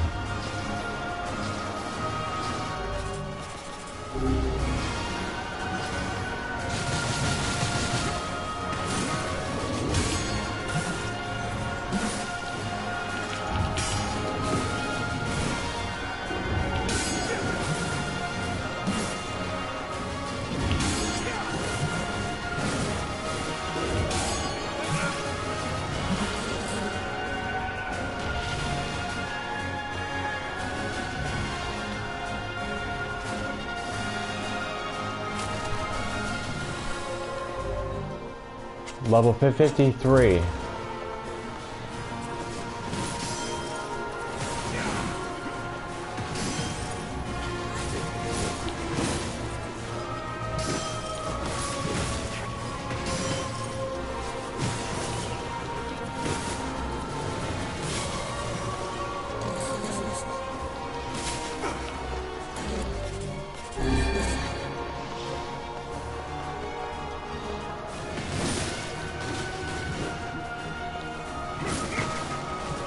Okay. Nice. We want that.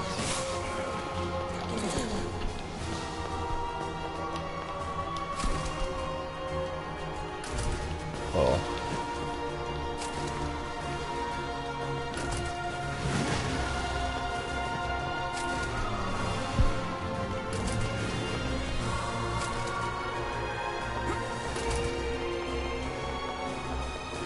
Are we good yet? Can we leave? Of course not.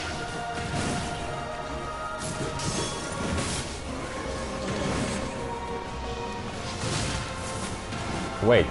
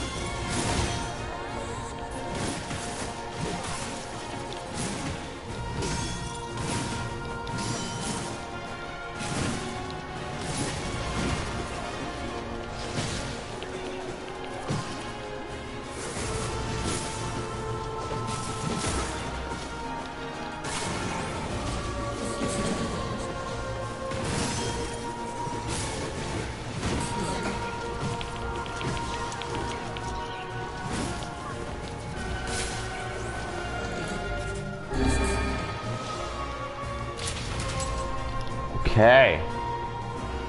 It was a wedding yesterday. The bride wore a white dress and that was really, really pretty.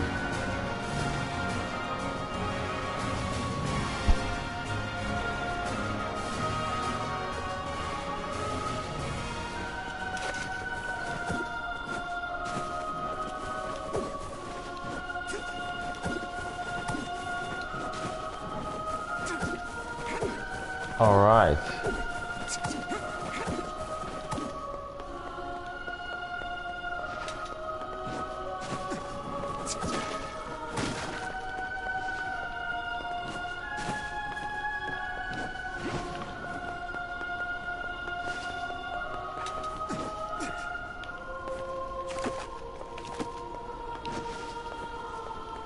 It's around this way, right? This way?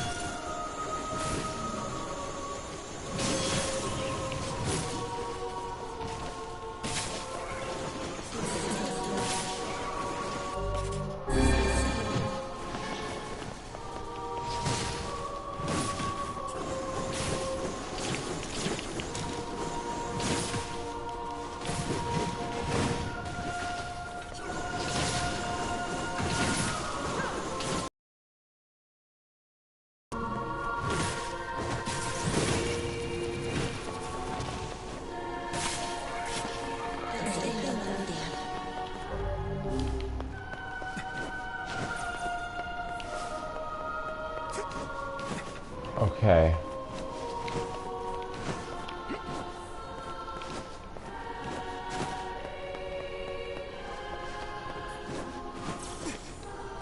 All right. Well.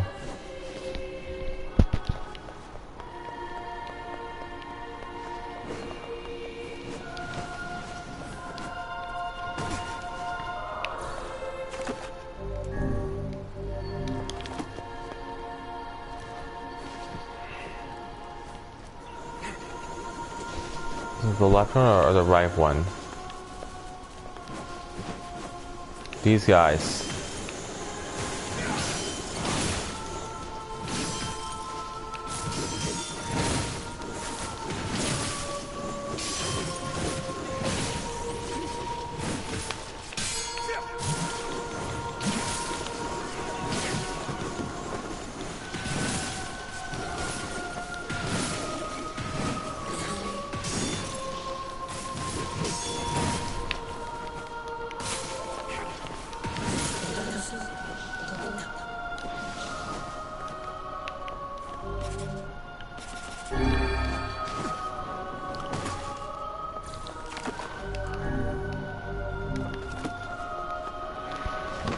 I want to get that item drop word.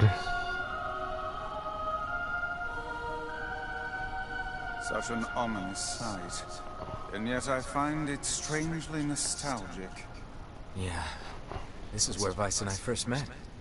And first fought together. Wow! This is where you used to live, Vice? Well, yes, I suppose. In a technical sense. Pretty nice digs for a floating magazine. At least it was free from annoying hussies like yourself.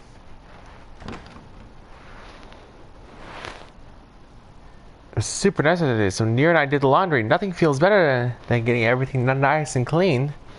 Aww.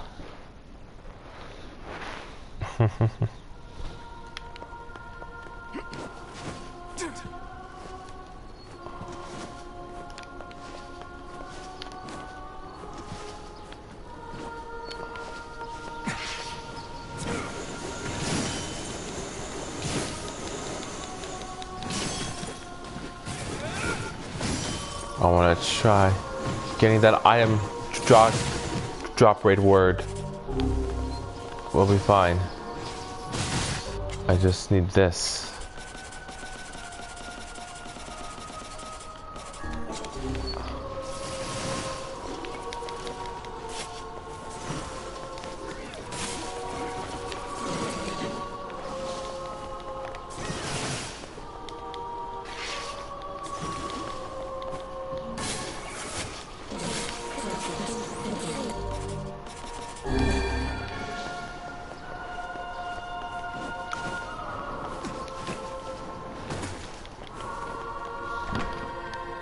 This is a way of grinding the item drop rate word called Mazurken.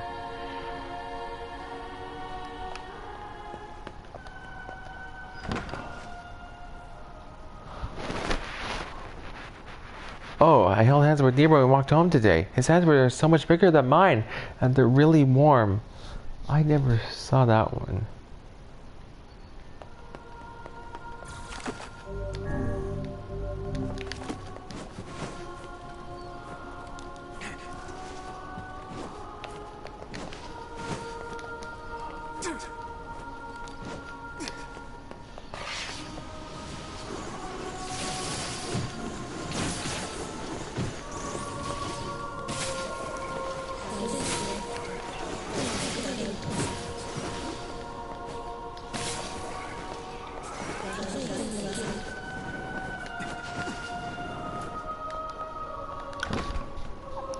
Words are not items.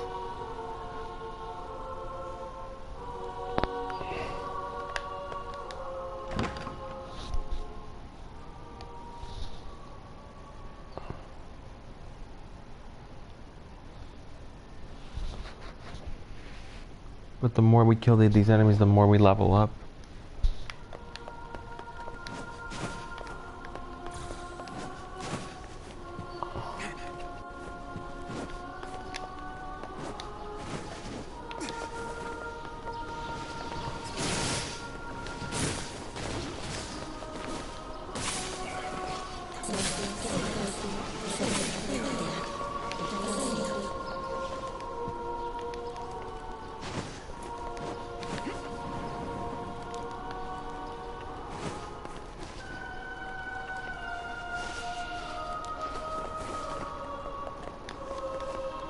I don't even need to be doing this right now.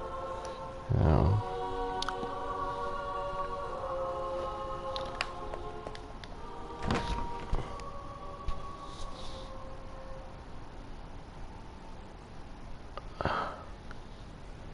I might as well just stop with this, you know.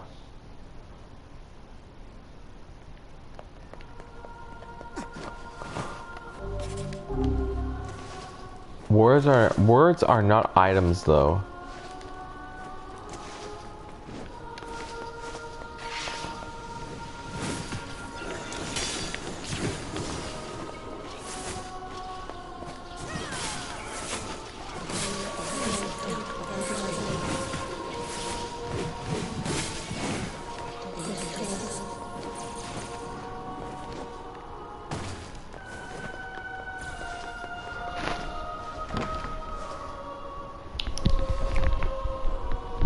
This is also the way you farm for Forlorn Necklace, but that's not what I'm going for.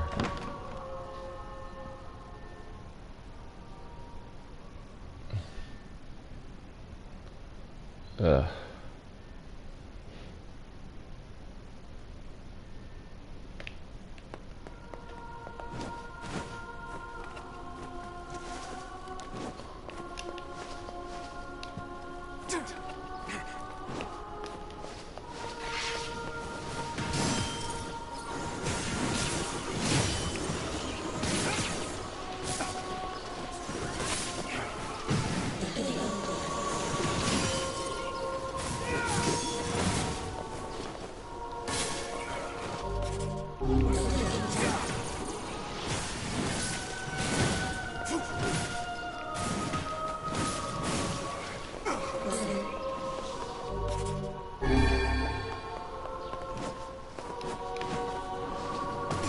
You know what? This is not worth it.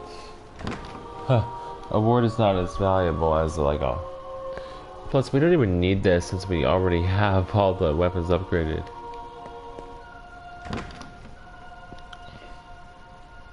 But a nice to be have it is like the cherry on top, you know?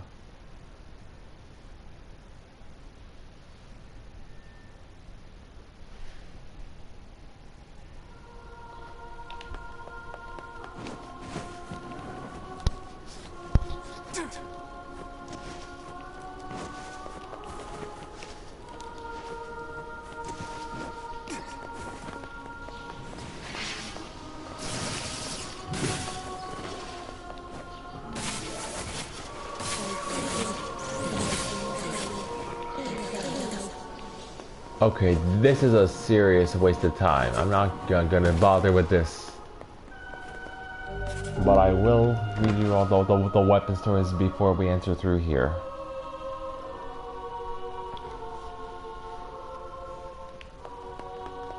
Or how about as we're in here? You cannot turn back from this point. And Continue. now the path is open. This is it. With this background music, Shadowlord's Castle Memory, I think it'll provide a great backdrop for reading the weapon stories.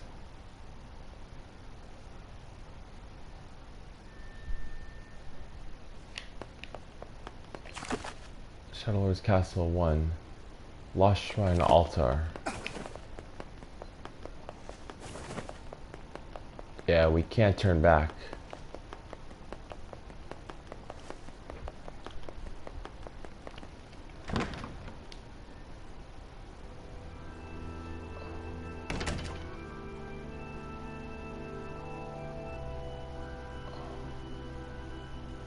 This is it. The final run for ending D. Yes, we did this music. Oh! There's a fallen statue. I did not notice this the first time.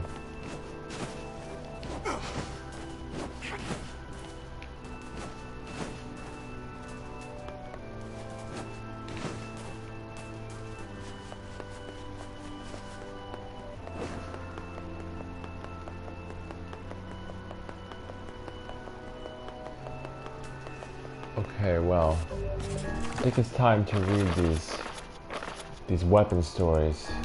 All. Starting from the Nameless Blade. Level 1, smash, smash, smash, smash. Sweat rolls down the faces of hard scrabble as the men as they chip away at Ironstone. Their cheerful singing echoing through the mine. We are workers, workers in the mine, dirty from tip to toe. Again today we search for iron with all our might. Smash, smash, smash, smash. Foom, foom, foom, foom. The sound of women stomping on bellows in the mill. The sound of iron being gathered from the scorched sands. We are workers, workers in the mill, workers who send wind. Today we stomp the hellows again with all our might. Foom, foom, foom, foom. Clang, clang, clang, clang. The sound of swordsmiths wielding hammers at their forges. The ringing of such transformative blows is stunning indeed. We are swordsmiths, swordsmiths who bring blades to life. Lords of steel, clang, clang, clang, clang. Rip, rip, rip, rip. The sound of flesh being rent on the battlefield. The sound of killing enemies, killing someone, killing humans.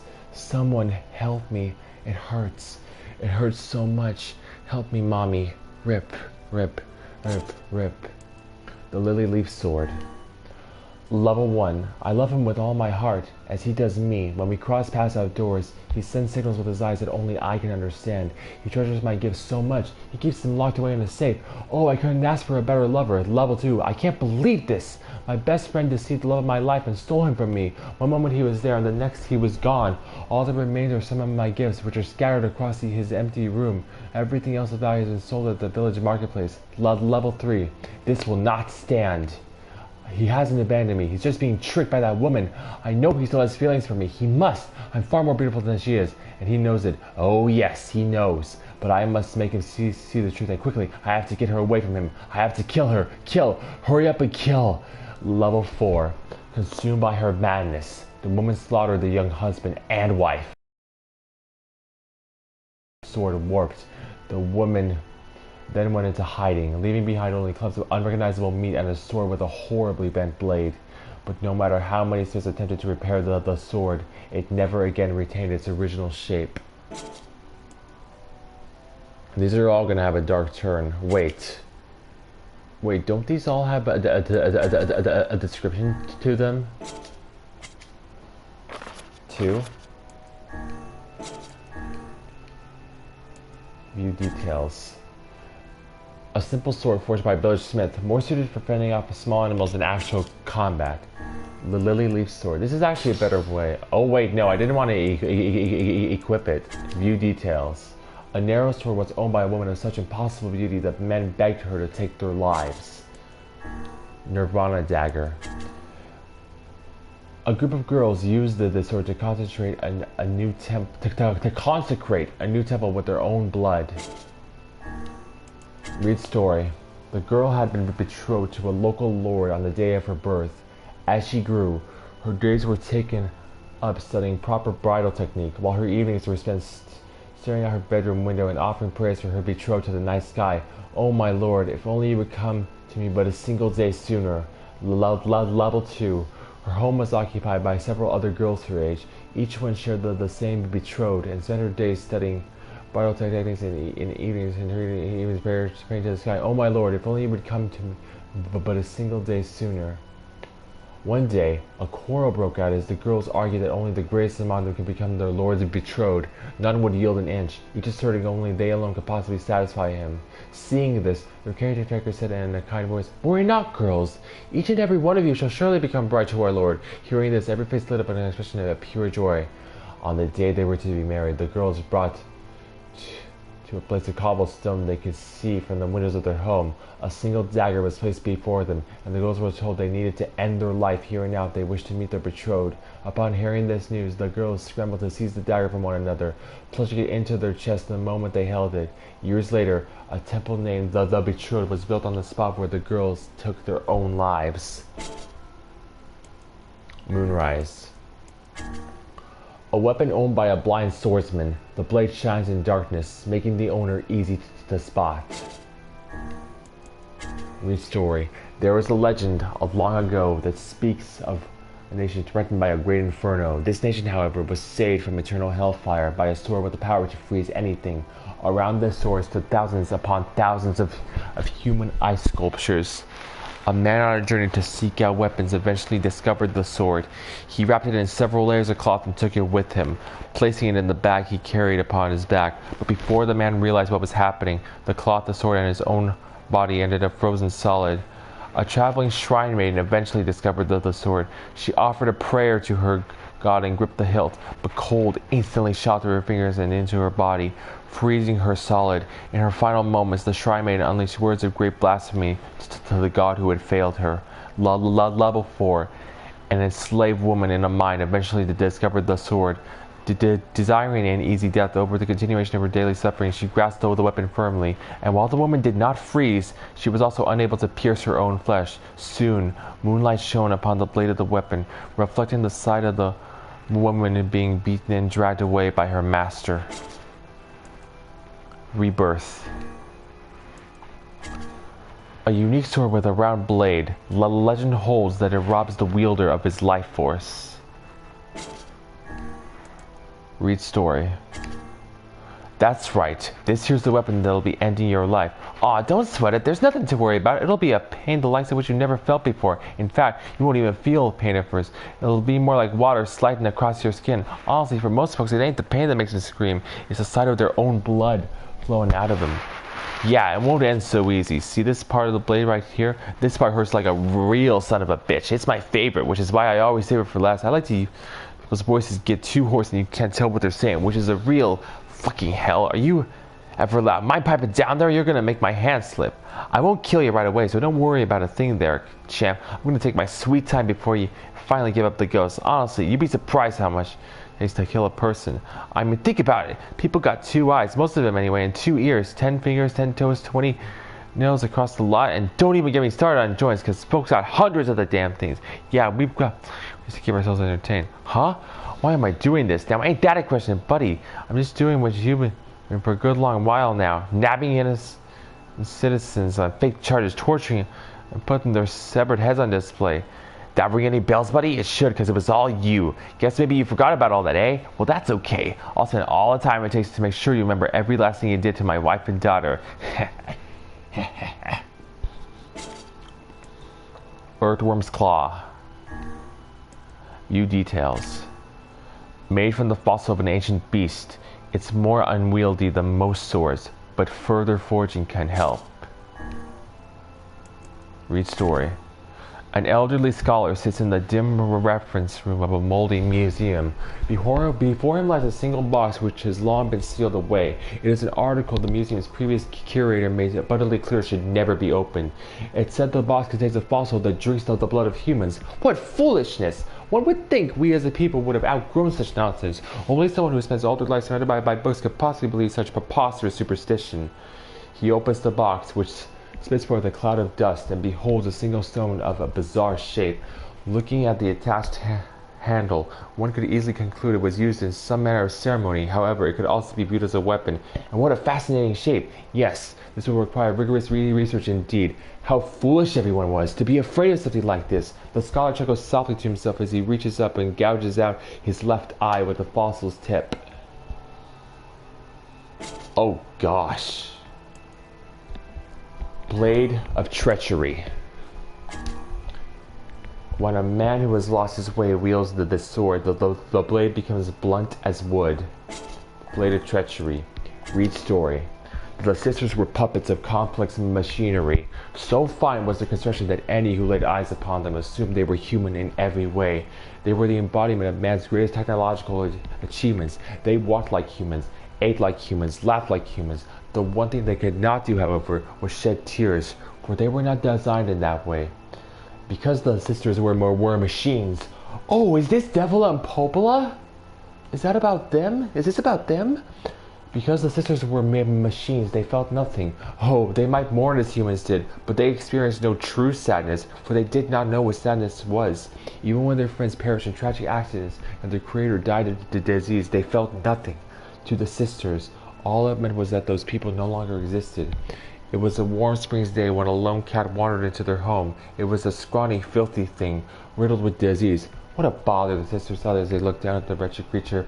But they fed it milk, wiped it clean, and kept it warm, and soon the cat was well again. From that day forth, they would linger wherever the sisters were, brushing against their legs when it wanted food. If it caught a mouse, it would bring it back to boast its prowess. If it wanted love, it would cry out to them in a mewling voice. What a bother, the sisters thought. It was a cold winter's day when the cat came into their house, let out a feeble squeak, and died. Time and again did the younger sister shake the cat's body. Time and again did the elder sister call out to it, but the cat neither moved nor responded. In that moment, the sisters felt as though they felt something break deep inside their chests. And from that day forth, they truly felt nothing at all. That must be about Devil and Popola. It has to be. Beastbane. A sword that bears a beastly motif. Its short thin blade seems eager to vanish from sight. Long, long ago, in a faraway kingdom, there lived 3 brothers. The middle brother was a famous general who commanded a vast army. People everywhere were terrified of his troops, for they were most violent indeed. This general loved to make war. He enjoyed nothing more than watching cities burn and corpses pile up, and he fought not to subjugate, but simply to destroy all that he could. His well-trained soldiers laid waste to towns, cities, and even nations for the sake of their general. And, as they hoed and hacked and chopped, the general would chuckle to himself in the most vulgar of tones. The army marched on and on. Nations by the sea, nations of the mountain, nations of the deserts, nations of the tundra, nations of the east, nations of the west. The general cared not. He simply wished to watch it all burn. His orders were absolute, and for years beyond counting, the soldiers killed and killed and killed and killed and killed and killed and killed and killed and killed and killed and killed and killed and killed and killed and killed and killed. After some time, the army made arrived in a certain nation. They killed its soldiers, they killed its townspeople, they killed its princesses and princes and dukes and bakers and lawyers and accountants and beggars and thieves. Eventually, a shabby general came pleading for his life with tears in his eyes, but they killed him as well. However, the soldiers thought he seemed familiar and tried to recall how they might have known him. In that moment, however, the general's daughter appeared, and they became so engrossed in ending her life, they never thought about the matter again.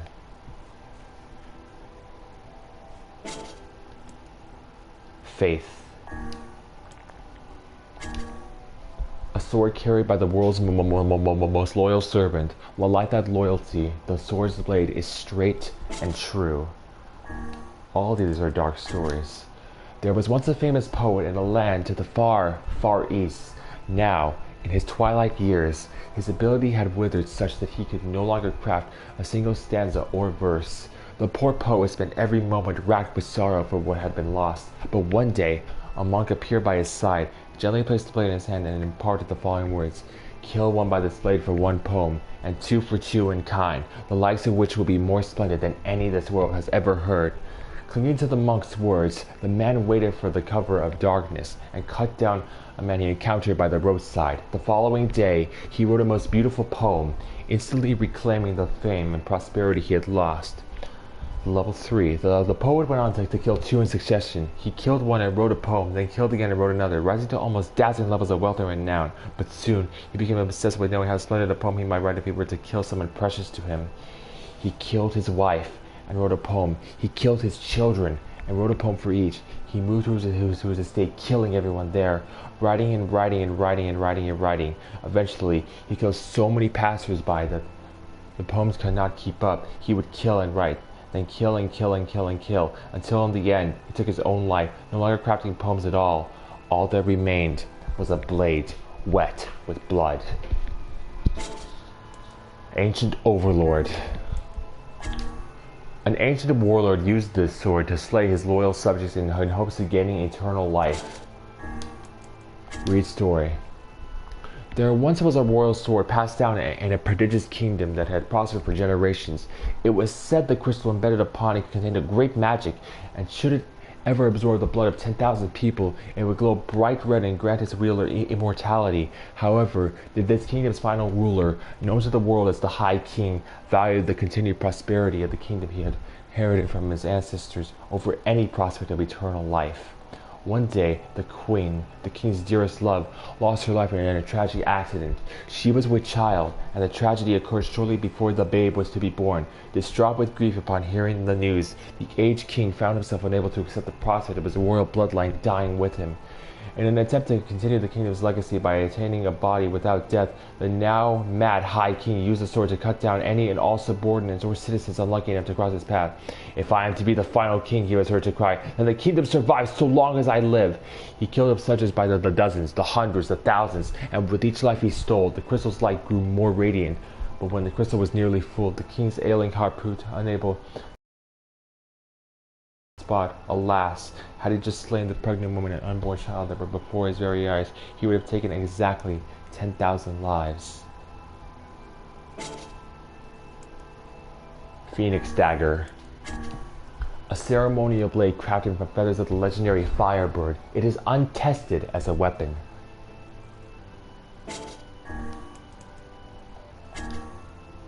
There once was a woman who promised her hand to a man who was departing for the front.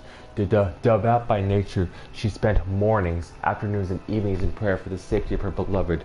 Perhaps in response to her earnest pleas, one night a bird enveloped in light appeared to her in a dream and began to speak. "The man you love will surely return safely," said the bird in a beautiful voice. These words brought great comfort to the woman, and she began weeping tears of joy. "However," continued the bird, "his heart will surely not." Soon the man returned as the bird had foretold, his body covered in scars beyond counting. But as the bird also foretold, he returned with an unfamiliar woman of extraordinary beauty at his side. Despite this, the pious woman could not contain her love for the man and ran out to meet as he approached.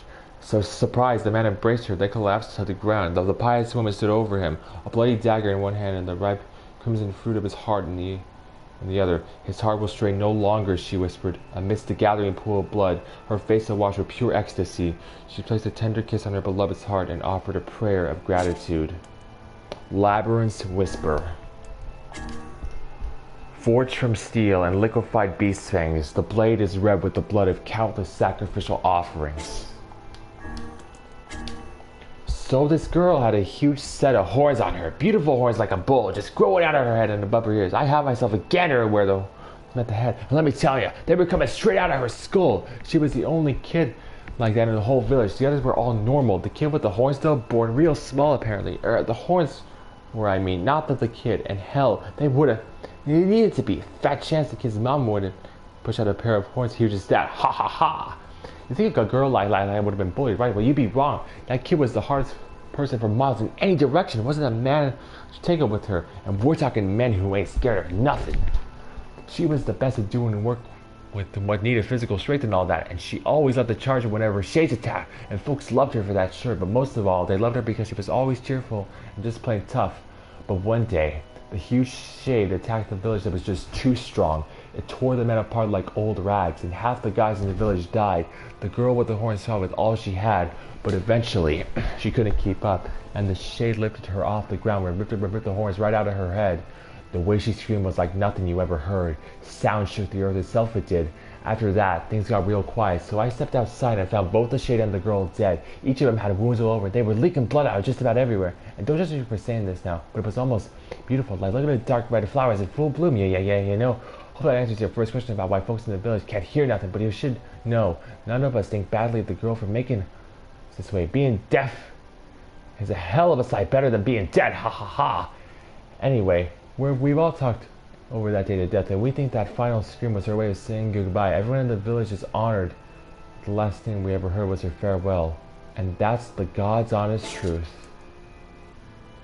Fool's embrace. Oops. A sword created after a man, driven mad by revenge, sealed away a cursed dragon. Kime? I was saved from the despair that shackled me. I was free from the fate that cursed me. I was pacified from the indignation that plagued me. I was changed by the day I met you. My flames will scorch the earth below. My fangs will know the taste of blood. My claws will rend my enemies asunder. My wings will soar to the skies above. If your eyes are to be robbed of their light, if your skin is to be stained with blood, if your sword is too heavy a burden, if your lips can no longer produce speech, even if this body is snuffed out, even if these words are stolen, until our contract is complete, until the moment this warmth is lost. It's definitely about Kime and Angelus. The iron pipe. This one I really equip. Beauty details. A relic of the civilized age. Its rusty scent comes from the blood of all who dared oppose the wielder. Read story. May 21st. We finally ran out of money. Food just costs a lot more nowadays because of the war. We tried begging at the church, but they have their hands full caring for the wounded. They can't spare anything. Yona's really lost a lot of weight. I wish I could get her something to eat. July 15th. We met a nice lady who gave us some food. At first, I thought she was homeless like us, but she said she was joining some kind of relief and support thing run by the government, so we decided to go with her. At least Yona seems to be doing okay today. This is canon! This is about what happened in summer 2049, August 1st. The nice lady from before you used the book and turned into a monster. We ran away as fast as we could because I don't think she's human anymore. Everything those adults told us was a lie. They won't give us money and they won't treat you with illness. Also, there's a huge wall around the city now we can't get out. We never should have come here. Is that the wall of Jericho? August 5th. It's so cold today. I can't but believe it's summer. I can actually see my breath. We decided to hide from the monsters in an abandoned supermarket. We found a few old cans of food there, but now those are gone. Also, Yona's cough just won't quit. I've got a really bad feeling about this. Virtuous Contract. DLC weapon. The NieR Automata one. Oops. Virtuous Contract. A sword imbued with negative emotions by an unknown smith. Its white blade was splendid in the sun's light, clouds the vision of any who dared confront it. Pod, relay the following to the command. Mission complete. Destruction target verified. I will return to the bunker after recovering the remains. Over. Pod, relay the following to command. I made contact with the operations target. No suspicious activity observed at present. I will continue monitoring the target. Over. Pod, We relay the following to command. I investigated the target's observational records but found no hostile behavior. Requesting target re-examination and temporary suspension of this operator. Destruction of target verified. I make no apologies, for I promised I would not. Farewell.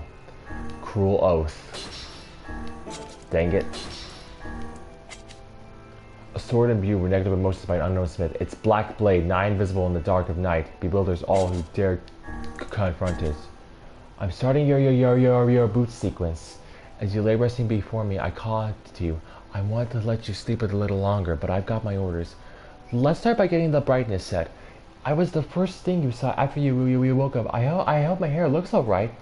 Let's check your voice recognition. Can you hear me? Mine was the first voice you heard after you woke up. I have to try and keep my voice nice and deep. I don't want to sound too excited. Okay, so should be good to go. Good morning, and so we peacefully boot up to face yet another day of killing our machine enemies. That's 9S. Cruel Oath is 9S's weapon. Kusanagi.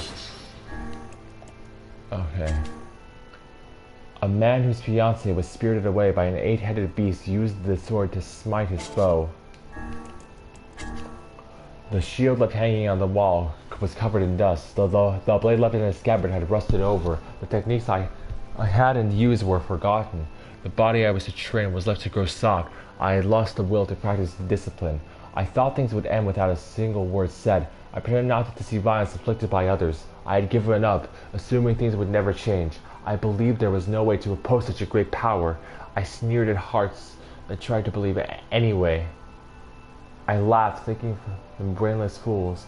Those were the thoughts I had taken refuge to. I had given up, believing nothing was possible in the end. I lamented the foolishness and ugliness of it all. My life had lost all meaning. I had lost sight of those who were precious to me. I could not believe in their kindness. I was unable to save them from the grief that tore at their hearts. I had forgotten the courage it takes to protect the smallest of joys. I believed my words would never reach you. Axe of beheading. A man's dimension drove him to attack his daughter's fiancé with his axe. Sadly, he hit his daughter instead. So we'll find out how that happened. There once was a ritual gathering of spirits, held on the night of the 10th full moon of the year. During the ceremony, they would gather on the shores of a lake and boast to one another of all the evil deeds they had performed during the year. But the first spirit took great joy telling of the unfathomably cruel ways she had killed some of the finest soldiers in the land.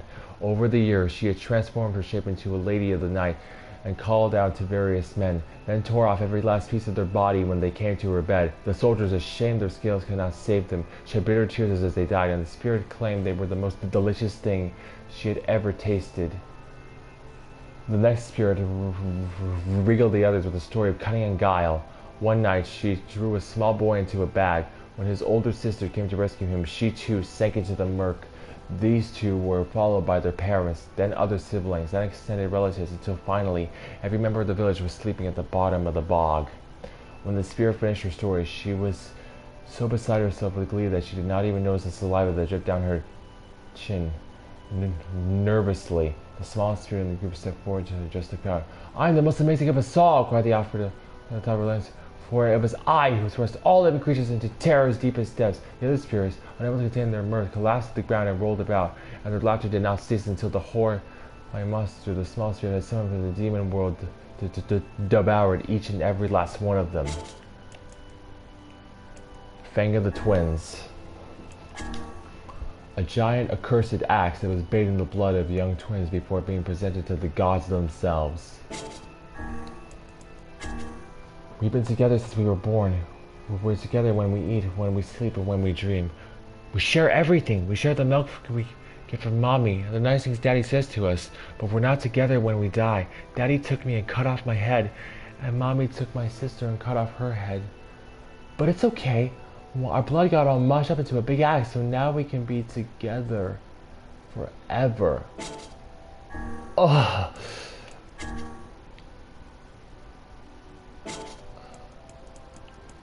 Vile axe.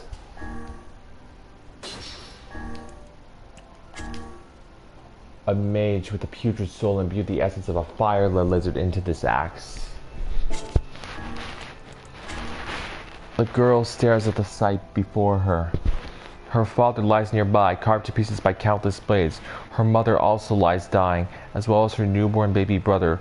All had suffered terribly in their final moments, and the girl can do nothing but cry as she stares at the 3 soldiers who have murdered her only family. Years later, the girl reappears, her visage made strong by her vow for revenge. The first soldier has grown so fat that the buttons on his uniform can barely contain his girth. The girl approaches him and claims to know an easy way to lose weight. On the pretext of an examination, she has him lie down on a bed before suddenly hacking off his arms and legs with an axe. The remaining lump of soldier screams and attempts to wriggle away, but the girl pins him down and tells him he still has parts he can lose. Sometime later, the girl sits in front of the now rounded torso and smiles. "There we are," she whispers. "Look how nice and slim you are." The second soldier is a peerless Lothario. Each night, a new woman is invited to his manor to spend the night. The girl breaks into his home and kills the women at his side. Then he uses her axe to hack off his manhood as he trembles and begs for mercy. The third soldier has long since left the service and is now living a quiet life with his family in a remote village. After they have fallen asleep, the girl takes her axe and cleaves the support beams of the house, causing it to collapse. She then sets fire to the wreckage, creating a great bonfire that can be seen for miles in all directions. Suddenly, the soldier's son crawls from the wreckage, covered from head to toe in terrible burns. As his eyes fall on the girl who has murdered his family, she hands him her axe and flees into the dark of night, never to be seen again.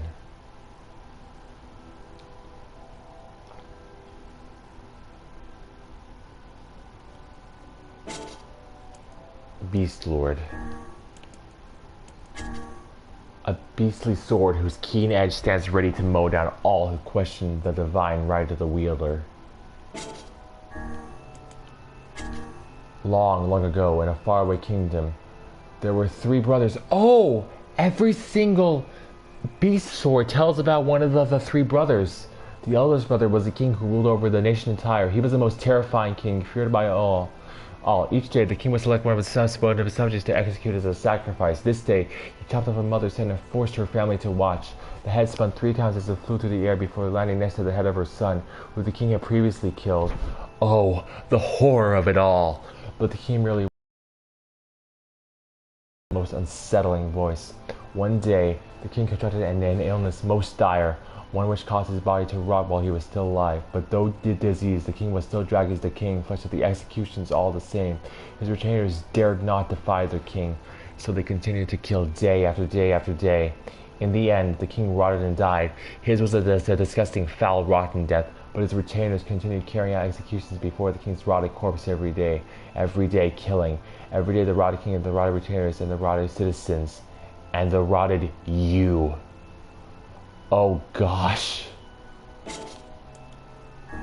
Iron Will.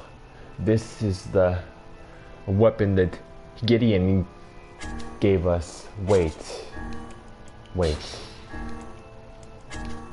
An enormous sword that grows heavier with every kill as blood and flesh cling to the blade.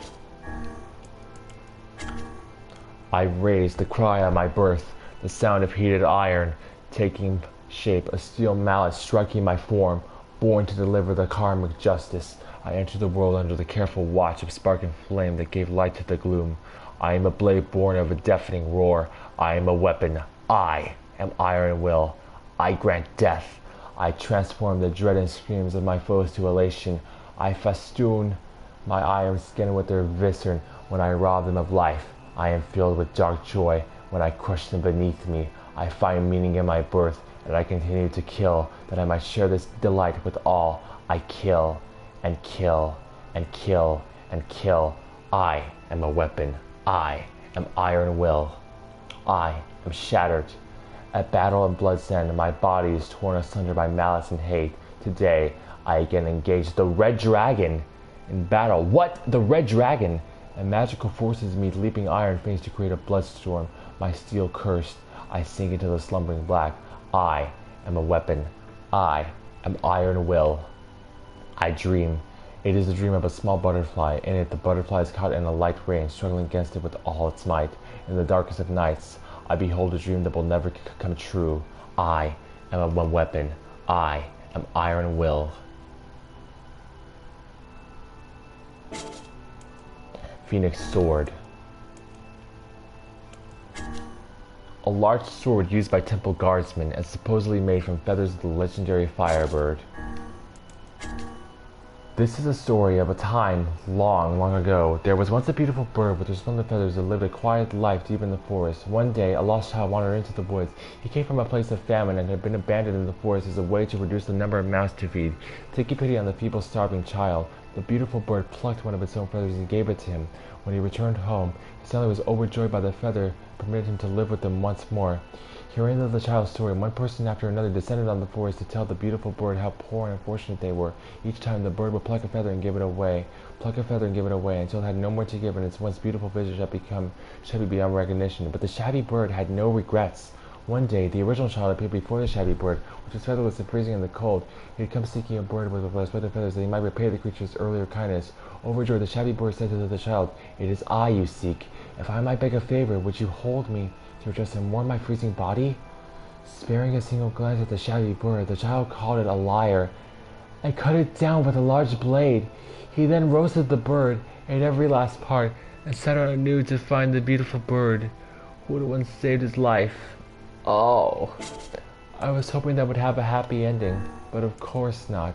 Labyrinth's song. First was Labyrinth's whisper, now Labyrinth's song. A sword forged from metal and liquefied beast horns. Its dull glow lures people deep into the labyrinth. It was a beast that lived in the cavern's deepest, most untouched depths. It had massive horns, a body like steel, born of breath of scorching fire. The peace-loving villagers hated this monstrous beast with the head of a bull and the body of a human. They feared it, and soon the beast had come to be known as the Minotaur of the Labyrinth. Contrary to his terrifying appearance, the Minotaur was exceptionally kind.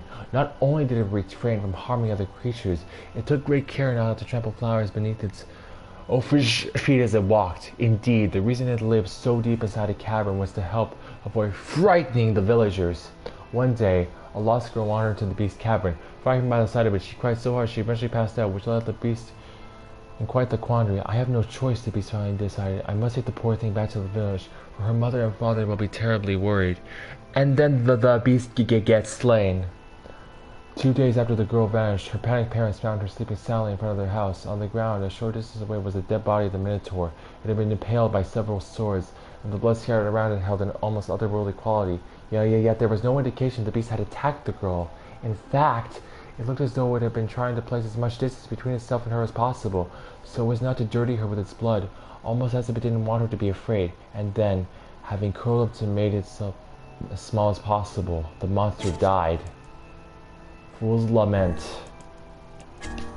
A weapon with a heroic dragon motif used by a man who tried to save the world.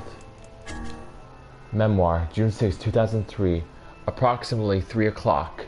A massive white humanoid, initially called the Weapon, but since renamed the Giant, this is Dragon Guard, falls from the sky above Tokyo's Shinjuku world, inflicting tremendous damage. At the same time, a large red creature, henceforth referred to as the Dragon, appears and engages the Giant in combat, though both the nature of its attacks and the utility remain unclear. As the Self-Defense Force contemplates methods by which they might attack the target, the government establishes a Bureau of Emergency Countermeasures. Memoir, June 12, 2003, approximately 4 o'clock. The Giant, which was locked in combat with the Dragon, suddenly begins to collapse for reasons unknown. The Dragon is then shot down by the 6th Division, 303rd Squadron of the Air Self-Defense Force. No official record exists of who issued the order to attack the Dragon. Work has begun to retrieve the remains of both the Giant and the Dragon, but no official verification has ever been made regarding which organization performed the retrieval. Memoir, December 2003. The first case of white chlorination syndrome is confirmed in Tokyo's Shinjuku ward. Memoir, July 2004.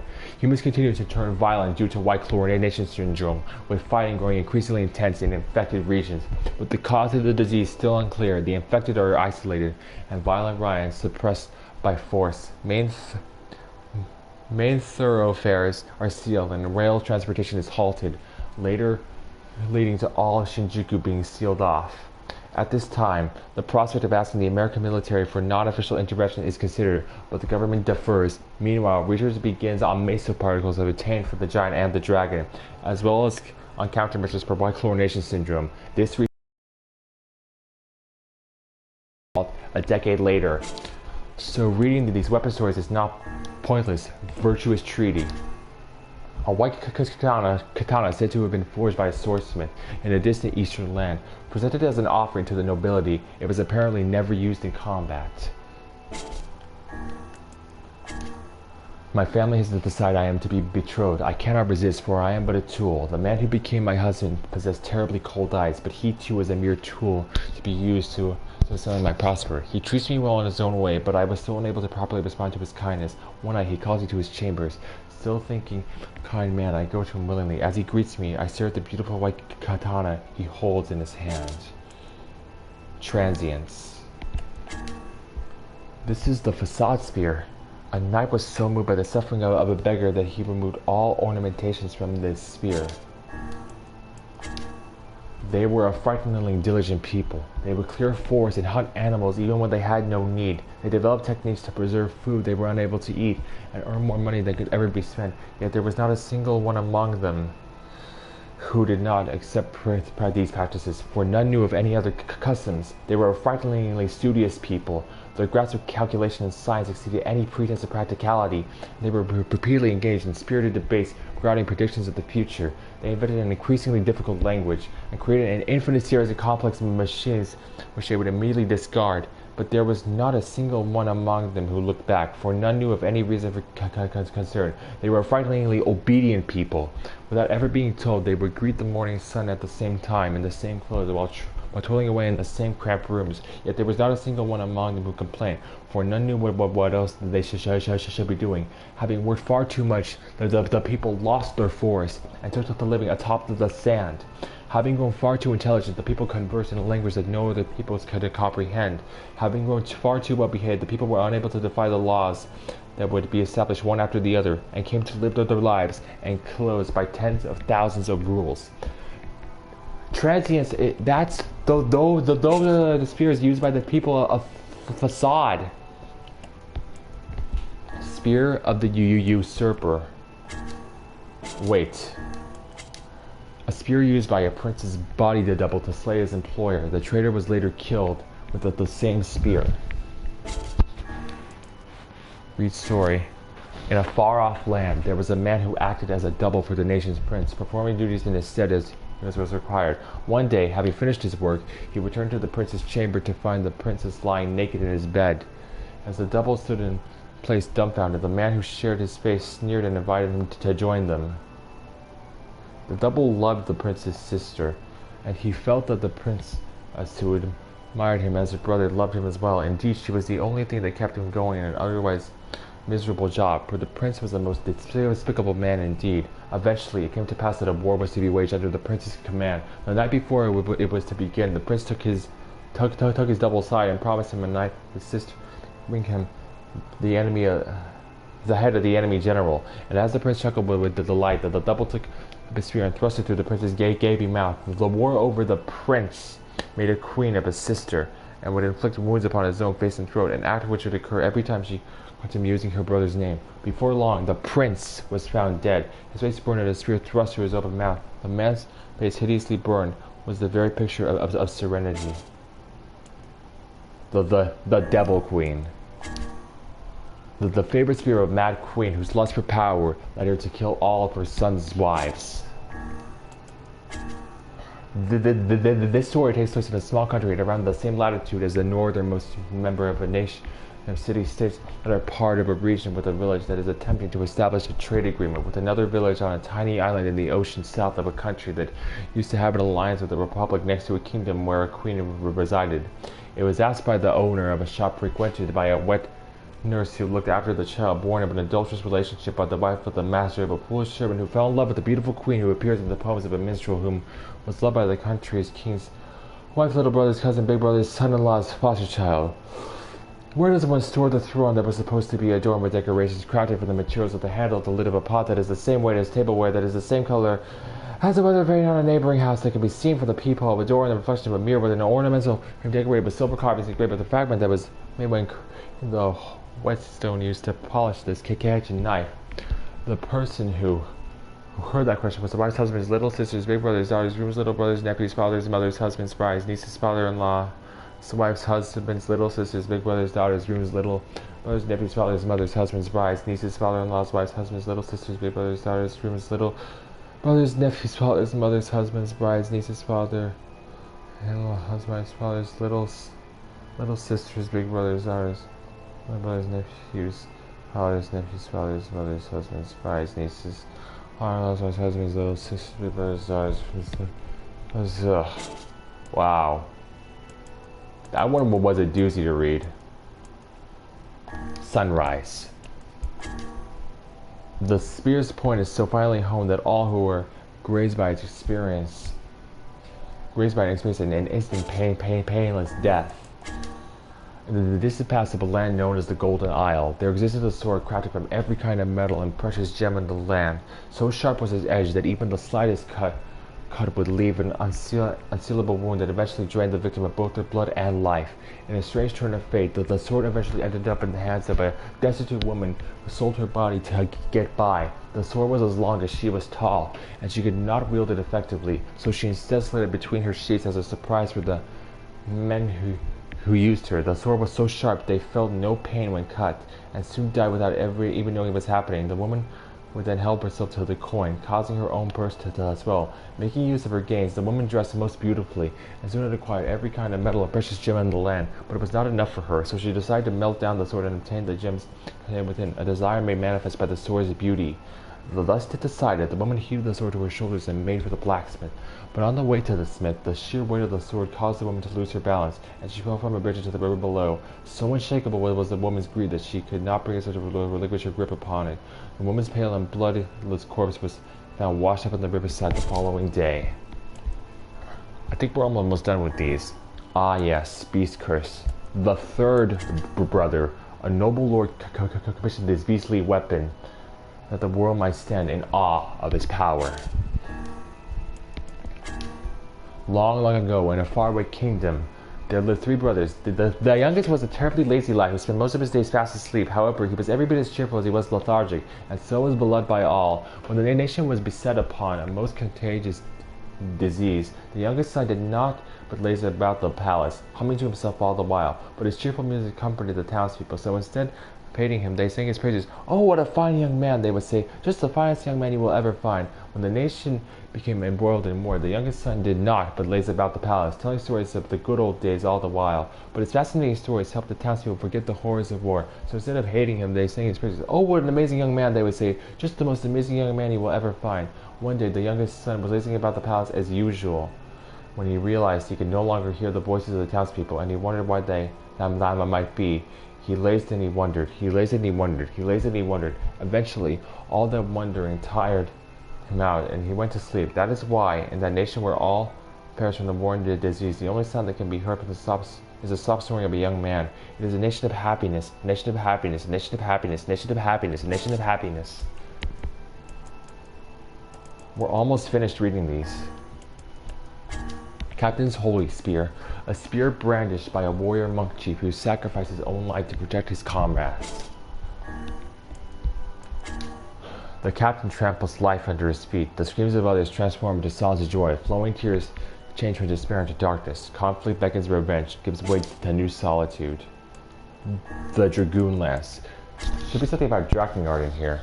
A spear that symbolizes a pact between a great warlord and an ancient dragon.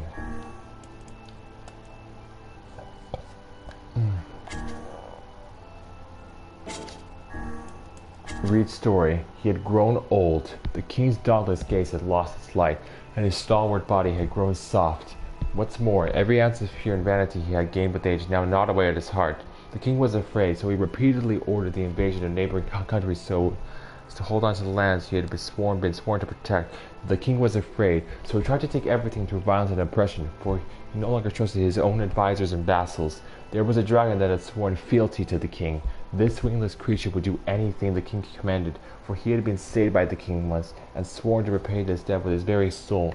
Even if the king's orders were folly and madness, the dragon would follow him to the last, for his king was justice itself. One day, the dragon requested an audience with the king. He was covered in blood from his latest victim, the king's own son, who the regent had ordered the dragon to assassinate. The blood dragon hung his head low and said, "I cannot defy your orders, O king, but neither can I obey them any longer. I beg of you, kill me and grant me release." This is a tale of a foolish king and a wingless dragon in a nation that fell centuries ago. Even now, the wind blows carelessly across the grasslands. It blows just as it did on the day the king and dragon made their pact. Phoenix Spear. Forged by monks from feathers of the legendary Firebird, this spear was designed as a tool of self-defense. There was once a warrior in a frontier nation who feared not death. He was so brawny and powerful, arrows were said to bounce harmlessly off his flesh. For this reason, the warrior always threw himself into the thick of any battle. One day, a beautiful bird appeared before the warrior in a dream. The bird commended the warrior for his valor in battle and offered to grant him one of two wishes. The bird could bring an end to the war and grant peace to all the world, or the bird could bequeath the warrior an immortal body. The warrior chose immortality. From that day forward, the warrior's exploits were nothing short of astonishing. He mowed down foes in uncountable numbers. No amount of arrows or swords or axes could slow his march. The king showered him with titles and gifts, and for a time it seemed the warrior's days of stunning glory would continue until the end of time. But conflict did not cease. Eventually, the warrior's frontier nation was invaded so often that the flames of war left the entire country in ruins. Crops withered, people perished, and before long there were none left who even knew the warrior's name. The shattered warrior was tortured day and night by endless starvation, but his body refused to let him die, so he sought out the bird again and pleaded for it to grant him a release. "Ah, but you cannot die," chirped the bird in response. "You will never die." Labyrinth Shout. The spear. Forged from metal and liquefied beast claws, this destructive spear is filled with a deep hatred for the world. She was a hopelessly slow woman, impossibly clumsy. It would take her 3 times longer than anyone else to accomplish a task. She walked slowly, talked slowly, she even blinked slowly. So slow was the woman that she could not even draw water to anyone's satisfaction. The children began calling her the cow and laughing when she passed by, but she would only chuckle in response. She was a hopelessly dull woman. When she fell and drew blood, she would carry on as though in a daze. Though coins often dropped from her purse, she never managed to retrieve one, and if someone spoke ill of her to her face, it would take hours for her to realize the insult. When the children saw her, they would hurl rocks with glee. She was a hopelessly foolish woman. One summer, when the village was suffering a most terrible drought, the woman vanished. The children all starved to death. The villagers spent no time worrying about the woman who ran away. 2 days later, rain fell and the village was saved, but the woman did not return, and on the 20th day, a shaman arrived at the village. The shaman held a spear with a pair of horns that was oiled and sticky to the touch. So heavy was the spear that none could wield it effectively, although even if they managed to lift it, the weapon was incapable of piercing through anything at all. The shaman forced it on the people and left it with them, but none dared approach it, and to this day, quietly slumbers in a forgotten corner of the village. I think that's what it said. Yes. Fool's Accord. A lance birth as part of a pact with an ancient red dragon. More Drakengard stuff. This is the story of a sorrowful prince, a tale of a kingdom in a time long past. Attacked by the forces of darkness, the nation was annihilated in a single night by inhuman soldiers with red eyes and a group of black dragons so numerous they blotted out the sky. Having infiltrated the king's castle, the black dragons visited upon the king and queen a most horrible fate. It is said that their stomachs were torn open by the black dragon's mighty claws, and the very floor they stood upon became a sea of blood. The prince and princess, though racked with sorrow, escaped to live another day. The prince, spurred by the shock of witnessing his parents' tragic end, became consumed by a desire to exact vengeance. Oh, is this Kime? This is the story of a terrifying prince, a history of a conflict in the long ago, obsessed with laying low his hated enemies. The prince indulges in his vengeance day after day after day. Even when faced with those who take heel, he chases them down and tears them apart from groin to gullet. The carnage is so horrific. His fellow soldiers whisper tales of how they saw mutilated bodies that are already long dead. Perhaps because no commander can control him, the prince is sent to an even harsher battle. This is the story of a fooled prince, the whereabouts is fated long ago. The prince's next battleground is a castle that guards a goddess. He lays waste to all before him, hacking arms, cleaving legs, rending stomachs, gouging eyes, separating heads from shoulders. But soon the ancient prince can no longer tell the difference between the blood that rains down and that which comes from his own wounds, and he collapses in a heap. It's Kime. As he writhes in pain, coughing up gouts of hot blood, he lifts his gaze and sees a hated dragon standing before him.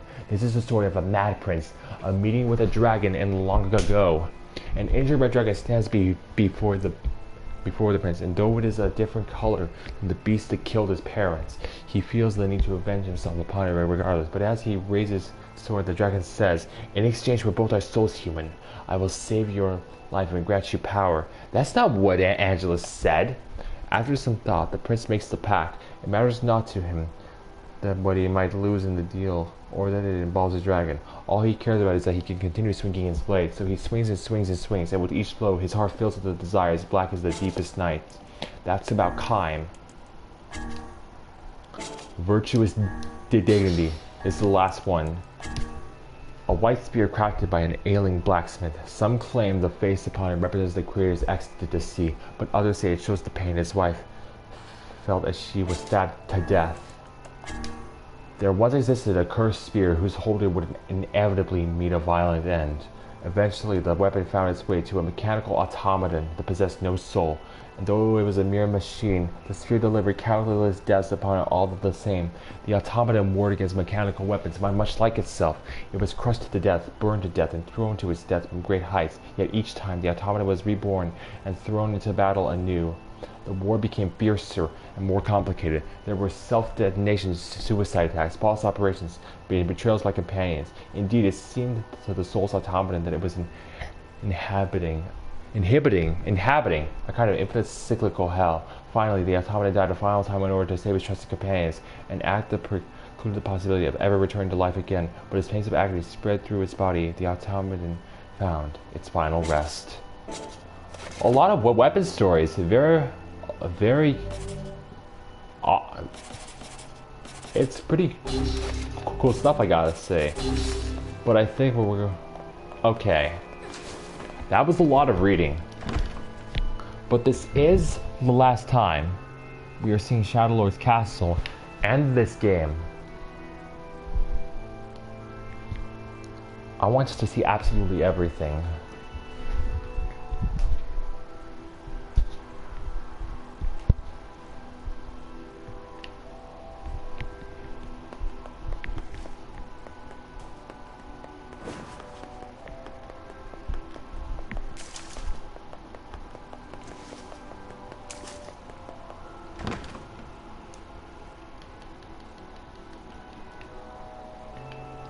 Okay, hold on.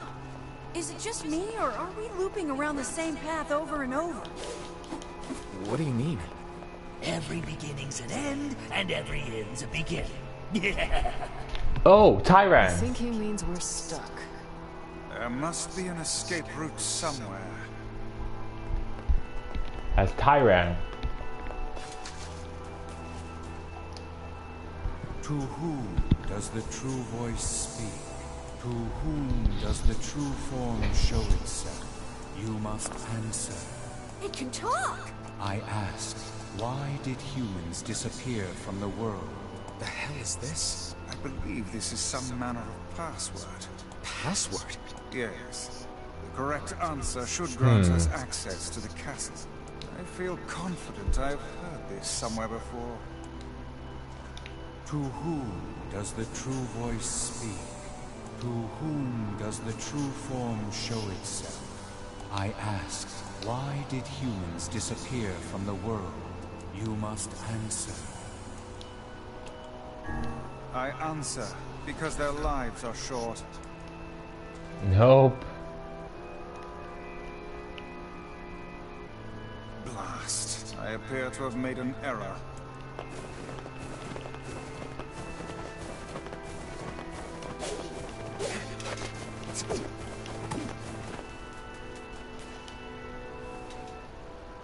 To who does the true voice speak? To whom does the true form show itself? I ask, why did humans disappear from the world? You must answer. I answer, because of a black disease. I ask, how can humans extend their lives? Acquiring leaves of the sacred. I answer, by acquiring leaves of the sacred tree. Nope. Blast. I appear to have made an error. I gotta hear all the dialogue. We're not going to return to the village though. I'm not sure if I saved. To who does the true voice speak? To whom does the true form show itself? I ask, why did humans disappear from the world? You must answer. I answer, because of a black disease. I ask, how can humans extend their lives? I answer, by separating body from soul. I ask, what is the destination of souls? I answer, they are in the promised land, bursting with light.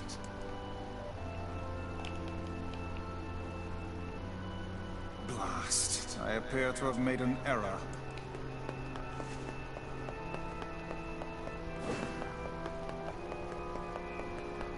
Okay. To whom does the true voice speak?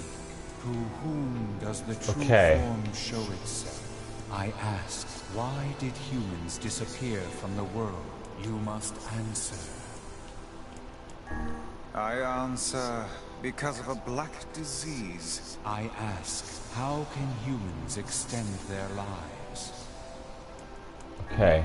I answer, by separating body from soul. I ask, what is the destination of souls? I answer, they are placed in their corresponding shells. Very well. You are acknowledged as master. You may enter. Well then, it seems the way is open.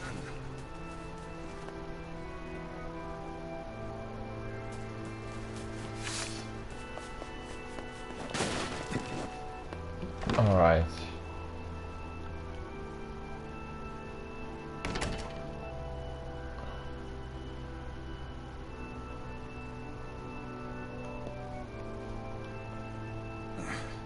It's the twins from your village. Popola?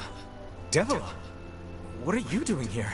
Hey, any chance you'll just go back to the village? This is a very dangerous place. Even if you can find Yona here, you probably can't get her out. How did you get here? Shh. We're asking the questions right now. What are you two doing here? I'm not going to answer that. You can figure it out yourself. They're right. Let's go back to the village. Do you truly wish to go back? No. Yona's so close.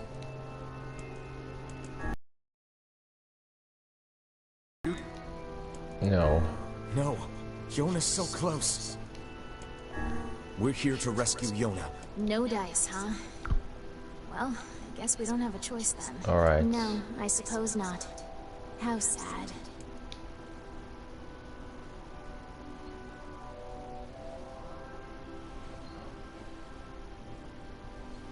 Alright.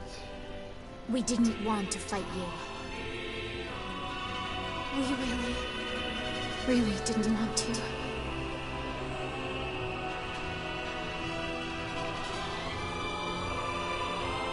Devil! What's happening? Sorry, this fate was predetermined. We're challenging ourselves by using the iron pipe. We really wanted to avoid this if possible. We were hoping to put it off for 100 years or so. Until the next generation came along. What are you talking about? Are they shades? I don't think so. It's a lie! I don't believe it! Kill them, you glorious bastards! Kill them all!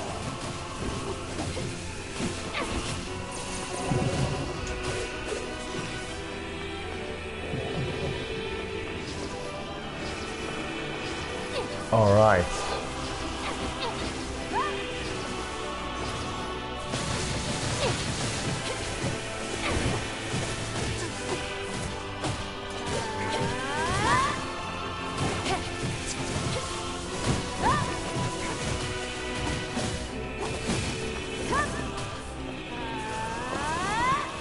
Okay.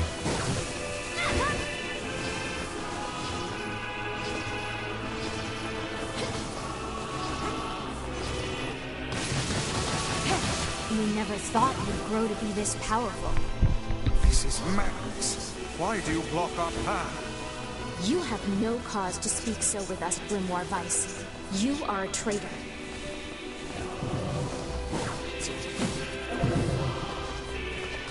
What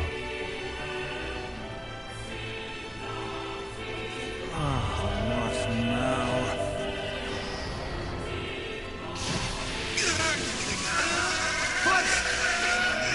Here we go.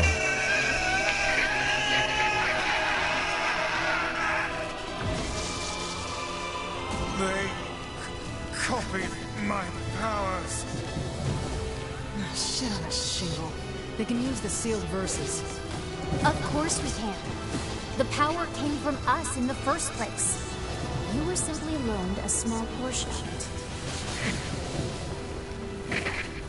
Vice, are you all right?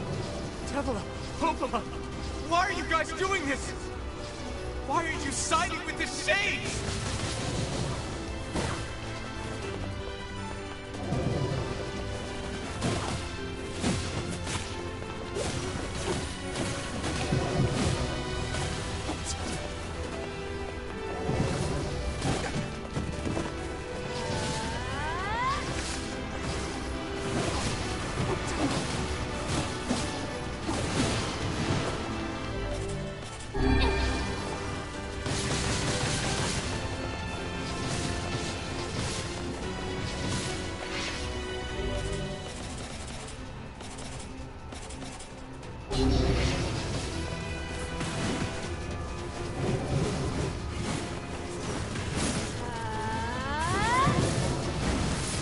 Okay, maybe I shouldn't use iron pipe the whole time.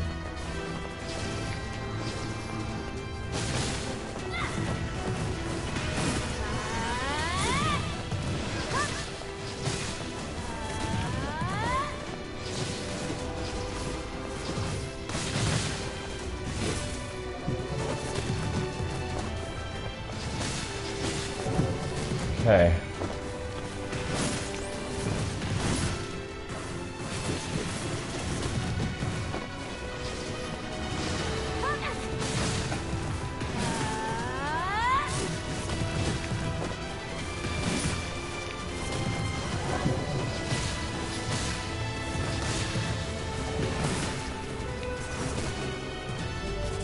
Whoa.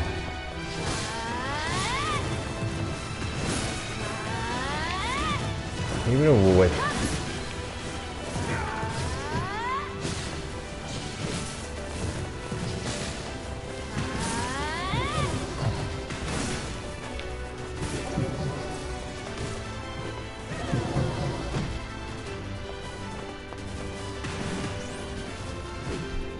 okay.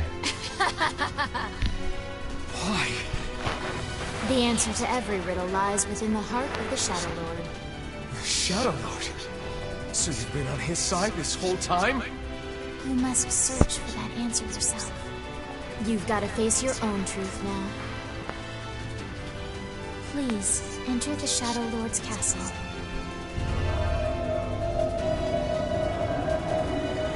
Okay.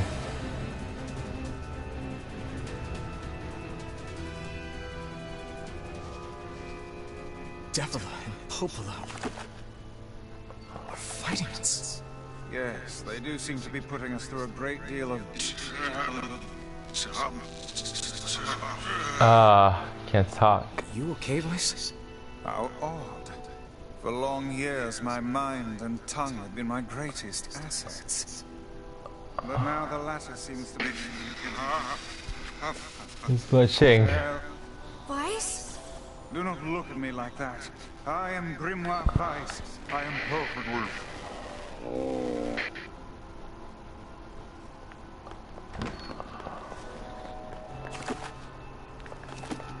Okay.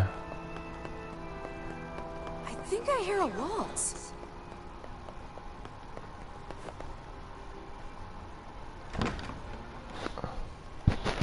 All right.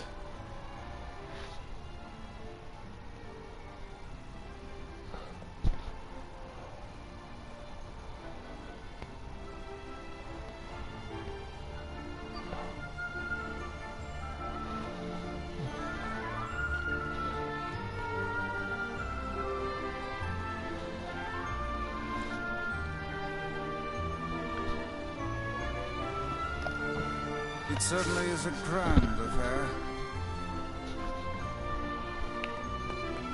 Bunch of dancing bastards. They're all shades. Defilers, none of you are human. This is a holy sanctuary for humans. Leave it once, beasts. I think we're locked in. It's not like I... We need dark execution for this. was planning to leave. Yeah, it's a bit late for that. Human must remain under our protection. It's our final bastion. For the sake of those we love, we will not allow it to be destroyed.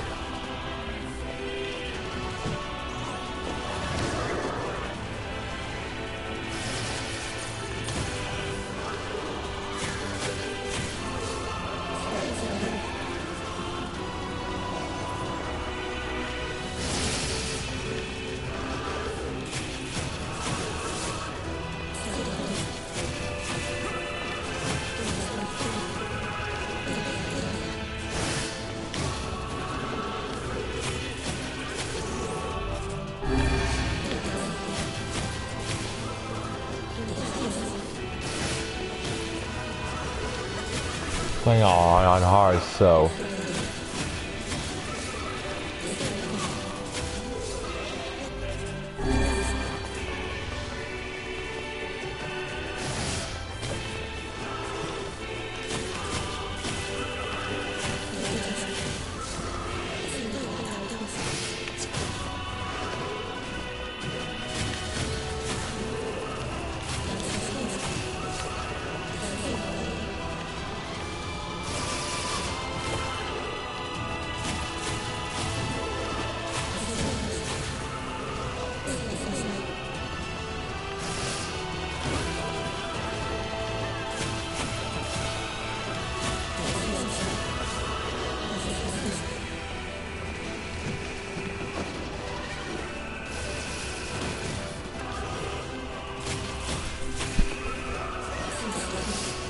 oh, hi.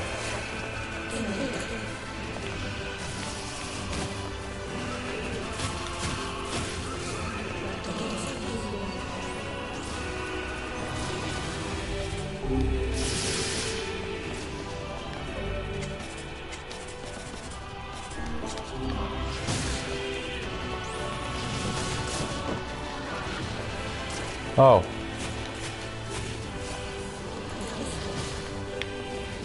Damn it! It won't stop coming!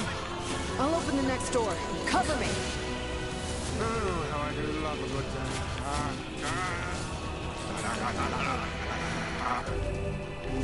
Parts! Oh, right. Protector Hustle, yes? Good plan. Let's go. No! I chose this is like just beyond. You can't enter. You mustn't. Protect Kaine for us.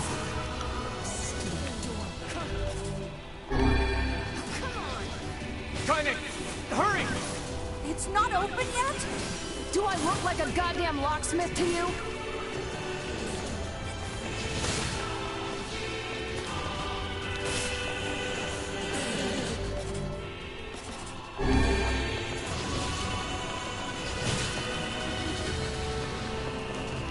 No, you idiots! What are you doing? Lock doesn't want to open? Fine. I'll just break it down. Stop, you impatient fool!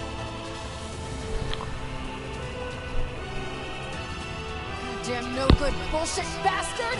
Open the fuck up already! Ugh! Kick down the door. Kylie, look out!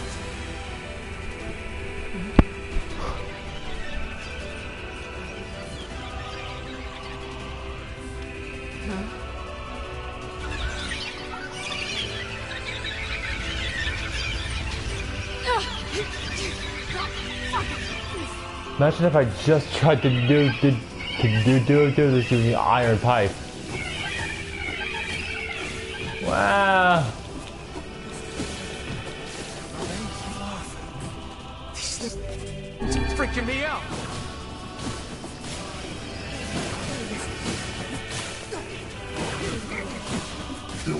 Stop! Please stop! No, they're just babies. They don't know any better. What's wrong? On, now we can finally recreate them. Spare the lives of the children. They're regenerating. Please, I beg you. We need to help Friday. You okay? Yeah, but we got problems. Everyone, to me.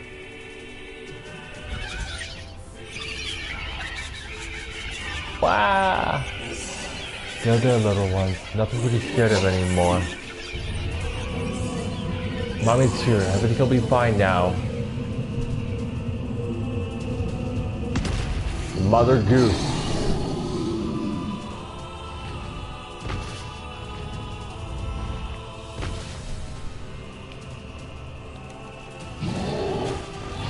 There's no justice in the slaughter of innocents.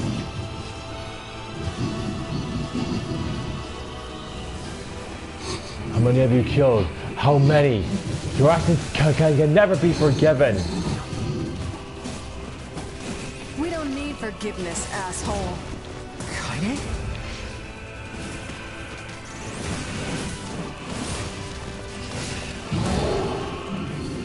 Wait a second. Wait a second. Your heart is different. It ain't hatred, and it ain't sadness. What's going on here, Sunshine? How should I know? Kaine, are you alright?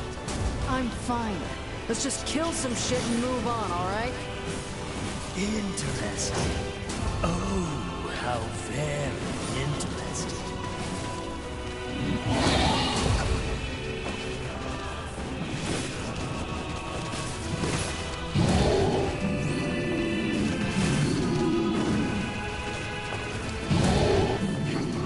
Okay, maybe we should not use the iron pipe at all. Brace yourself against the shock. It seems to lose some control when it charges.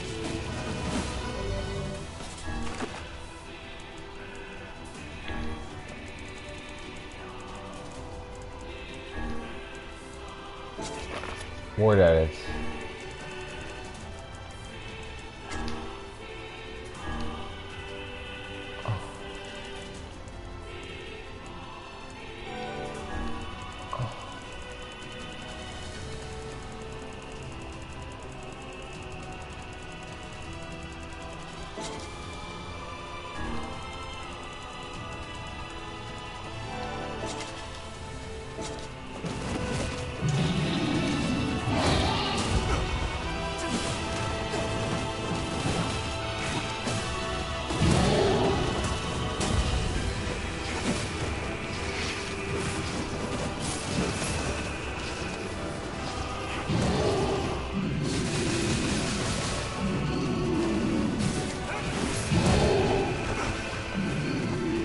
Wow.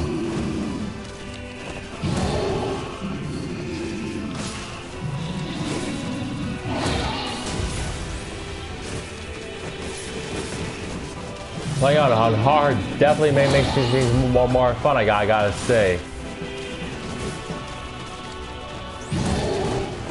Oh, wow.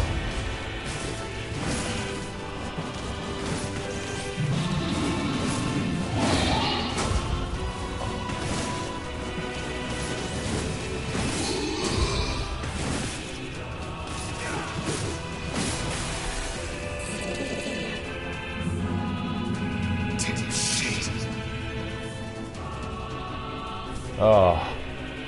Oh dear.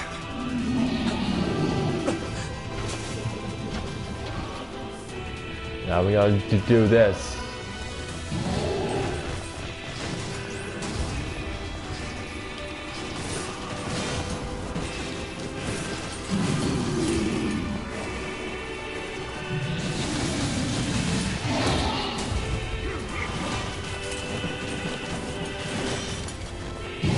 Dang armor.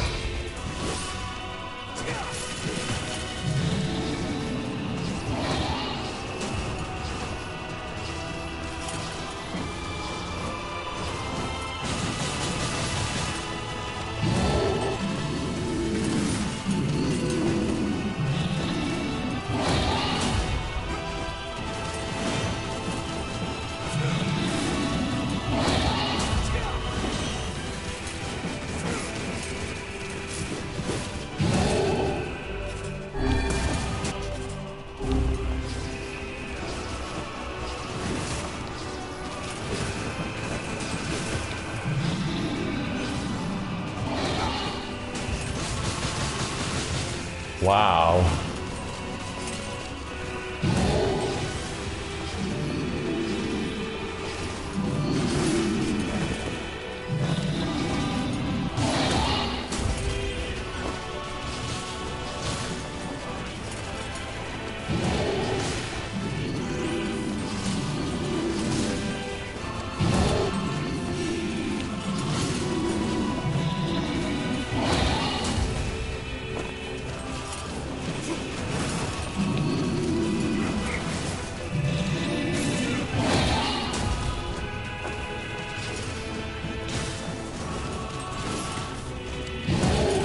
Oh my goodness.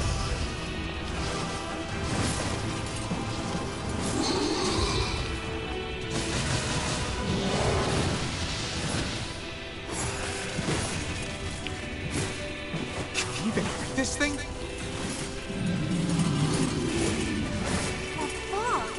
Oh.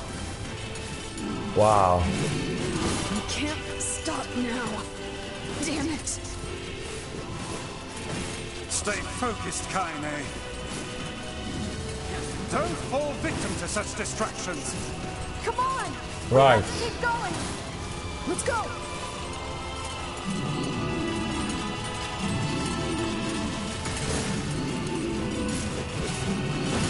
This way! Move!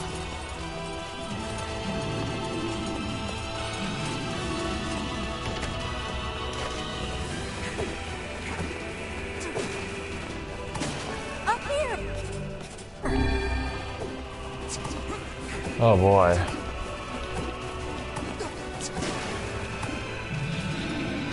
How can we deal with this thing?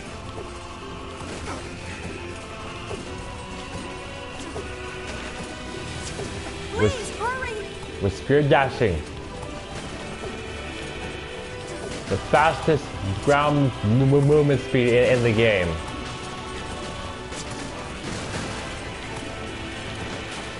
We're good. And it got all its armor back. Fantastic.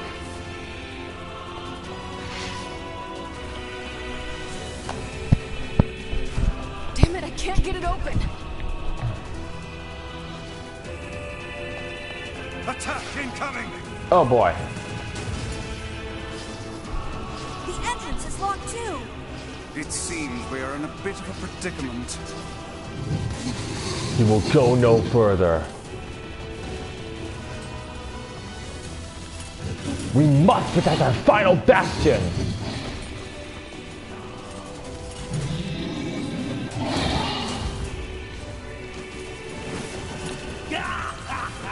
Oh, you pissed her off now! Maybe you shouldn't have killed her friends. Look at her, so full of scorn and hate. She's just like you, Sunshine. Like you're indifferent. Hate is just another crush for you. Hey now. You're in pain, you're lonely, no one likes you. So you try to hide it under violence and hate. I'm not like that at all. It's okay. It is. I the same way.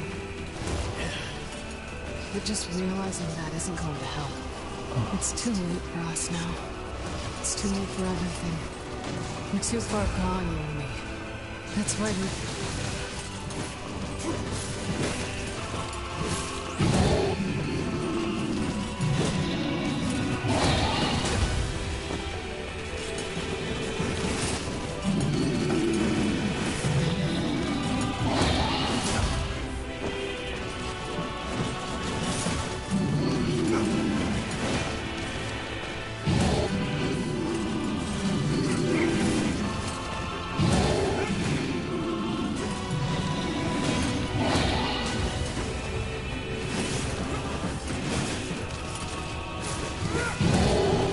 Wow.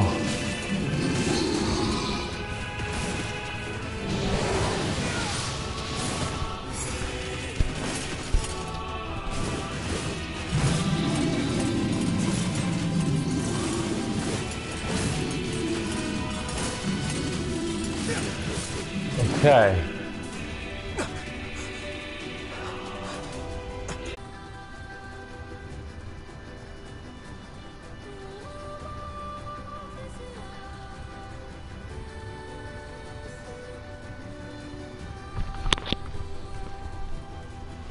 Alright guys, stream buffered a little bit, but it seems we're okay now. Hopefully, the mask owe you a great debt. Now is the time to repay it. Haha, you started to loosen up a bit, huh? What are you doing here? My citizens are speaking of your latest adventure. This is the capital of the Shadow Lord, is it not? You are correct. We have a common enemy. We'll hold this one off. Please, keep moving. We are the people of the mask. We set our ground until our last breath. Born upon Kira's grave. I swear to become a good and just ruler. He will protect others from the shades.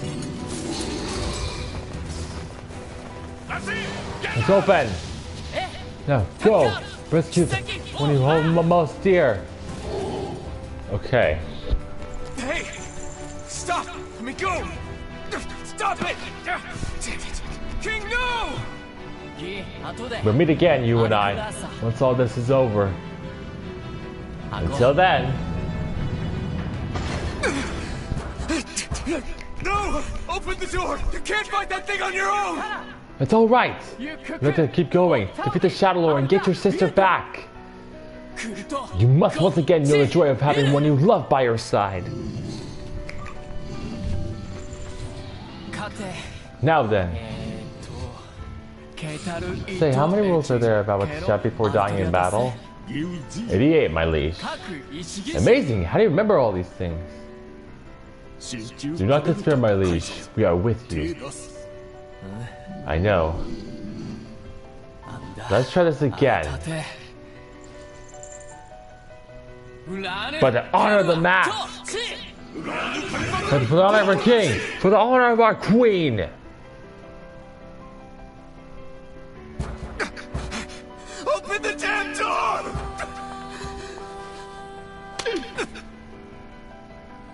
Knock it off already.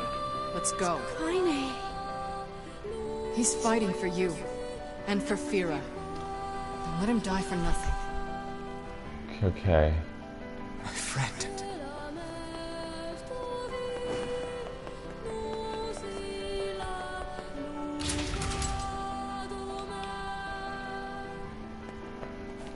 Healing items.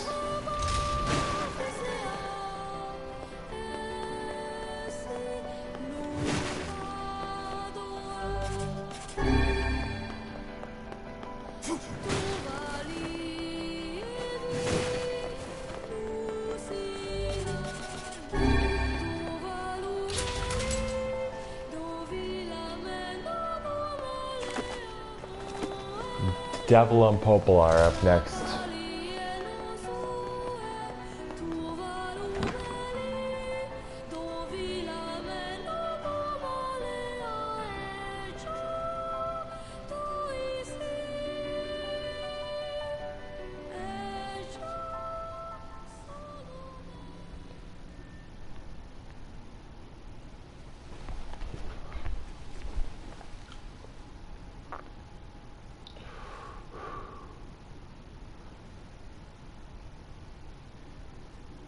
Devil. Popola. Oh, look. You made it. We've been waiting for so long. Why are you doing this? It began 1,300 years ago. Humanity, finding itself on the brink of extinction, undertook a last-ditch rescue plan called Project Gestalt.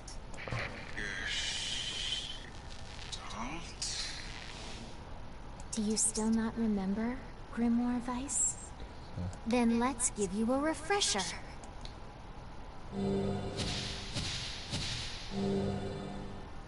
Obtain Project Gestalt documents. I'll read those soon. Weiss! My...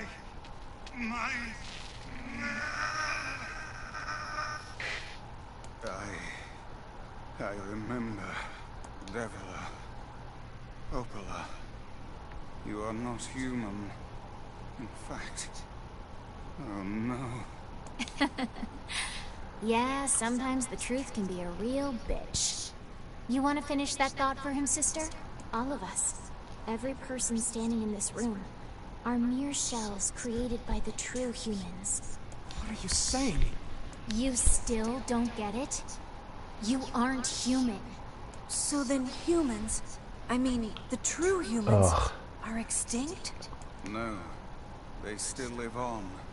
You know them as shades. Each shade is a twisted remnant of what was once a human being. Crazy, huh? Ugh. Now let's skip the part where you stand there with your mouths agape and just get down to business. We got to do this. Wait. Sorry, but we're gonna be needing that shell of yours. The rightful owner has been waiting for a very long time. Please don't be angry with us. We are only doing our duty. Our endless existences have a single purpose. To control the lives of others in accordance with the will of the true humans. You have your own motives, your own desires. And we have ours. I fear it really is just that simple. Don't speak such foolishness. Sorry. The Devil and Popola boss fight. Here we go.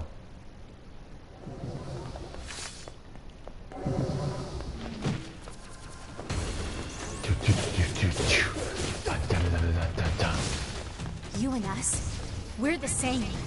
Tools in the hands of a master. No. I'm nothing like you. Dun dun dun dun dun dun.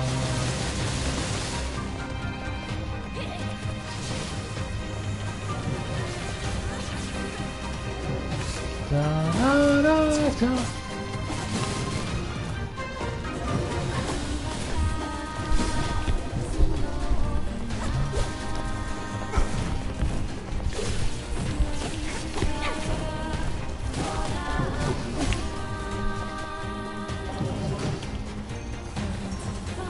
Doing this on hard.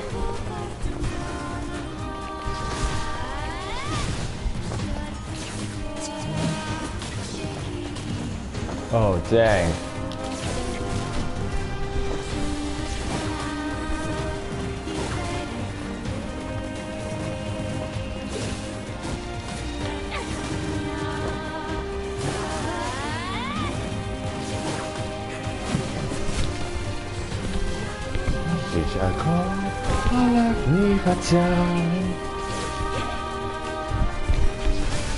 Oh boy.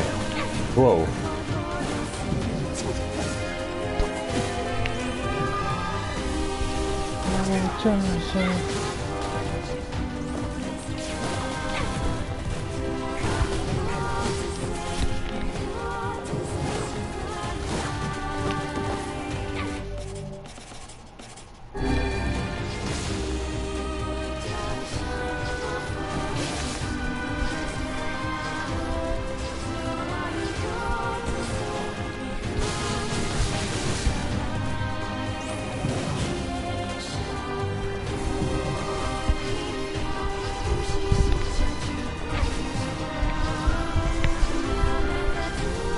Okay. All right.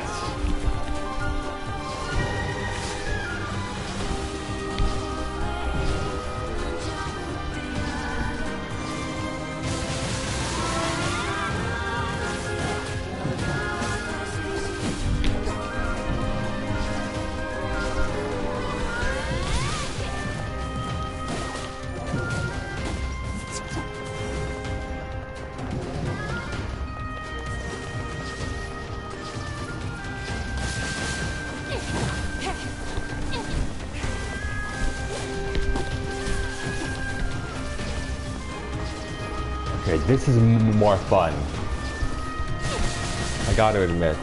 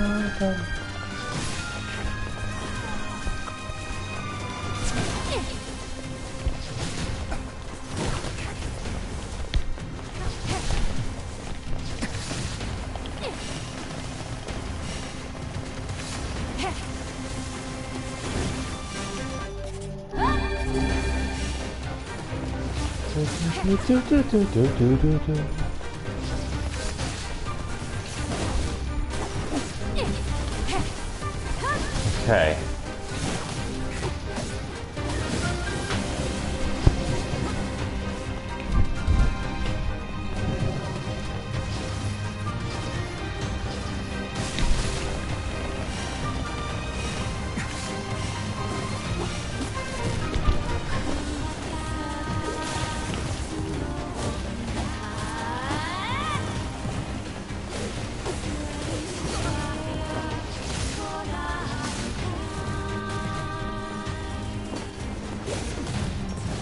Oh, come on.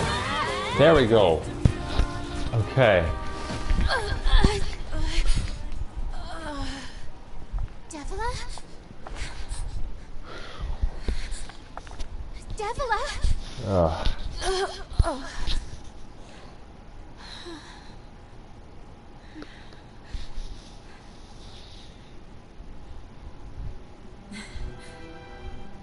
Popola. Are you crying? No! Don't die! You know, Popola, I understand now why we're twins. It's because we're born without souls. Devila! I can't stop the bleeding. Oh god, I can't stop it! This world is too lonely for one. It was a real challenge fighting with that iron pipe. There's too much emptiness.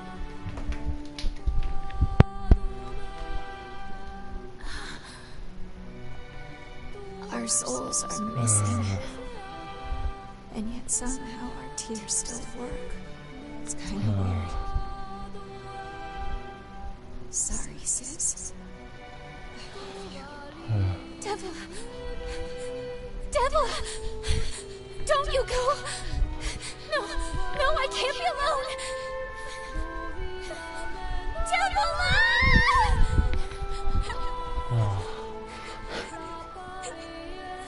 It looks kind of silly with that iron pipe. Let's stop this now. Stop? Now you want to stop? You think you have the luxury to stop? You cut down my sister like a goddamn animal and now you want to stop? Popola, wait! It doesn't have to. No one stops! It's way too late to stop! No one stops! Please, don't do this, Popola! You and Devila were like parents to me! Those two have watched the world wither for time immemorial. The cruelness of such a fate is difficult to imagine. I don't want to do this! I don't want to fight her! Stop bitching and start fighting! It's the only way...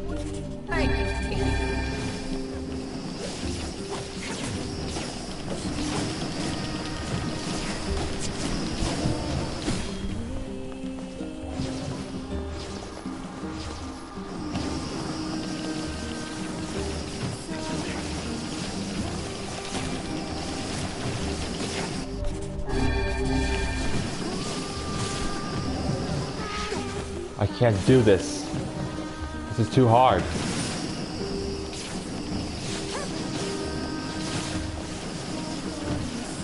Oh my gosh.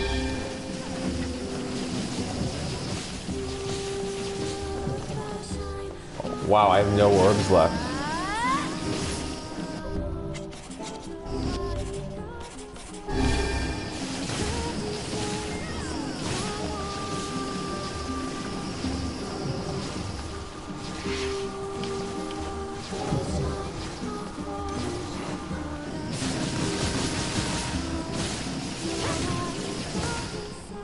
Oh, we're good.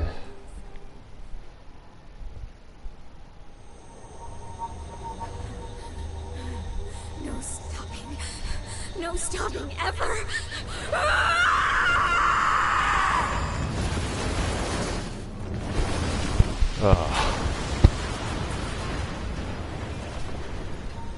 The bridge! Blast! We're trapped. I got an idea. All right.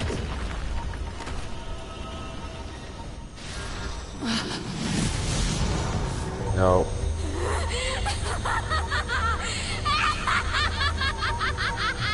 I fear we're done for. It'll be all right. You know, when I was young, I hated my eyes. And now that I'm older, I hate what my body has become. But there's something else there now. Something like pride, you know? I mean... Wow. Without all this, I couldn't have become your friend. Goodbye, my friends. Thank you for everything. Emil! For so long, all I could do was destroy. But now, I have a chance to save something. No! Now get going, okay? Emil! Don't worry about me. I'm gonna be fine.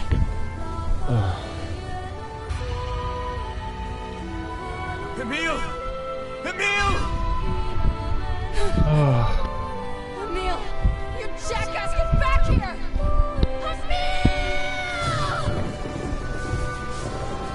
She's gone. Oh dear. Kaine's so unstable, and Vice can't stop arguing with people. I hope they can hold it together once I'm gone. Well, I guess they'll just have to learn. Cracks.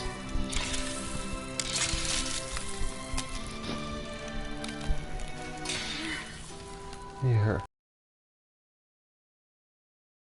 Hi.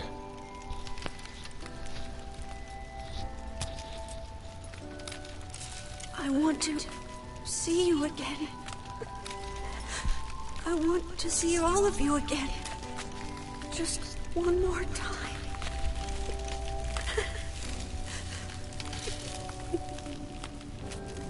I'm scared. I don't want to die.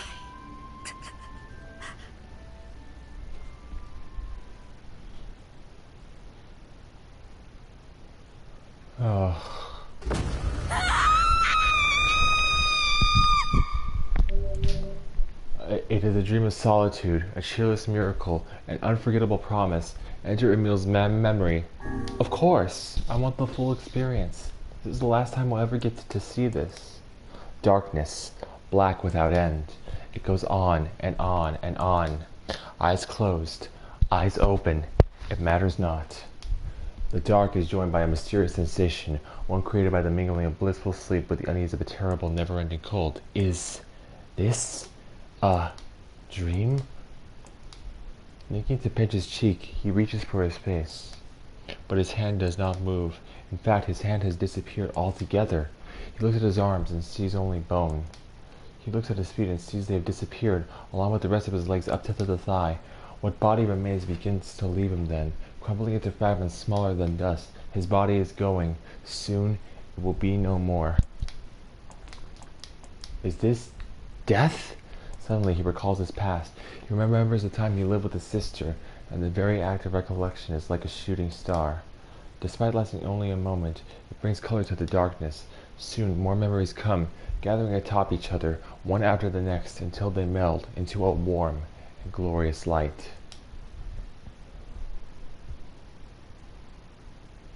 Emil's dream. Promise.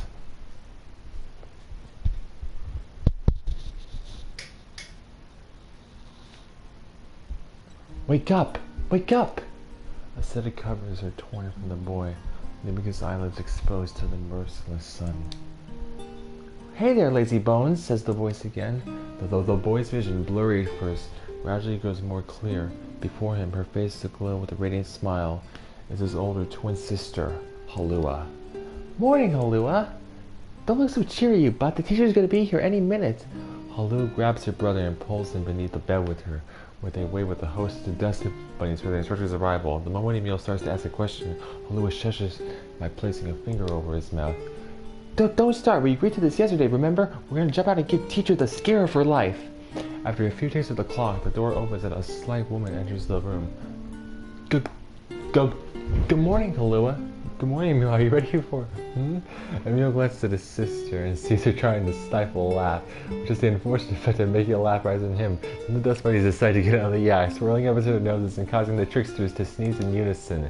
Suddenly, the face of the teacher appears in the space between the bed and the floor. There you are, you scamps! This is your fault, says Halua, even by sneezing. Me, cries the clearly wounded Emil. You sneeze just as loud. That's enough, both of you. She just has to hide her amusement. Crawl out from under there and let me take your temperatures already. The pair happily shimmies out from their hiding place and stands before their teacher. She is a fair woman with a kind voice, one Emil would be happy to listen to for the rest of his life. In fact, he often thought that her waking him in the morning was his favorite part of the day. The teacher finds her seat, hunkers down and lightly pats her leg, to which a happy Emil leaps into her lap. She then slides a chilly thermometer under his armpit, causing a shudder to race through his body. I'm sorry. Just be a brave boy for a little longer, alright? Emil used to hate having his temperature taken daily. The thermometer was just so darn cold, but he's become used to it after being at the facility for the past 2 years. His mother and father had perished in an accident many years before. He had been told the facility they sent him to was simply a home for orphans such as himself, but he'd always had his doubts. After all, most orphanages weren't staffed by doctors and white coats who held lessons involving the repeated asking strange questions, nor did they attach wires to the bodies of their charges and force them to enter enormous boxes. But the process is endless, the tests unceasing, and yet Emil feels his teacher somehow floats above it all. She taught him about everyday problems, read him books, and even share a meal when time permitted.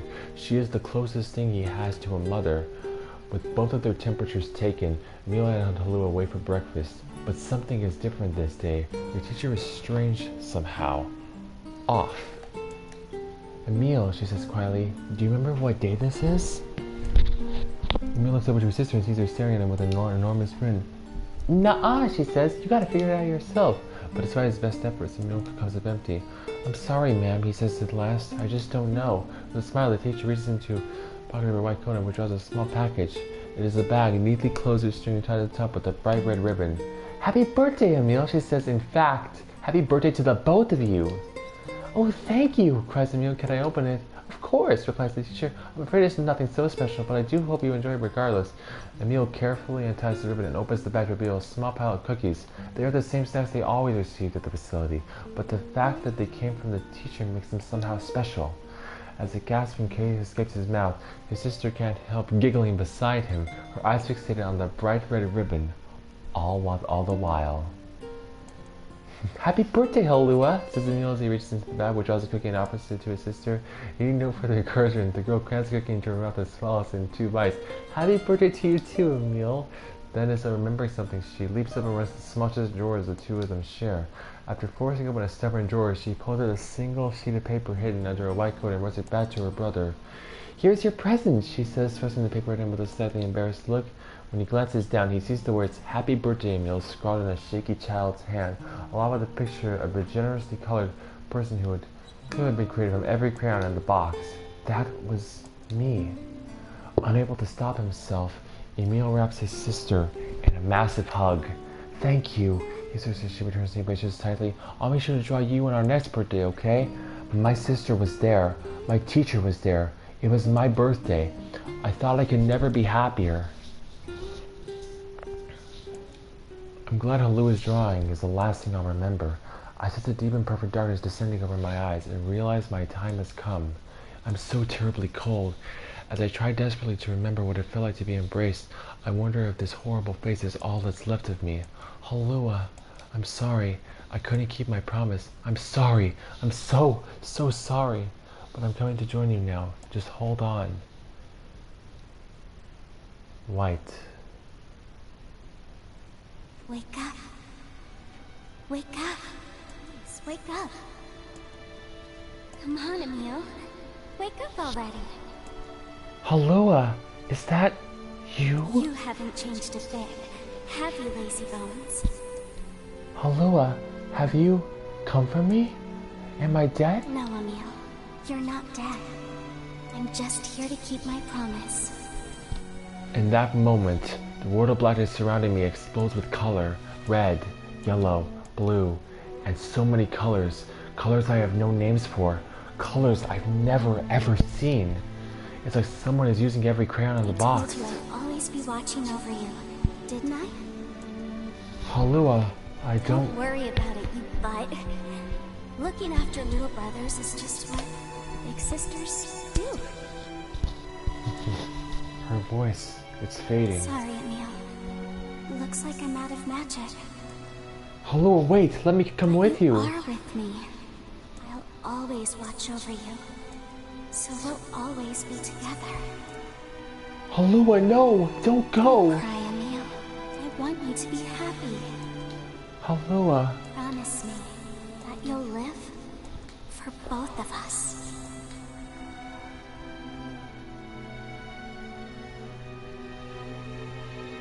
The darkness enveloping me flows away, replaced by a brilliant blue sky. I don't know where I am or what I'm supposed to do, but it's okay that I'm here. I know that much now. She's given me the courage to accept that. No more crying. I'll live with a smile on my face, because that's the promise I made her.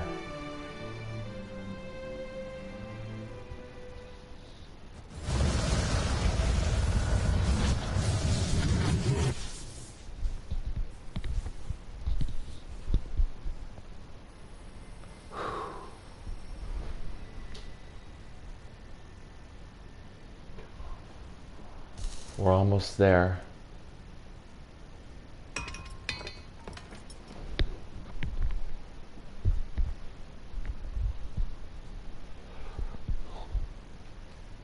We have one final task to fulfill.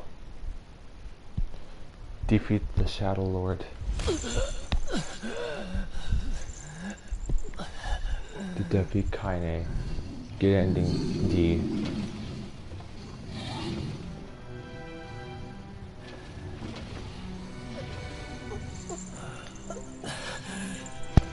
You took the lives of our families. You're kind of hard to kill, aren't you?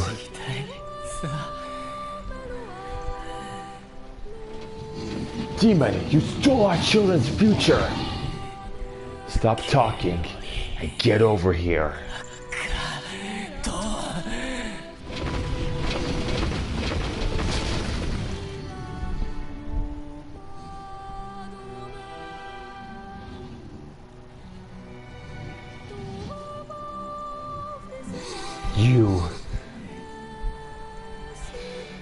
You can die now!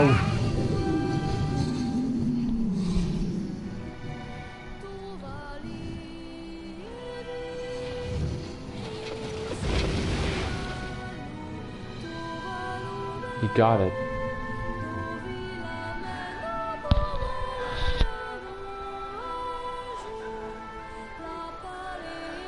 Fira. I'm coming for you.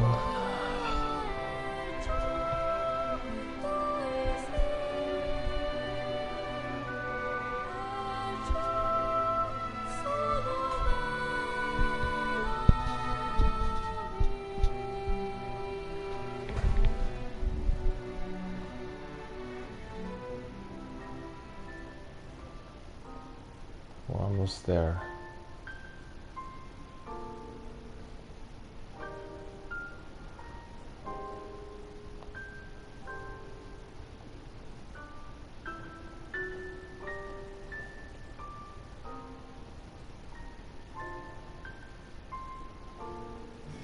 Soon my body will arrive. Then we could be together, just like before.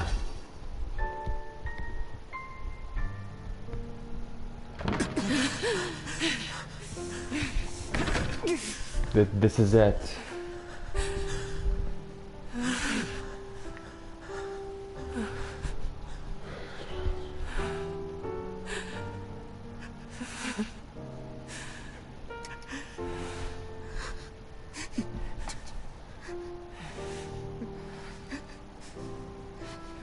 I'm sobbing.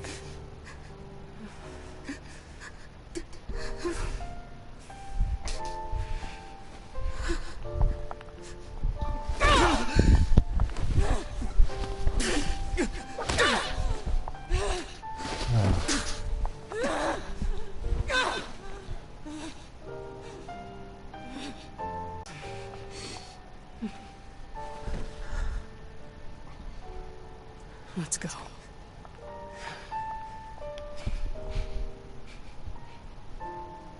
Yeah. All right.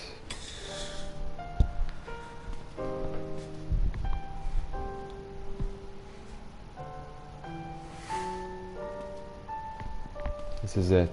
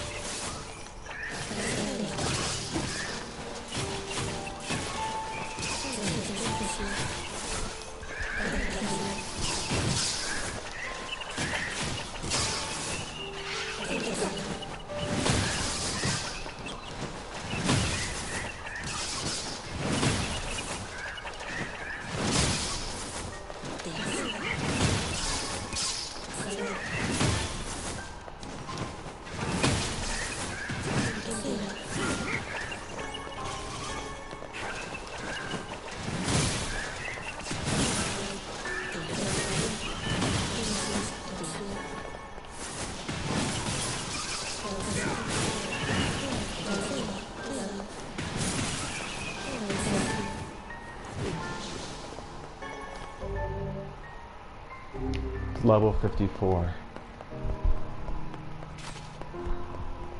So that's where we're ending up. Oh no.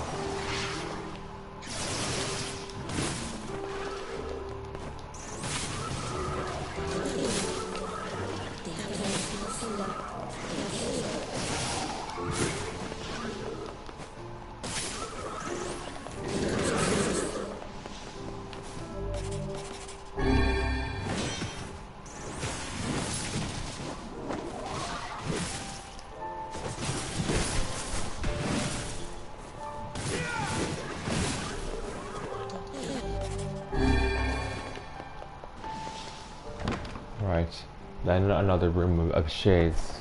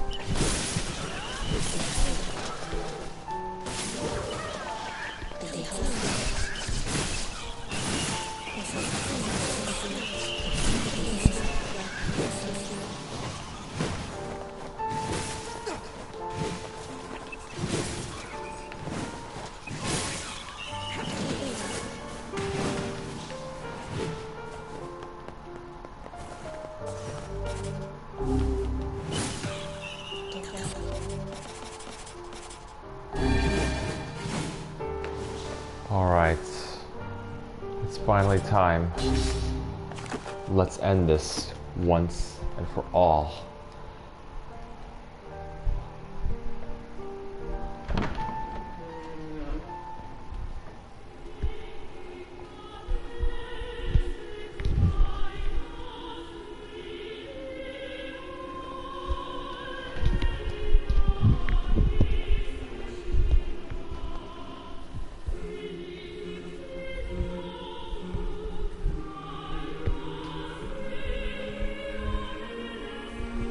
Yona!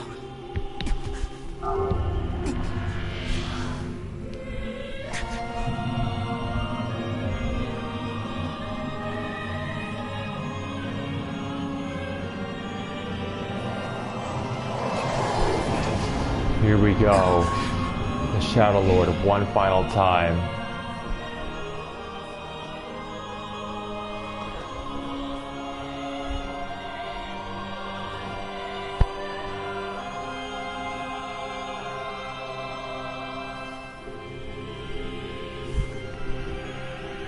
But first, NieR. This ends here. Strike hard. Hold nothing back. And that's exactly what I'm doing. Oh. Gotta watch out. Two hope to stand against the Shadow Lord. Don't speak in such a manner, fool. I am nothing like you.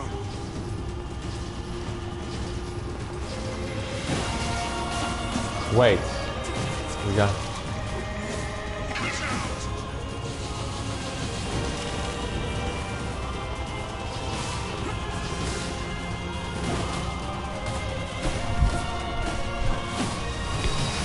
Oh.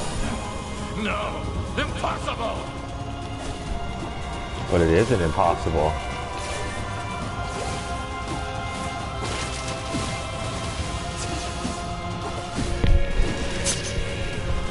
Don't relax yet.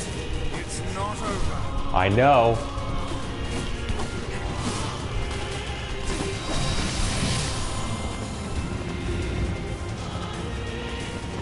Strike it when it has stopped.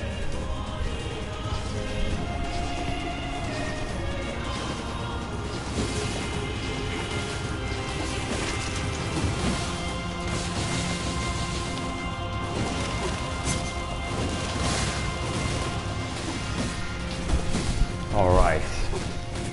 Gotta keep going.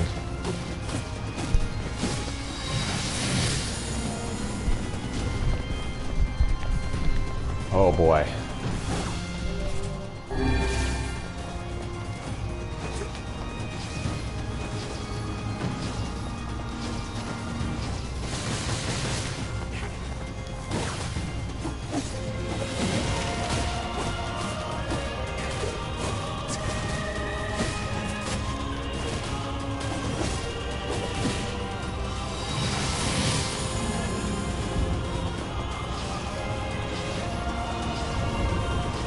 Strike it when it has stopped.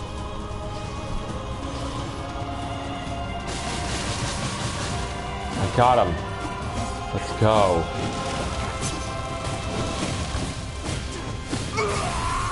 We got NieR. Be careful! I know! Hey, Sunshine. I ain't surprised, but I think your heart is evolved. The hate is gone. The sadness is There's a gone. damage cap at first on him, I think. What the hell's going on here? You can't tell, Tyler. You're not the only voice in my life anymore. I've experienced Oh boy. fear, hate, and also Ooh. I'm a curse, a freak. I know that. But guess what? He still accepts me.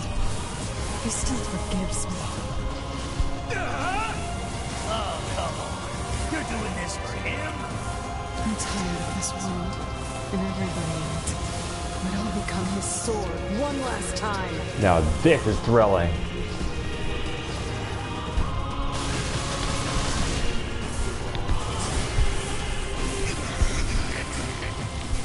Vice, you alright? I'm as fit as a bit.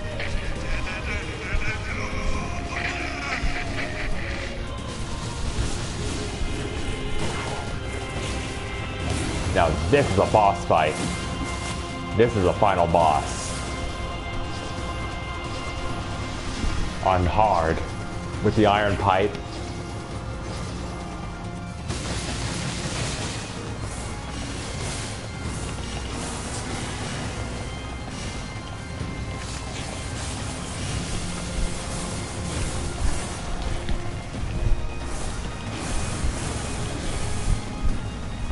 Oh boy.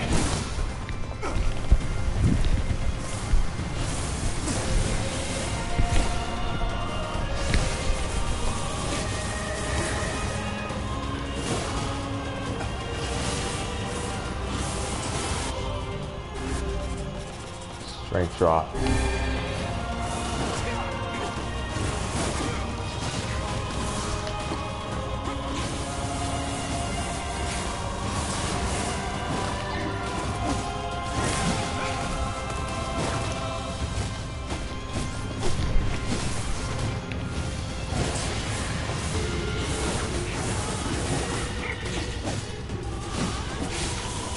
Oh boy. Stick it down to the ground.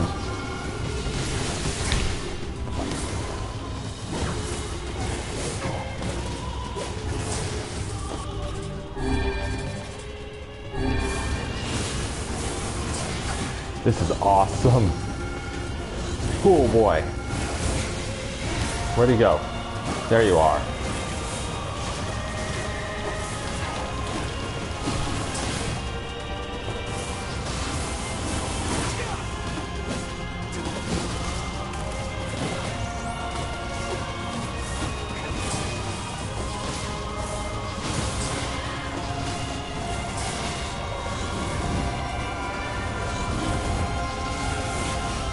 How did he get so much power in the first place?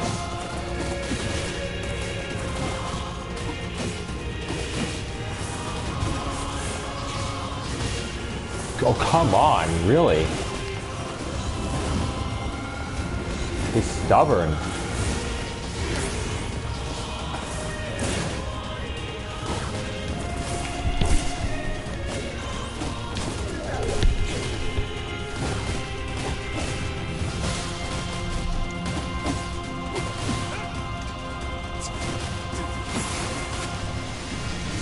So we're not done yet.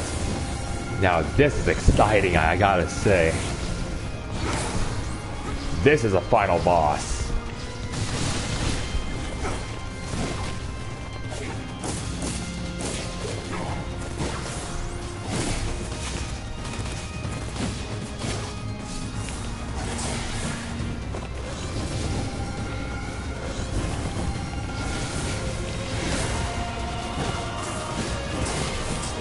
Oh boy. I think I just wasted that. It's fine.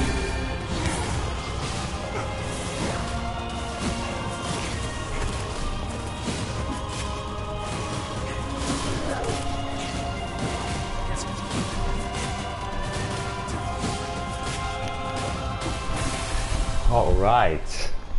Well. Wait. I'm really enjoying myself, I gotta say. This is a lot of fun. And with the iron pipe, it's much more challenging.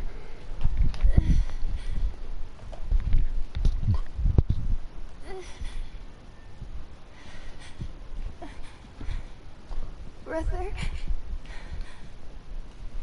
Yona.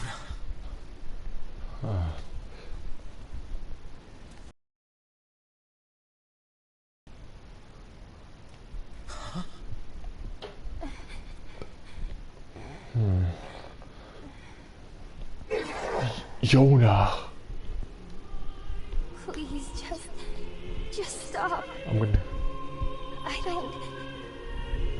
to do this anymore. I don't need someone else's body. I don't want it. Someone else? No, Yona, they were ours to begin with. There's a little girl inside this body. I can hear her. She won't stop crying. She says she wants to see her brother. Yona's been possessed?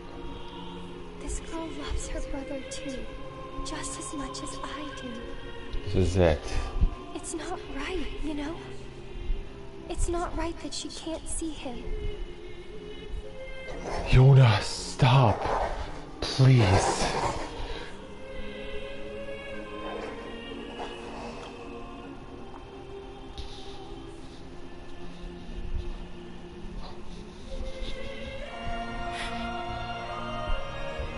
It's you, isn't it?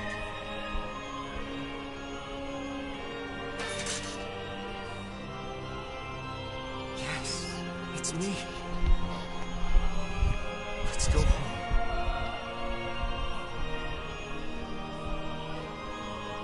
Oh.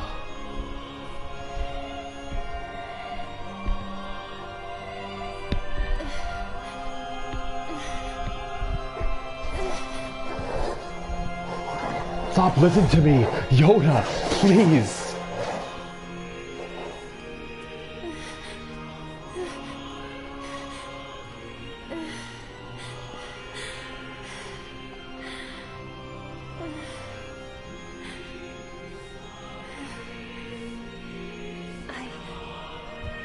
I'm really sorry. I don't know what to. I'm so very sorry. No matter what. Just know that I love you.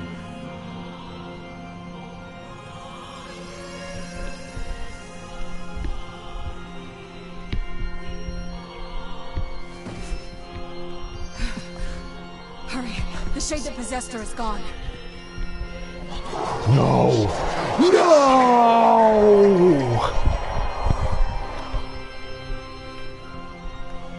This is it. The battle really begins now. Why, Yona? Why? Kaine, watch over Yona for me. You understand your sadness. You think I'm gonna sympathize with you? But why? I swore to protect my sister and my friends. If someone puts them in danger, they will stand aside or be cut down. Now come on! No!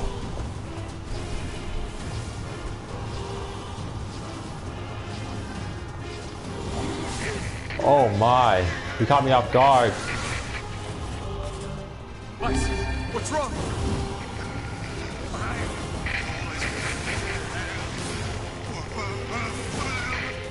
You're freaking me out here, Vice. What are you doing? Just do it. Strike the killing blow. I'm trying my best here, but we're on hard, and I'm having a blast. Oh, wow.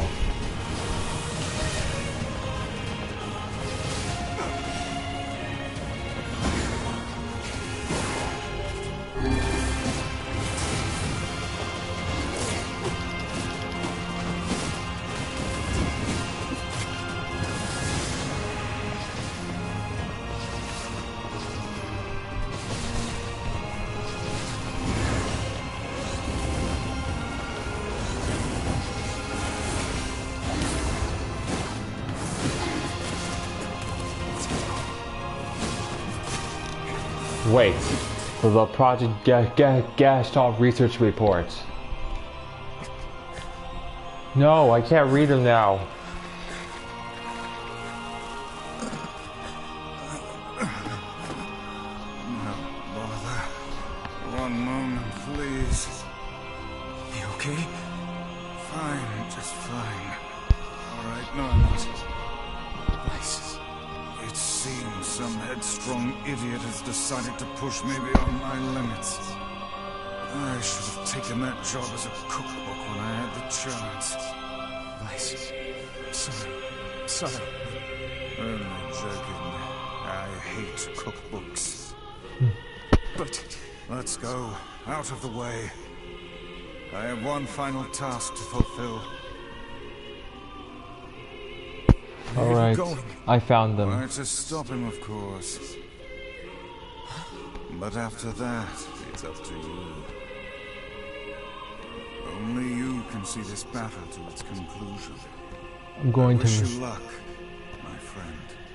You can't. I swore I'd always fight by your side. You are an exceedingly stubborn lad. You know that, yes? Perhaps that's why I've so enjoyed our time together. But I fear this is where our journey ends. Vice! Oh, and remember what I told you about using my full name. Well, forget it. I've grown rather fond of Vice. Vice. I knew you'd come around. Don't let it go to your head. I'll read these from my laptop.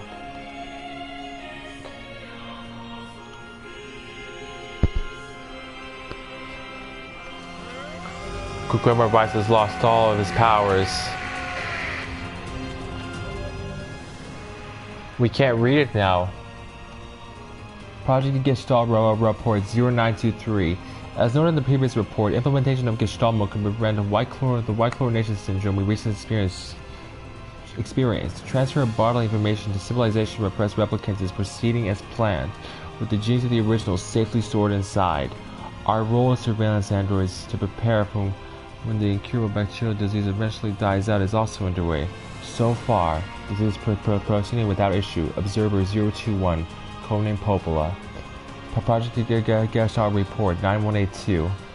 This document discusses potential strategies for the relapse cases we have observed in recent years. The term relapse, of course, refers to the catastrophic loss of sentience seen in certain gestalts. This syndrome has defied even our most pessimistic estimates and continues to trend upward with disturbing speed. With some relapse gestalts beginning to attack replicants, there is an urgent need to take comprehensive action. We remain convinced that an unknown technological defect in the gestalt transformation process is responsible for this condition, but so far have been unable to confirm the theory. Research of this condition is now our top priority and looks likely to continue for some time. Observer 022, codename Devila. Project Gestalt Report 10432. Shorthand minutes to Case 23, Emergency Response Conference, Committee Special Meeting. Issue: Observe opportunity relapses, noted and discussed. Issue: Acceleration of Restoration Schedule approved. Report: Debate over using codename NieR for human restoration schedule. Report: Preparation to launch Vice Decoding System for above. Report: Order collection and guidance to release code for NieR alongside Vice launch. Observer 021, codename Popola. Observer 022, codename Devila. And lastly, Project Gestalt Reports 11242. We have determined that the rise of relapses was due to an unexpected spike in the sentience of replicants, as well as a genetic instability within the original Gestalt. It seems the original's effect on bodies that have undergone the Gestalt process was not anticipated in advance. Immediate action must be undertaken to identify the links between the trend and the original Gestalt, along with its daughter, the relapsed case known as Yona. The observer contact group is growing uneasy, so finding a solution to the relapse issue should be considered a top priority. See other reports for more details. Observer 021, codename Popola. Okay, those are the documents. Yona, I cannot live in a world without you. I have something to defend. I have a reason to live. Be gone! Shut up.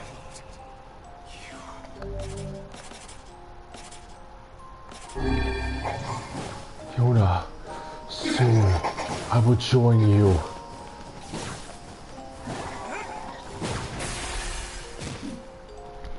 Okay.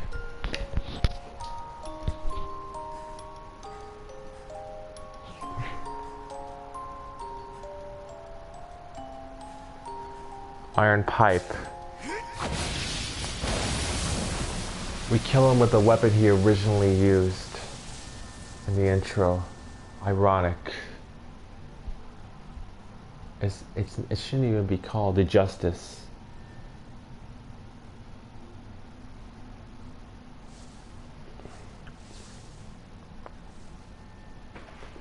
Here we go. Well, now it's time for Shade Kaine, the last battle. Well, ain't that precious? I'm happy for him.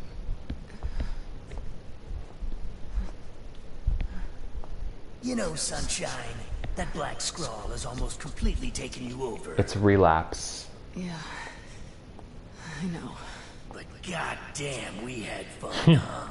Killing and killing and more killing. What a rush.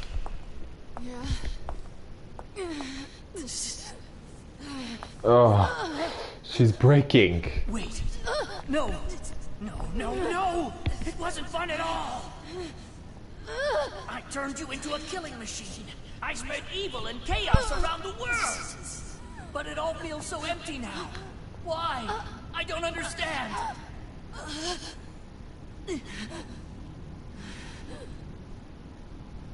Sorry. Looks like you stayed inside me for a little too long.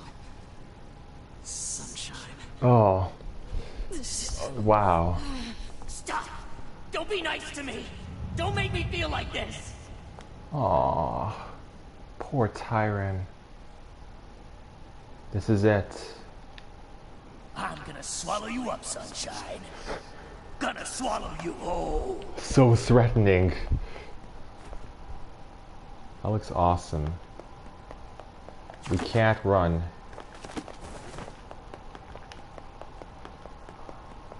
We have to do this. There's no turning back. Kaine? What is it? Listen to me. The shade inside me is growing, and I can't stop it. Soon, real soon, I'm gonna go berserk. I can't hold it back anymore. Kaine, you have to fight. You have to... Just shut up and listen to me. This is it. This is it. The last boss is her. Emil is gone, all right? So there's no way anyone can stop me. Please. Before it comes to that, I want you to kill me. We won't have to... Enough of a request. We won't have to do it this time. This is it.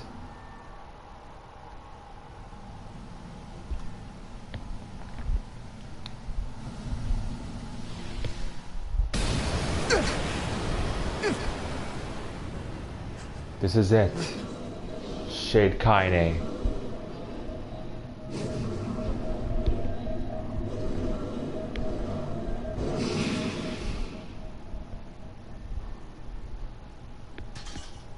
Tyron! I don't want to hurt my friends! Well, hell, Sunshine! It's not like I can stop it!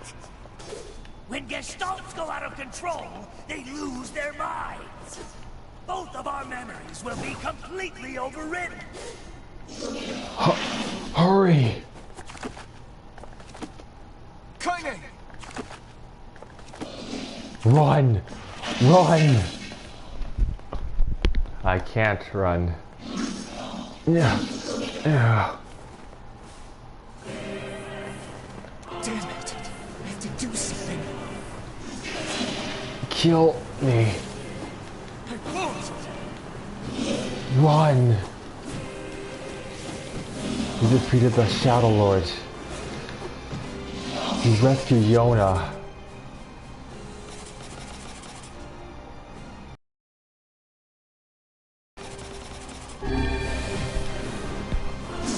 But now, I can't. We made it this far because you were with us, Kaine. I'm who I am today because of you. I'm not going to give up on you. I'm not going to abandon the one I love. I'm going to save you. I swear it! This is it. It's time to fight.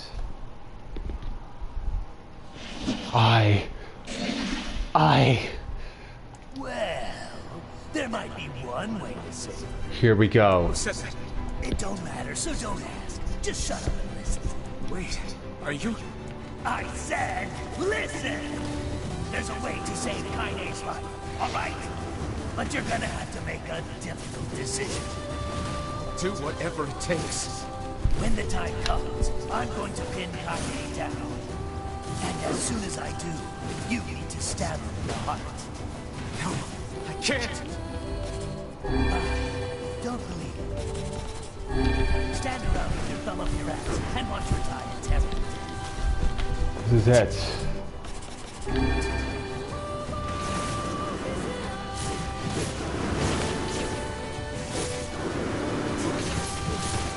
Can't stop. She's vulnerable. Gah.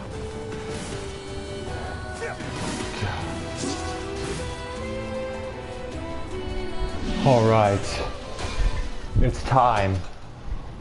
Ending D, here we come. Very nice.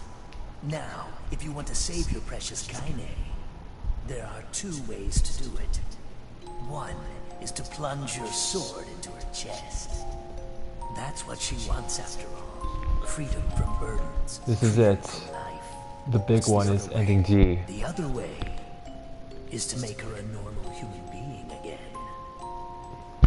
But to make that happen, you gotta trade your own existence for hers. I will do that. Well, there you go. Good luck with that. You're that shade. The one who lives inside Kaine. Why are you trying to help her? Probably for the same reason you are. We have to Make your choice. We have to sacrifice everything. There's no other way.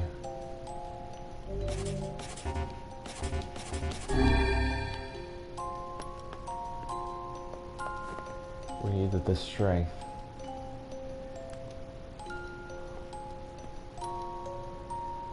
Well, what should I do?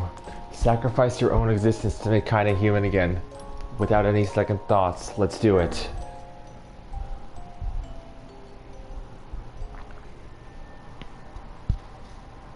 I wonder what happens if we say no.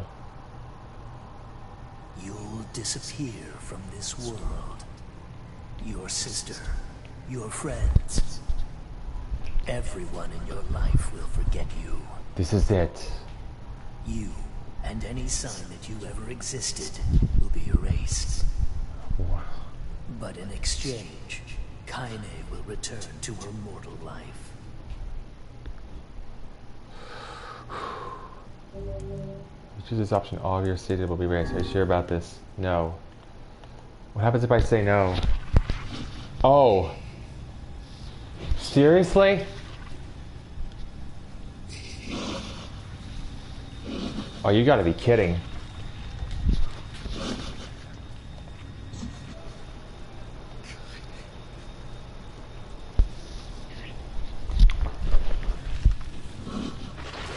Oh, you gotta be kidding. I can't stop this.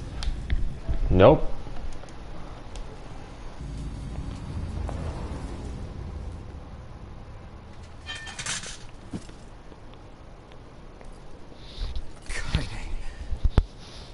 What's going on? Oh. Can you hear me? I can't believe we ended up with NEC. We can't take this back, seriously? As if they were my own. And there was so much pain. Why didn't it So when I say she's free now, I want you to believe me. Law, you know what? We're Thanks going to for another run of this. Kaine has been forgiven and saved. Oh wait, she had a final message for you. At least this will be my Thank longest you. stream yet.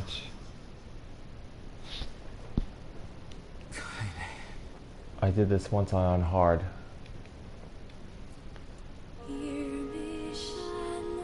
I can this is why I had that second save file. I'm not stopping here. Well, always be together. Ending C.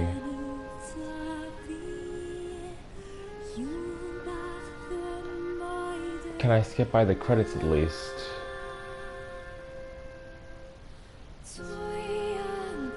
No, I can't.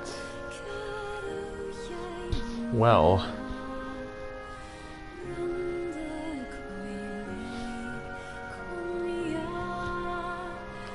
I just wanted to see what would happen if I would say no.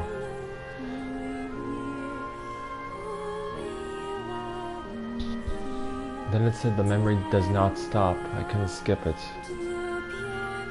I'm not starting a new stream.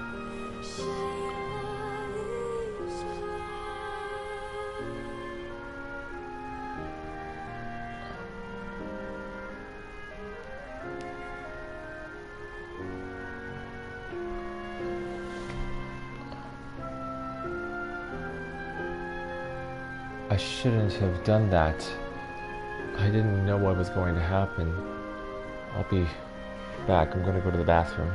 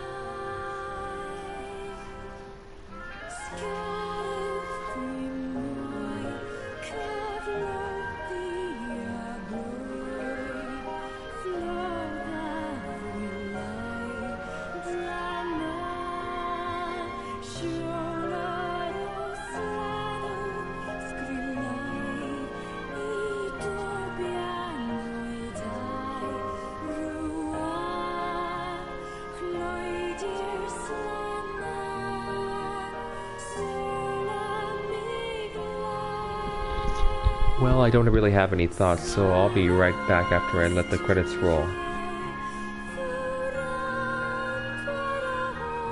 I feel like an idiot though that I did that. At the very least, I have another save file I can use.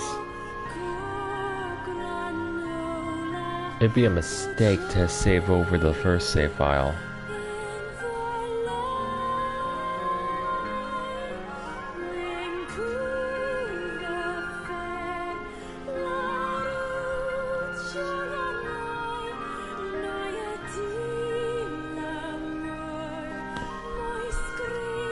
$7 hours, wow. I'm not stopping.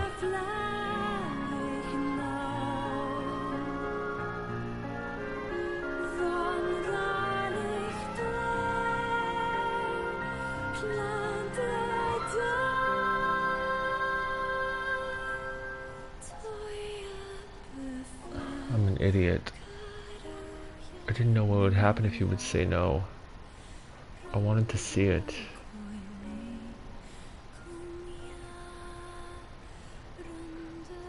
At the very least, we can speedrun everything now.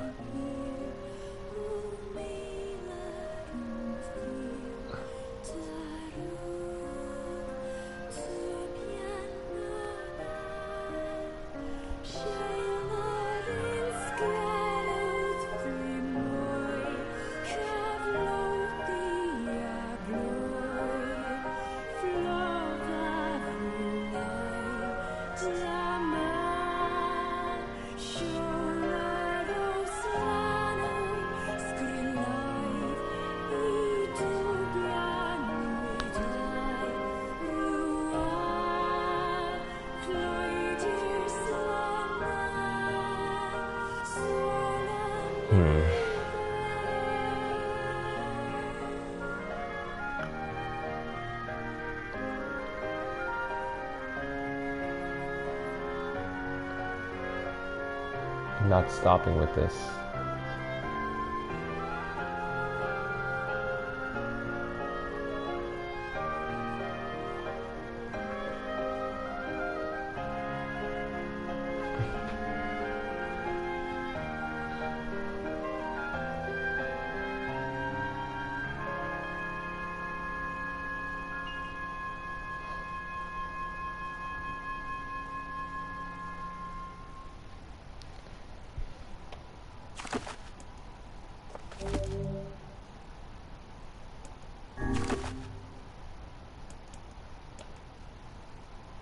We can actually back out of this.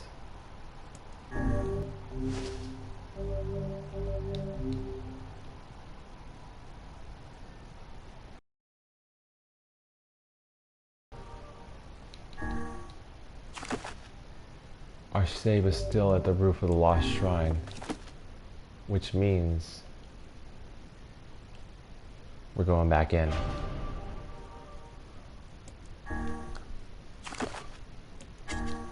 But I'm changing the difficulty to normal.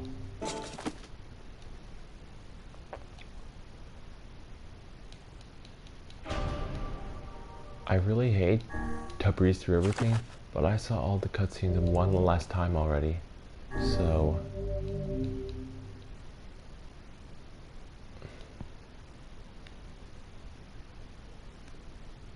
I'm only gonna not skip over Shadow Lord's cutscenes. Hey, it's Elsa gives me a chance to rectify not reading the Project Gestalt documents, so it's not all bad.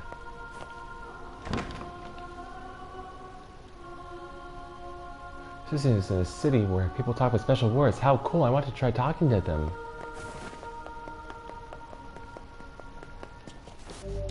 And now... Alright, we're gonna burn through this as fast as we can.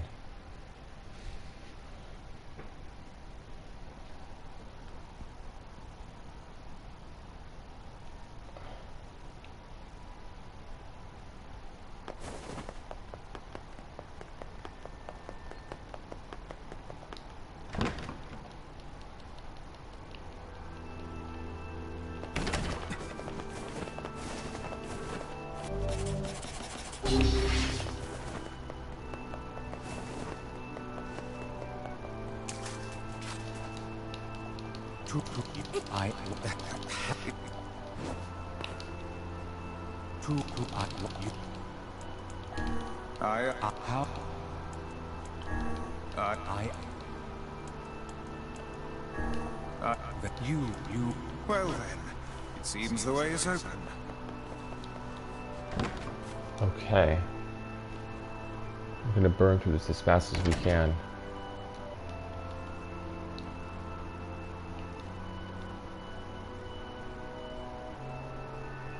Hopla.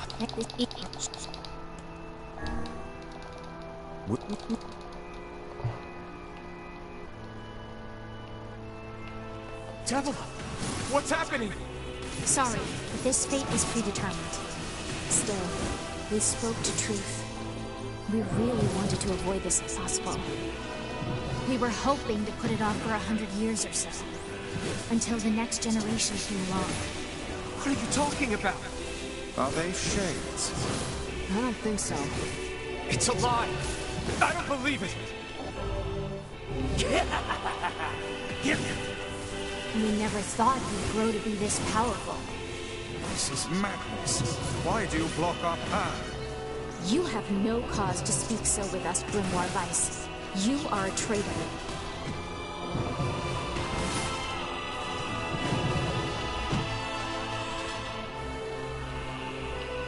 They copied my powers.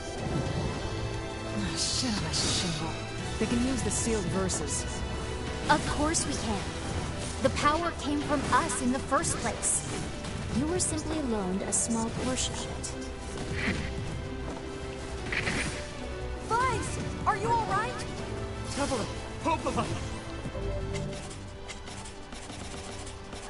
Why are you guys doing this? Why are you siding with the Shades?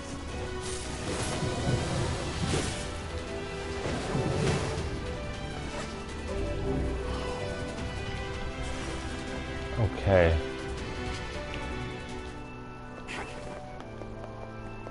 Devila and Popola are fighting us. Yes, they do seem to be putting us through a great deal of...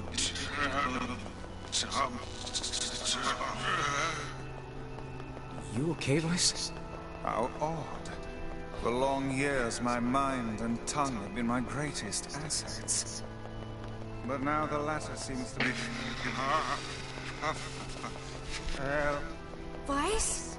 Do not look at me like that. I am Grimoire Vice. I am perfectly...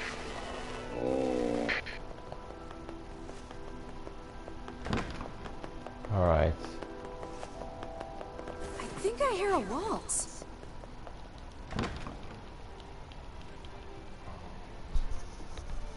I have no time to waste now.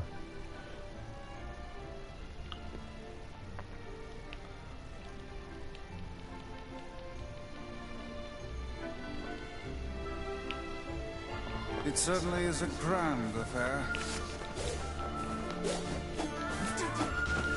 Bunch of dancing bastards. They're all shades. We're not reading anything.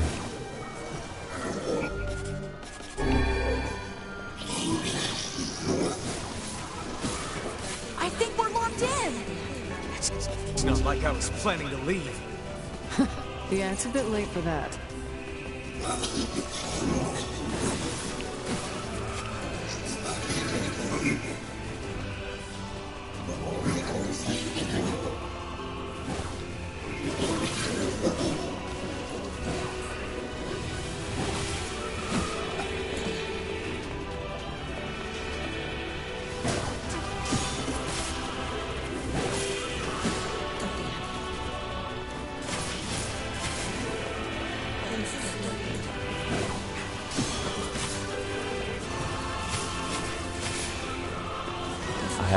I have to see the stream to the end.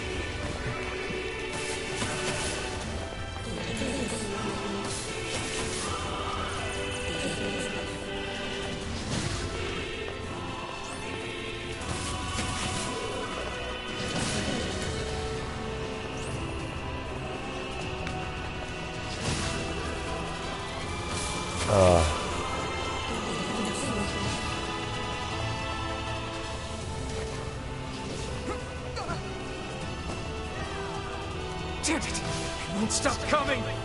I'll open the next door. Cover me! Oh, how I do love a good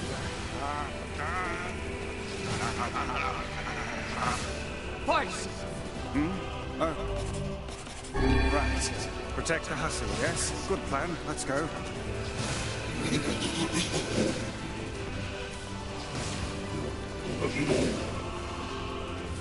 Protect Kaine from us. Kaine! Hurry! It's not open yet? Do I look like a goddamn locksmith to you?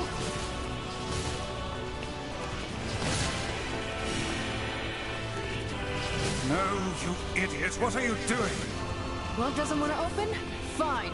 I'll just break it down. Stop, you impatient fool!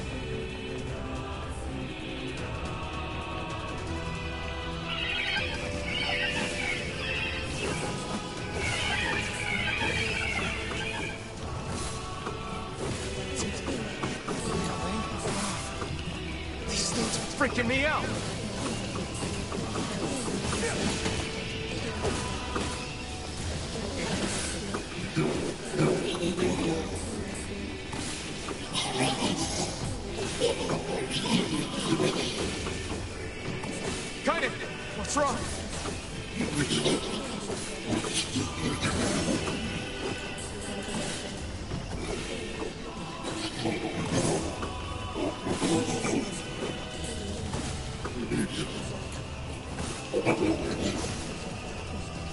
We need to help Kaine!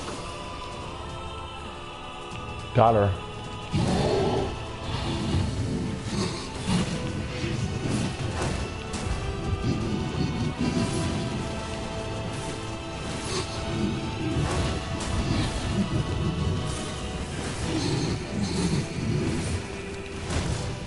We don't need forgiveness, asshole. Kaine?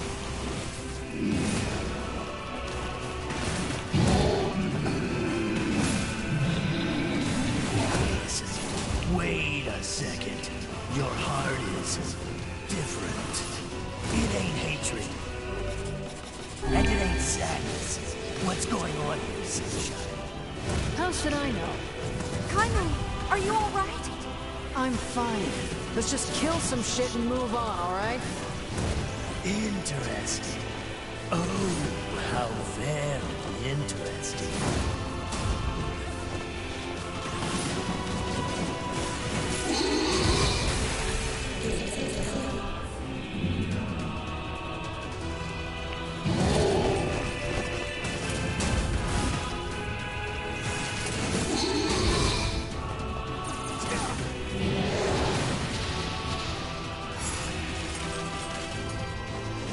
Can we even hurt this thing?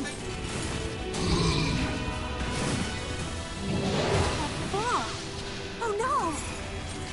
Okay. I can't stop now. Damn it. Stay focused, Kaine.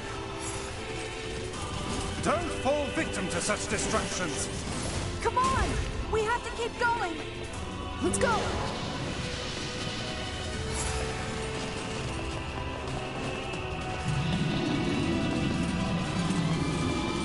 This way! Move!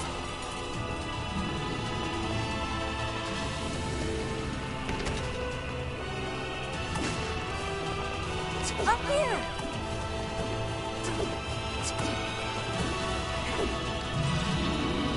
How can we deal with this thing? Okay. Please, hurry! Okay.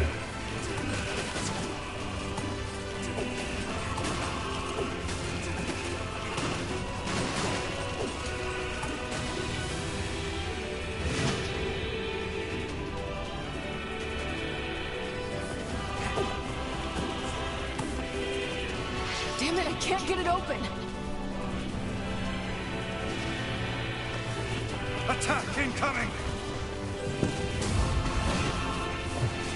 The entrance is locked too!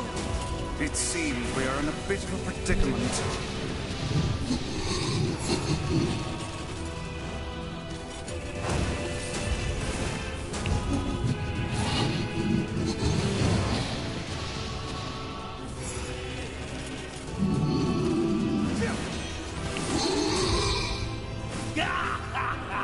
Oh, you pissed her off now! Maybe you shouldn't have killed her friends. Look at her. So full of scorn and hate. She's just like you, Sunshine. Like you're any different. Huh? Hate is just another crutch for you. Hey now. You're in pain, you're lonely, no one likes you. So you try to hide it under violence and hate. I'm not like that at all. It's okay. It is. I'm the same way. But just realizing that isn't going to help. It's too late for us now. It's too late for everything. We're too far gone, you and me. That's why we...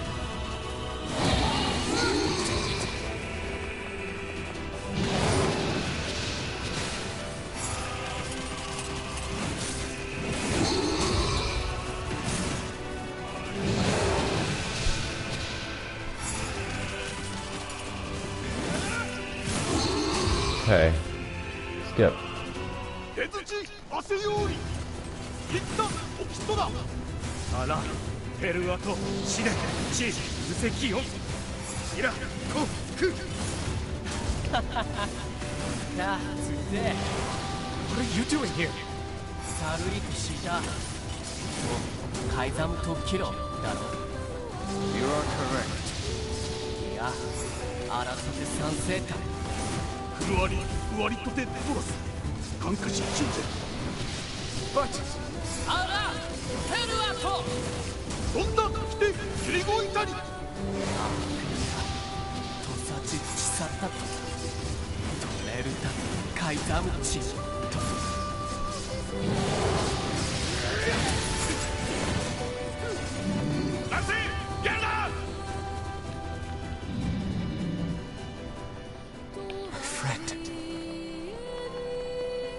Okay.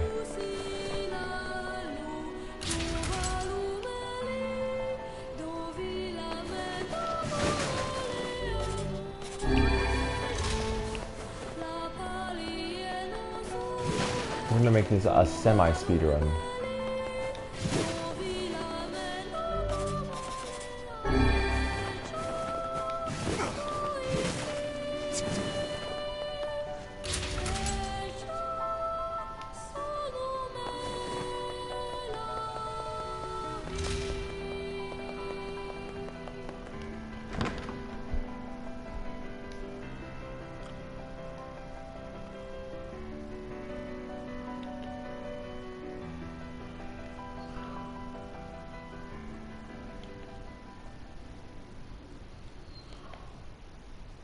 Devil! Popola! Oh, look. You made it. We've been waiting for so long. Why are you doing this? It began 1,300 years ago. Humanity, finding itself on the brink of extinction, undertook a last-ditch rescue plan called Project Gestalt.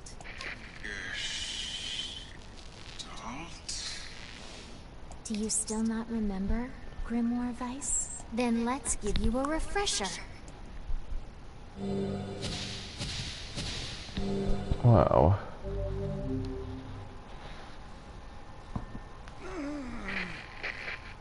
Weiss! My...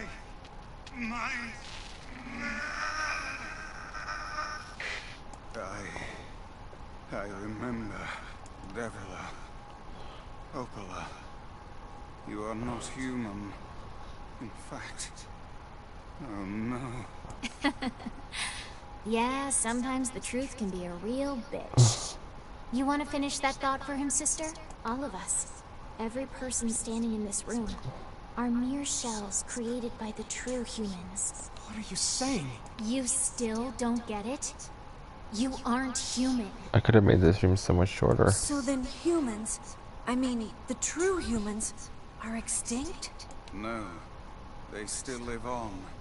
You know them as shades. Each shade is a twisted remnant of what was once a human being. Crazy, huh? Now let's skip the part where you stand there with your mouths agape and just get down to business. Wait. Sorry, but we're gonna be needing that shell of yours. The rightful owner has been waiting for a very long time. Please don't be angry with us. We are only doing our duty. Our endless existences have a single purpose: to control the lives of others in accordance with the will of the true humans. You have your own motives, your own desires. And we have ours. I fear it really is just that simple. Don't speak such foolishness. Sorry.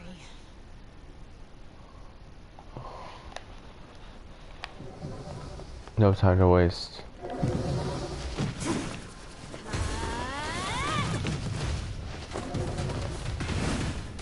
You and us, we're the same.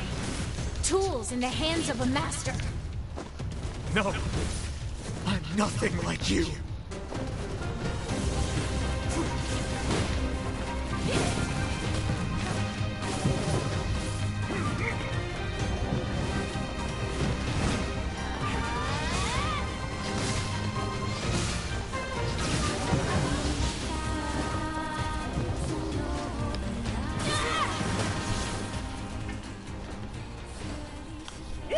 Speedrun past the pain and the sadness. Don't do this, Popola! You and Devil were like parents to me! Those two have watched the world wither for time immemorial. The cruelness of such a fate is difficult to imagine. I don't want to do this.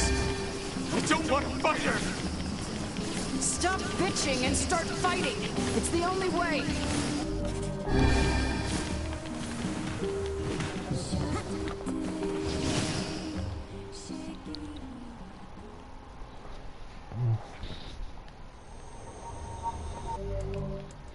No, we're not entering Emil's memory. Well, we got back to where we need to be. Very fast.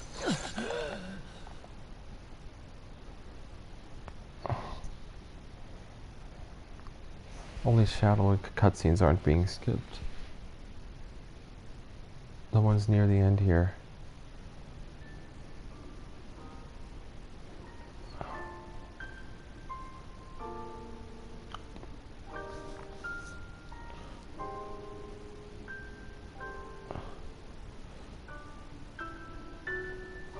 I'm not reading the stuff again though. I've had enough reading of this.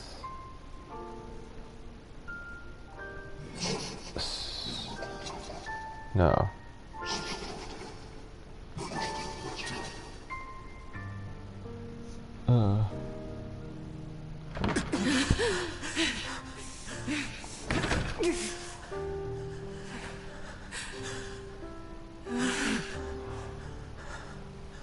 We're back to where we need to be.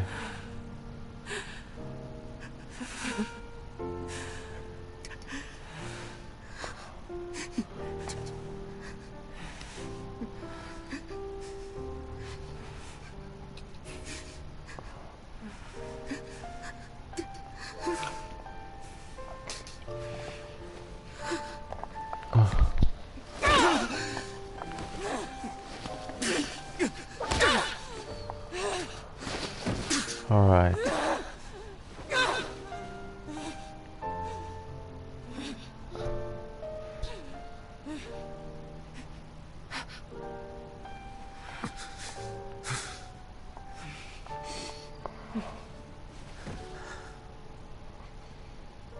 Let's go.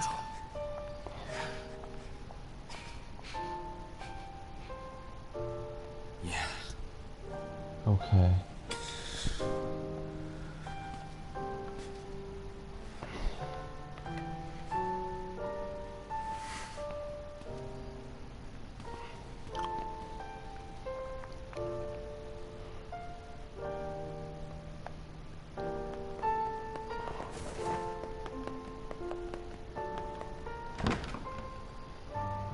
Daughter.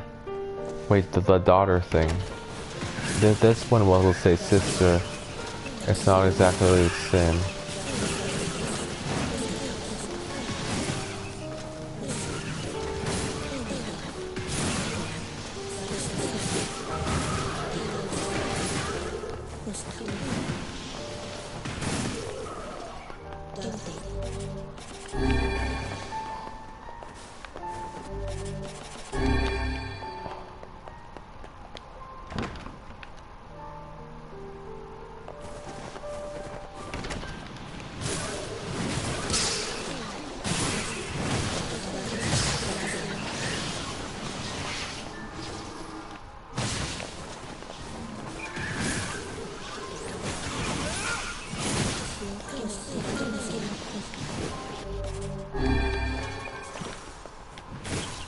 All I gotta say is we had a very nice save here.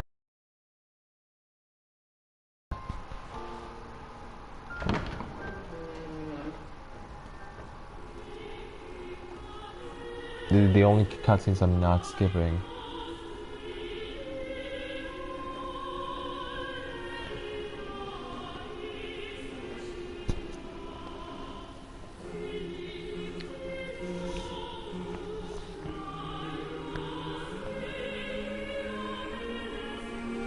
Yona!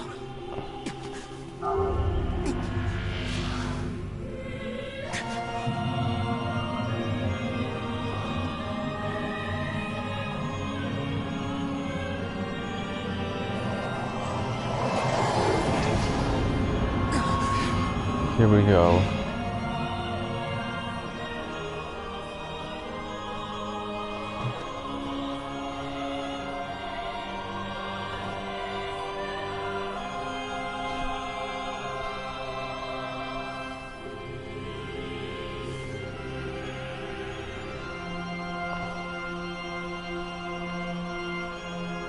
This ends here.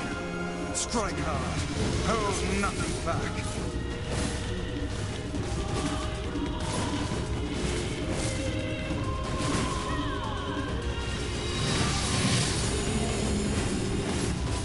How can a mere tool hope to stand against the Shadow Lord? Don't speak in such a manner, fool. I am nothing like you.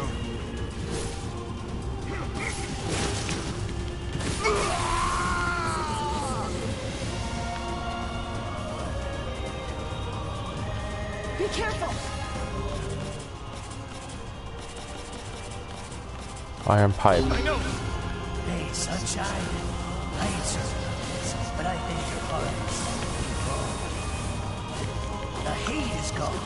The sadness is gone. It's just a bunch of white light. What the hell's going on here? You can't tell me, Tyler. You're not the only voice in my life anymore. I've experienced fear, hate, and no sympathy. I'm a curse, a freak. I know that. But guess what? He still accepts me. He still forgives me. Oh, come on. You're doing this for him? I'm tired of this world and everybody in it. But I'll become his sword one last time.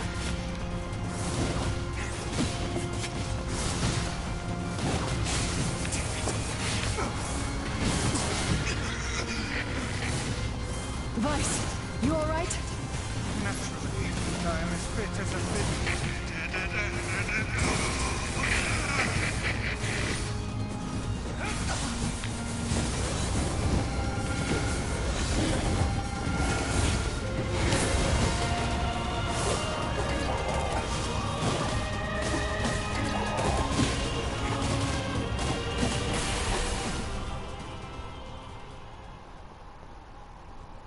Okay. Wait. I'm gonna take a rest break for a minute.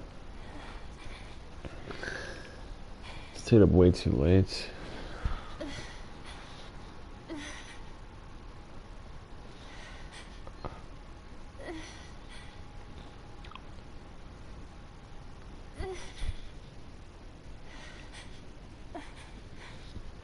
Brother?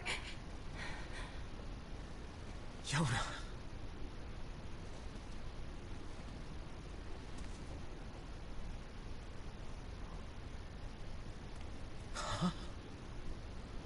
I'm gonna do the iron pipe thing again.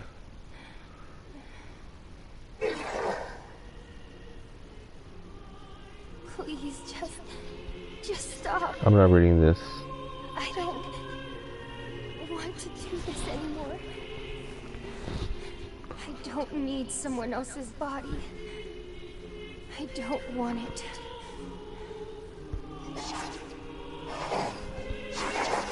There's another girl inside this body. I can hear her. Okay. Phase 2. We read the documents. She says she wants to see her brother. Yona's been possessed? This girl loves her brother too, just as much as I do. It's not right, you know? It's not right that she can't see him.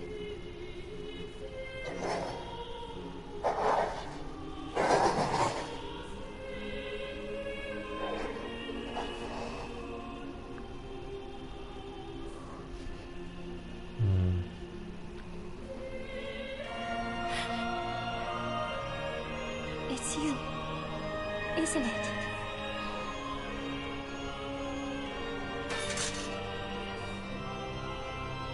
Yes, it's me. Let's go home.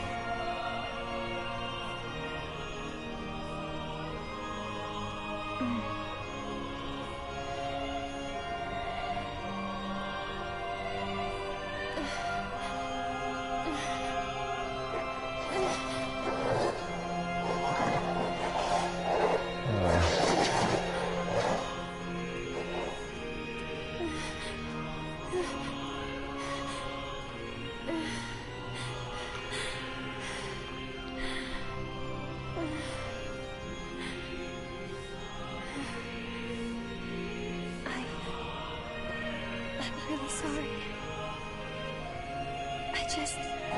I don't know what to. I'm so very sorry. No matter what. Just know that I love you. Almost another hour, seriously. 7.5 hours, wow. Hurry, the shade that possessed her is gone.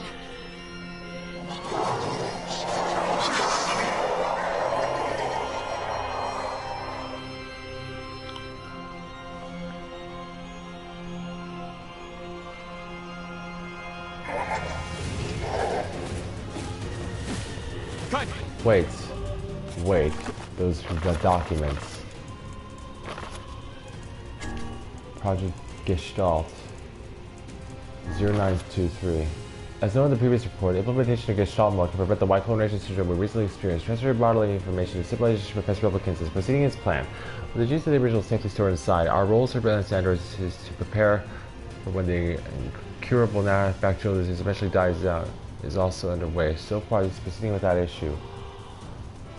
Observer 021, codename Popola, 9182.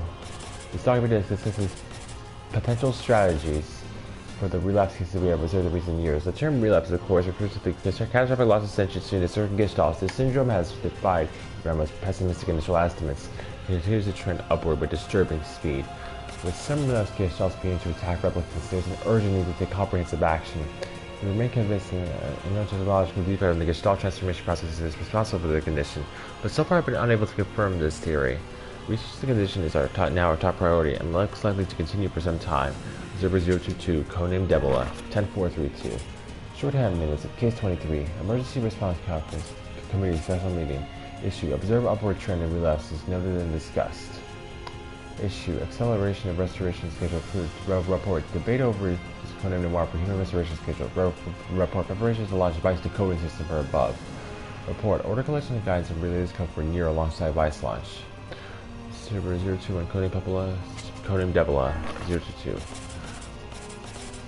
Project result 11242. We've determined that the rise of relapses was due to an unexpected spike in the sessions of replicants, as well as a genetic instability within the original Gestalt. It seems the original's effect on bodies that have undergone the Gestalt process was not anticipated in advance. Immediate action must be taken to identify the links between this trend and the original Gestalt, along with its sister, the relapse case known as Yona. The observer contact is growing uneasy, so finding a solution to the relapse should be considered a top priority. See the reports for more details. 0/021 codename Popola. Okay. I have to read through this fast. Think I'm gonna sympathize with you?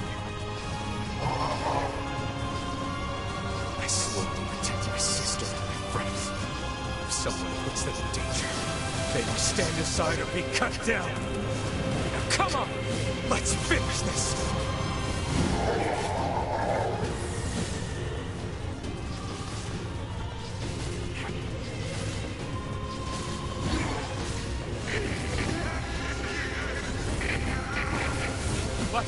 What's wrong?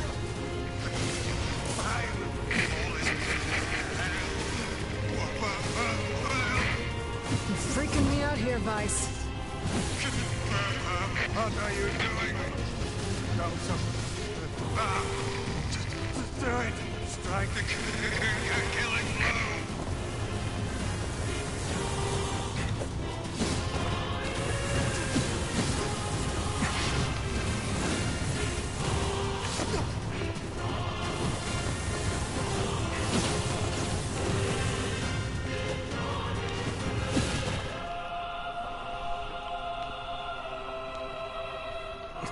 It'd be a shame to skip over these final cutscenes. Seen them one last time. No bother. One moment, please. You okay? Fine, just fine. All right, no, I'm not. Vice. It's seems some headstrong idiot has decided to push me beyond my limits. I should have taken that job as a cookbook when I had the chance. Vice. Sorry. Only joking. I hate cookbooks. But... Let's go. Out of the way. I have one final task to fulfill. Where are you going? Why, to stop him, of course. But after that, it's up to you. Only you can see this battle to its conclusion. I wish you luck, my friend. You can't. I swore I'd always fight by your side. You are an exceedingly stubborn lad. You know that is. Perhaps that's why I've so enjoyed our time together. But I fear this is where our journey ends. Vice! Oh, and remember what I told you about using my full name. Don't forget it. I've grown rather fond of Vice. Vice. Aww. I knew you'd come around. Don't let it go to your head now. This is it.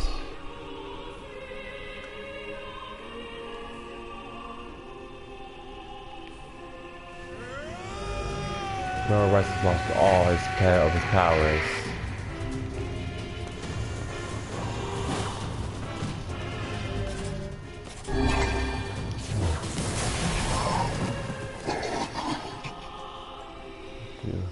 I have something to defend. I have a reason to live. Shadow.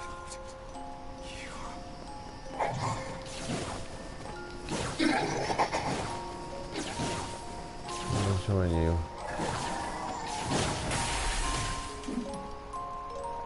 Okay. Iron Pipe just did this one once more.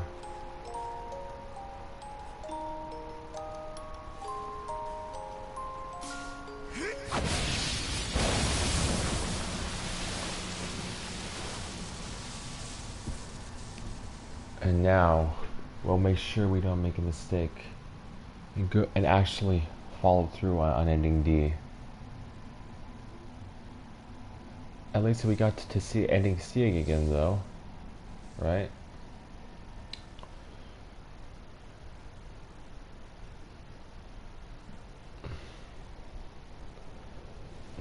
No skipping cutscenes at all. Well, ain't that precious? I'm happy for him.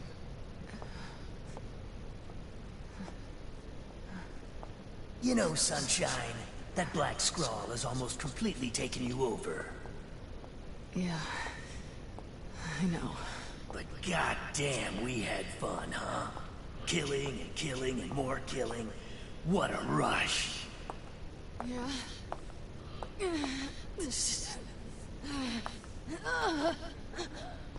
Wait. No. No. It wasn't fun at all. I turned you into a killing machine. I spread evil and chaos around the world. But it all feels so empty now. Why? I don't understand. Killing solves nothing for you. Sorry. Looks like you stayed inside me for a little too long. Sunshine. Stop! Don't be nice to me! Don't make me feel like this! Alright.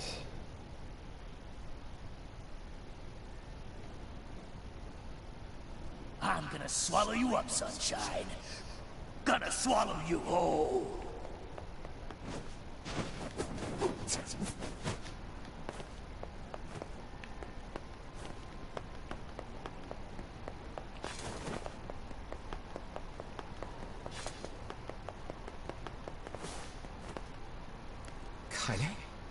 What is it? Listen to me.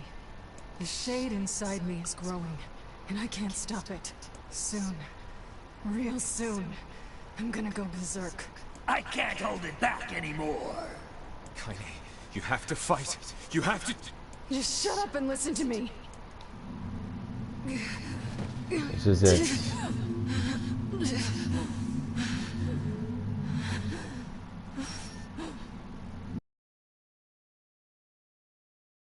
So there's no way anyone can stop me. Please. Before it comes to that. This is it. I want you to kill me. Consider it enough of a request.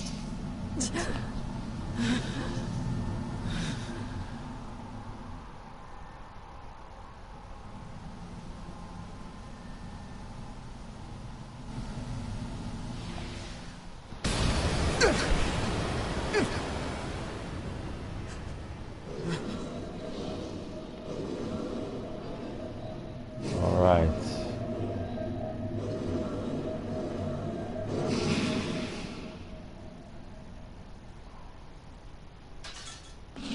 Tyrant, I don't want to hurt my friends.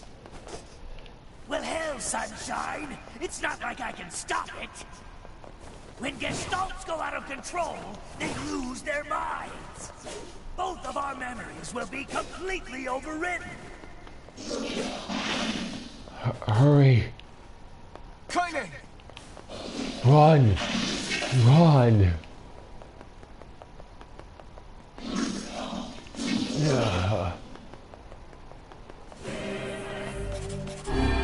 Damn it. I have to do something. Kill me. I won't! Run. This is the Shadow Lord. He rescued Yona. But now I can't. I can't. We made it this far because you were with us, Kaine. I'm who I am today because of you. I'm not going to give up on you. I'm not going to abandon someone I love. I'm going to save you. I swear it! Alright.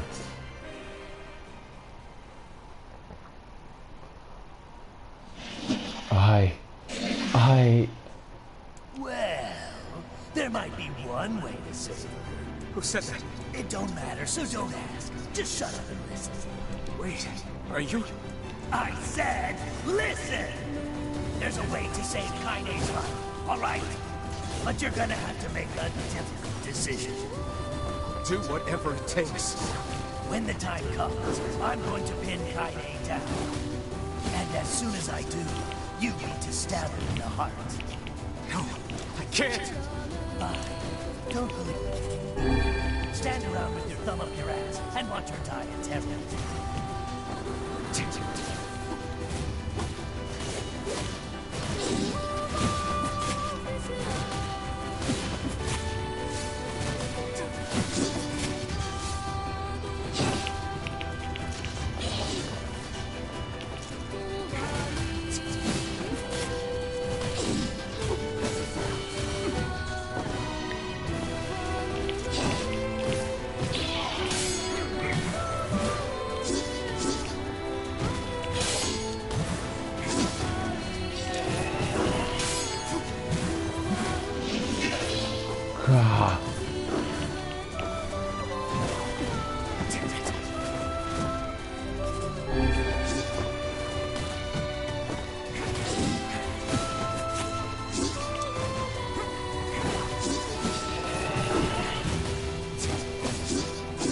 Alright, now. Nope, not yet. Now.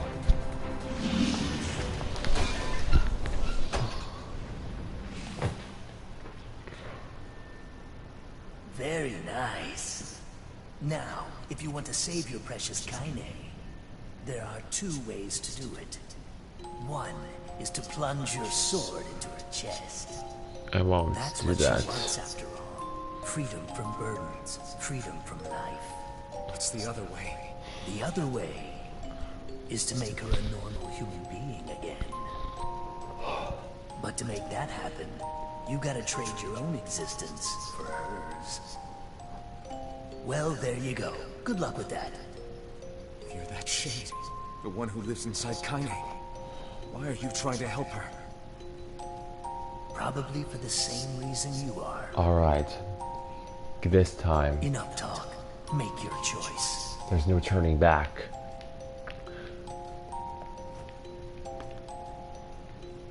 What should I do? Sacrifice your own existence to make Kaine human again. Alright, we're not holding out this time.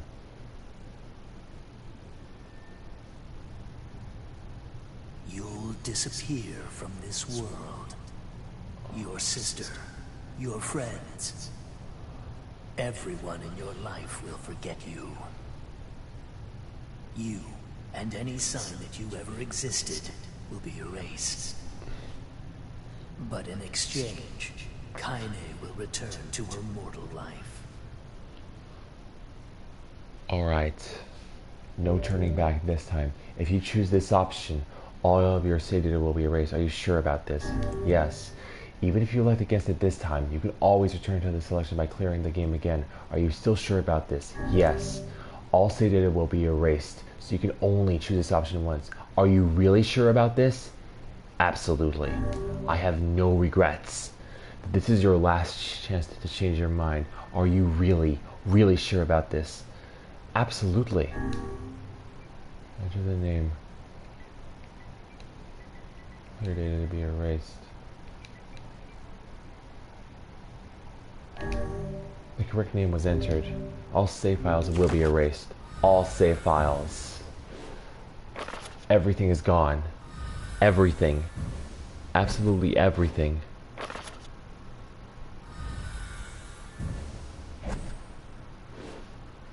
There's no getting this back. At least there wasn't at first.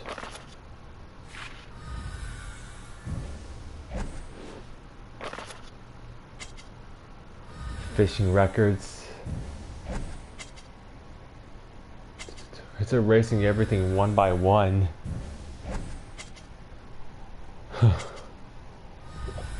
There's no going back now. It's too late.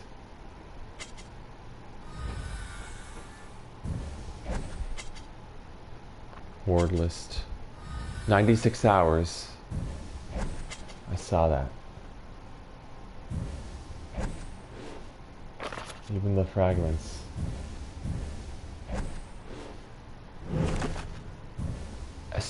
They're all gone. All of them.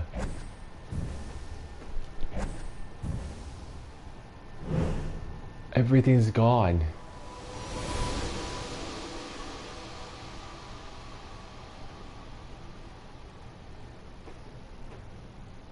That's it. We've been wiped from existence.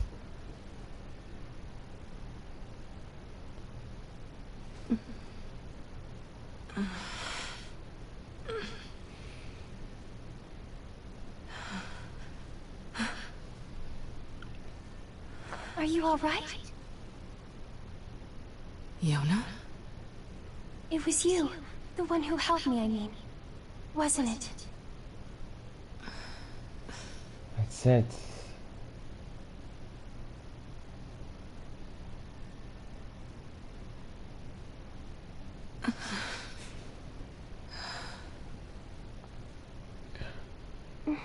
She's looking for for him. Thank you so much. Aw, she's hugging her. I'm glad you're okay.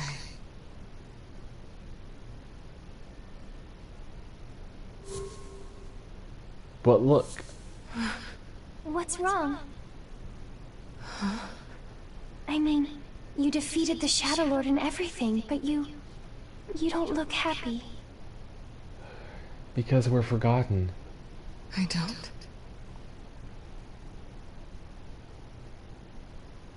It's her lunar tear.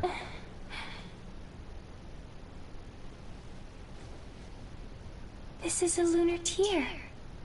How pretty.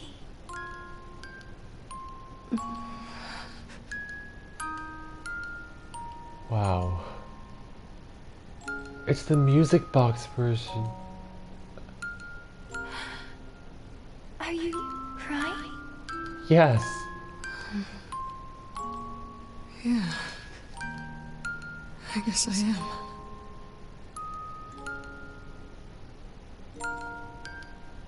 He saved you.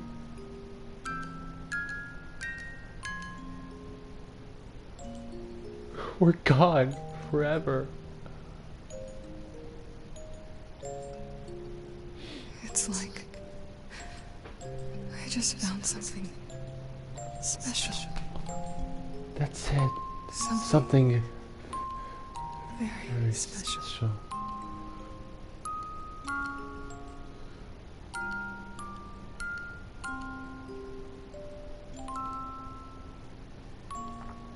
It's the lost music box version of Ashes of Dreams. Everything is gone. There's nothing left.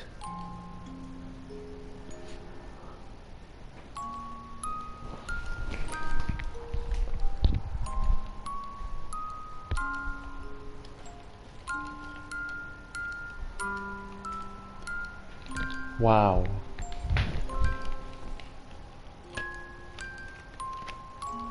That was so powerful.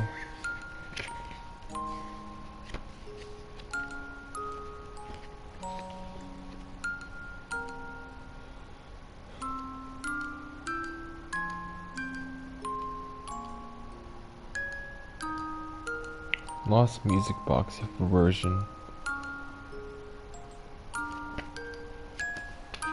Lost music box because existence is erased. Wow.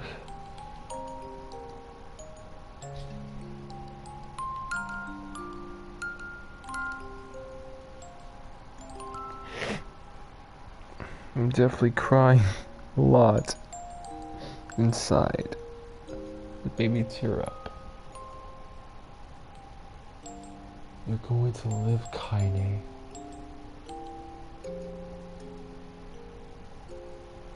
You'll be okay.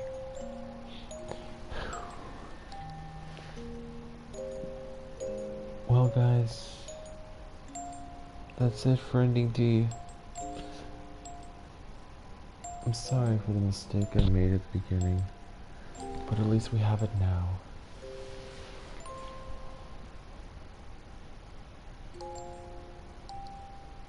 It's slow, broken.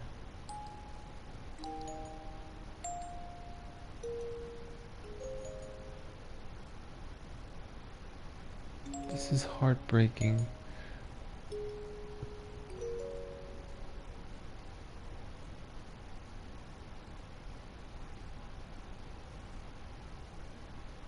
I just hear wind blowing now.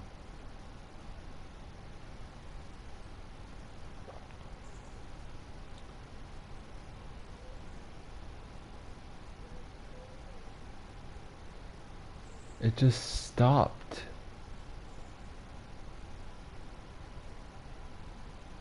Wow.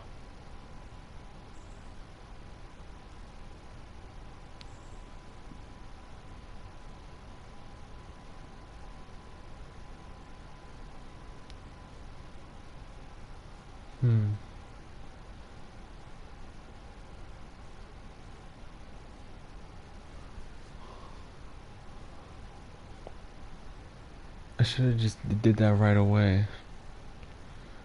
Then I wouldn't have had to stay up as long.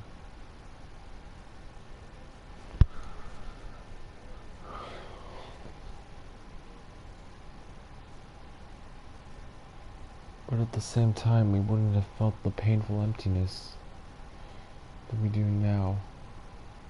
Everything is gone.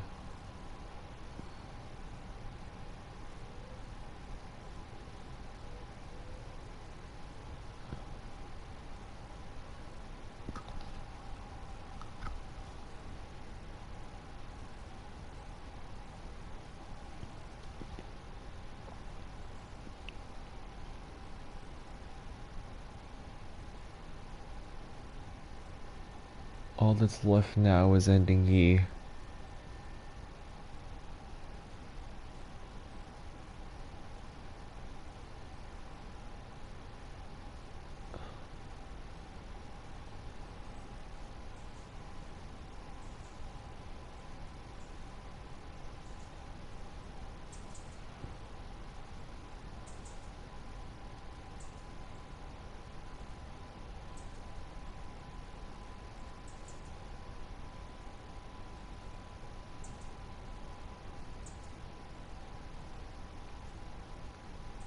Yoko Taro, creative director. That's it. Yosuke Matsuda, CEO President Square Enix.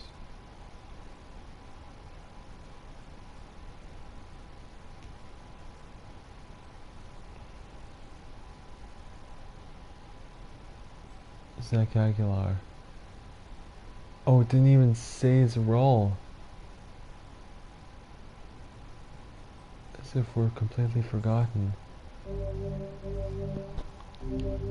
Thanks for playing. Ending D, something very special. If you're the fourth ending. It just said thanks for playing. It doesn't oh, the lunar tear.